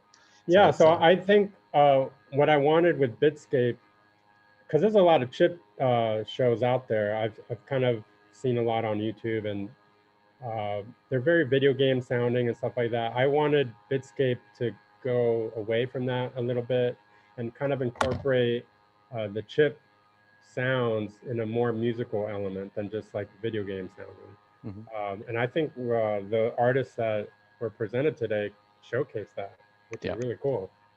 Definitely. All right, so we'll check out Manta's video. All right, let's do it.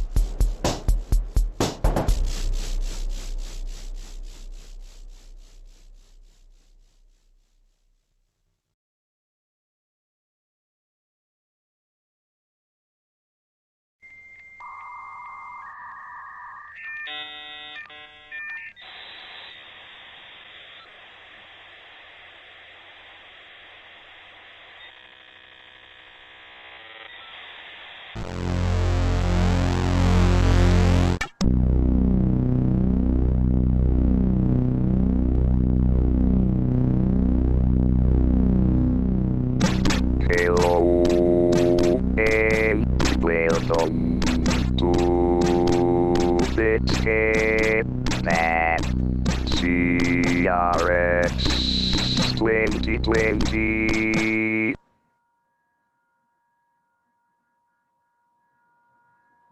Wow, that was amazing. Jeez. Unbelievable.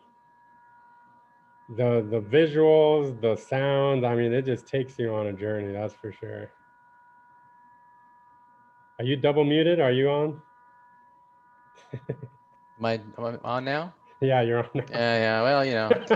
You got to be double muted. Yeah, I've got it because I keep bumping buttons, and one time I was live, it's like, it's a good thing I wasn't swearing or something, you know. I was like, where is that disc or something? You know, I was like, so yeah, that Petsky, the graphics, that's like I was talking about that Mike had done, the BitFixer guy that did your pet pick thing. That's just amazing that you can take a graphic of some kind, literally, and just make it artwork like that. And you can physically see, like in the opening scene, there's reel-to-reel tapes and a circuit board, and they're all done in Petsky. And you can tell what it is. It's that detailed, yet you know, working with Petsky, it's block graphics. But the way it moves and stuff, it's amazing. I was very surprised. I mean, it's kind of like when you're a kid and they just show you like these blobs, or when you do those, you know, ink block tests. Ink block tests. Yeah. You see the mind just puts it together, and I mean, out of Petsky graphics to create those effects and then animate it. Oh man, I mean, that's just. And then he does these like infinity zooms. I don't know what you want to, I mean, it's like a fractal, right? You look at a fractal zoom and it never ends. Amazing. Yep. Kudos to Ray Manta. Yeah. I mean, that was stellar. Unbelievable. I'm blown away in that. I mean, and I really wanted him to be part of this because he really was pushing the boundaries a lot with the graphics and the sound and sure. And then so if you want to continue chatting with Ray, he's still on the Q&A on Discord, so feel free to go in there and it's what 2:30, almost 3 o'clock his time, right? Yeah, 3 o'clock. So he's up and awake, and he's ready to talk to you. So yeah, kudos, nice job, buddy. Yeah, really good stuff. If you got any technical questions, feel free to ask him. He uses a lot of mathematical algorithmic software, especially the music calc. I've attempted to use that program a couple times. It drove me nuts, man. And not only that, it's got a crazy copy protection on it that eventually I had to buy the original diskettes, and I totally recommend you buying the original diskettes because I've never seen this before. The floppy disks, you know what? I'm gonna grab that right now too. I think I know where they're at. You gotta see them. You gotta see them. Yeah. So everybody who's watching out there, Ray's Discord room, it's hashtag Ray Manta, of course.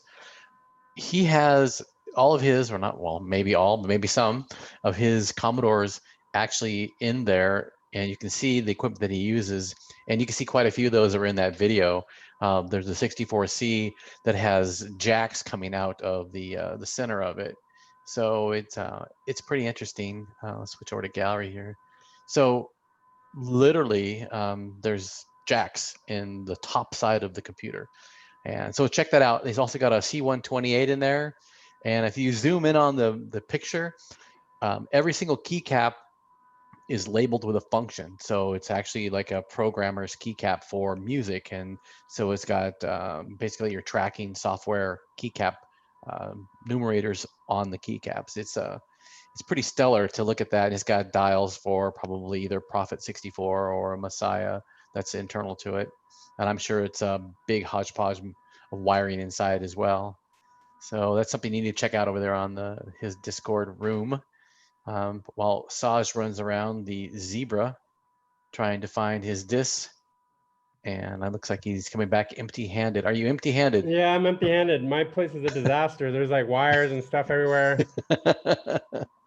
I will post a picture on that because you got to see. Okay, so the floppy disks, you know, just like a vinyl, you buy a picture disc, there's a picture right on the wax. These guys printed graphics right on the plastic of the floppy on both sides. I mean, it's full graphics. I've never seen anyone do that before.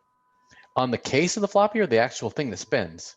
No, the case, the black part of the right. floppy. Yeah, the case. They put printed graphics on it all over it. That was beautiful, like. So it's silk screen basically over it. Yeah, like 4,096 colors on there. It was amazing. Oh wow. It's really cool. And so it's worth it just to collect those, you know, very collectible. Sure. But so Music Calc, yeah, has a hardware component, which is a keyboard. Ray had one. He said he'd probably try to add it on the next set because it's a really cool keyboard too. That's cool. So yeah, all Ray's information's in there for his website, YouTube, any kind of social media stuff. I would imagine's in there, right? Yeah, check out the Bandcamp site, and yeah, his back catalog is on there. So while you were looking for the infamous disc, I was explaining that Ray has various Commodore computers with knobs and buttons and whistles on them that are actually pictures posted in his room. Yeah, there's one that's the color and everything is shaped like a Roland 808 drum machine, which is really cool. That's the instrument that makes the the bass sound. So yeah, that's really cool that one's custom like that. And if you noticed on the video, you could see the 3 audio outputs on the top. That's what I was explaining why those jacks in the top side of the 64C. Yeah. The 3 SIDs. So there's a bunch of wires in that thing. Oh my God, I can't imagine. I don't even know how the case, I don't know if he's got them stacked because there's different ways you can add extra SIDs. You can either stack it, but then I think 3 is a little, I don't think the case will fit with 3 stacked. So he must be going horizontally. Must be, because the 64C is pretty thin anyway, so low profile case. Or he's stacking 2 and then one's on the side. I don't know. That'd be an interesting thing to find out. We're gonna have to ask him in his room, ask him in his questions. Yeah. Yeah, definitely. We'll know. Yeah, maybe he can pop it open and put a picture. I don't know. Oh. There is different techniques of doing it, and the Commodore 64 is infamous for like ground, like a noise, like a ground loop, radio interference. You could hear it. But there's ways to short out the input. That's actually an open input. I'm sure you could describe it. Can you explain it more about the open input on the SID? Okay, so depending on which model too, because only the 64C had the problem. So when you've got an 8580 SID chip, which is the model they used in the 64C, and the only reason I know all of this is because I ended up doing this board I talked about earlier, this design I did. And so I learned all about the SID problems with the 64C, having an 8580. So there's a mistake that they had done. And there's a simple patch you can make. And basically it's adding a resistor to the input line of the audio input going into the SID. Once you do that, basically it grounds the SID and eliminates all the noise. If you don't have that, it floats. And so based on a lot of things, I'm assuming, like even like RF interference, you could probably cause a lot of noise in the computer by generating things around it in general. Like if you were to set like a transmitter on top of 64C, I'm sure it would make noise through that input if it wasn't grounded. So it's one of the things that you can make it very, very quiet if you do that. And also, when you do that, it amplifies one of the SID channels apparently, because they're slightly different as far as the 6581 and the 8580. And so you don't get very loud noise channel like the noise generator. It's quieter, right? Yeah, it's way quieter. Yeah, it's ridiculously quiet. And so if you take a look, there's some example on YouTube, you'll find some examples of the difference between a 8580 with and without this mod playing like Outrun. Is a good example, the game Outrun, either in a cartridge form or in the disc loaded version of it. So you don't hear any of the digital sounds at all until you do this mod. And when you do, you get the sounds out of it, but it also quiets the SID. So it's something to do with both halves of the issue with that. And I just, one of those things that's inherent in a SID. And if you look up the SID, you know, there's a 6581 and there's 8580s and there's like R1, R2, R3, R4. I mean, there's all kinds of revisions of the chips and they all sound different. So if you're interested to find out what the difference is, you can actually Google this. There's a couple websites I've seen, but one of them actually shows you waveforms for every single one of the SIDs and the difference with that outrun game and such. And it's interesting that today we know a lot more about the SID than we did back then, really, because we have a lot more tools and stuff to be able to analyze it. This guy actually imported these into a PC sound card and did a wave analyzing of each one of the SIDs playing certain notes. Oh, wow. So you can see the waveforms. Yeah, he got pretty involved in the whole thing. Oh, is that the player where you load a SID and it shows the waveforms of three channels? Is that what you're talking about? Yeah, there's that, and there's one that just shows you a standard like sine wave basically, but it's it's your actual audio data digitally done. And so showing that, it shows like you can look at like they play a track and they say, okay, here's the Rev 1, here's a Rev 2, now here's an 8580, and you can look at the height of the signal, the amplitude of it, and it's like crushed. When you're playing any kind of digital sounds, and then you put this resistor mod, it goes back up to like where it should be. And so it's interesting. So, and of course that resistor affects other voices. So you need to use an exact value resistor or like in this ballpark. Otherwise it'll actually mute some of the other channels. So it's one of those things that, you know, a lot of R&D the hard way, you know, adding parts and stuff. You know, it's what we do, right? I wanted to add a point on that motherboard that you're releasing, that it protects the SID, because you have a chance of blowing up your SID if you touch the joystick port the wrong way. Yeah. But you have certain protections, right? That you added? Yeah. So on this board, I added what's called TVS diodes. And so a TVS diode, I don't know, you probably can't see on here. Maybe you might be able to see these little chips right here where my finger is. There we go. So those little chips, there's 4 of them in there, and they actually connect to the joystick port. And so the 6526 and the SID hardware, all the stuff can get pretty well zapped from rubbing your feet across the carpet. Of course, not so much of a problem today because we don't have a whole lot of shag carpet like we did back in the day. But you can destroy your chips pretty easily by just grabbing the joystick port. From the static. Yeah, just zap. Yeah, and the joystick port is right where the on-off button is. So if your finger accidentally moves to the left a little bit, zap, it goes right through the joystick. If you don't have a joystick plugged in, sure, absolutely. Yeah, and in California, actually a lot of the states on the West Coast, I'm getting zapped all the time. I mean, it's really a lot in California when I used to live there. Right. Anything you touch, you see a little lightning bolt, you know. Yep. Well, it's dry climate here, you know, like in Arizona is dry climate for you. I mean, we're in our monsoon season and it's pretty humid. I mean, comparatively, let's find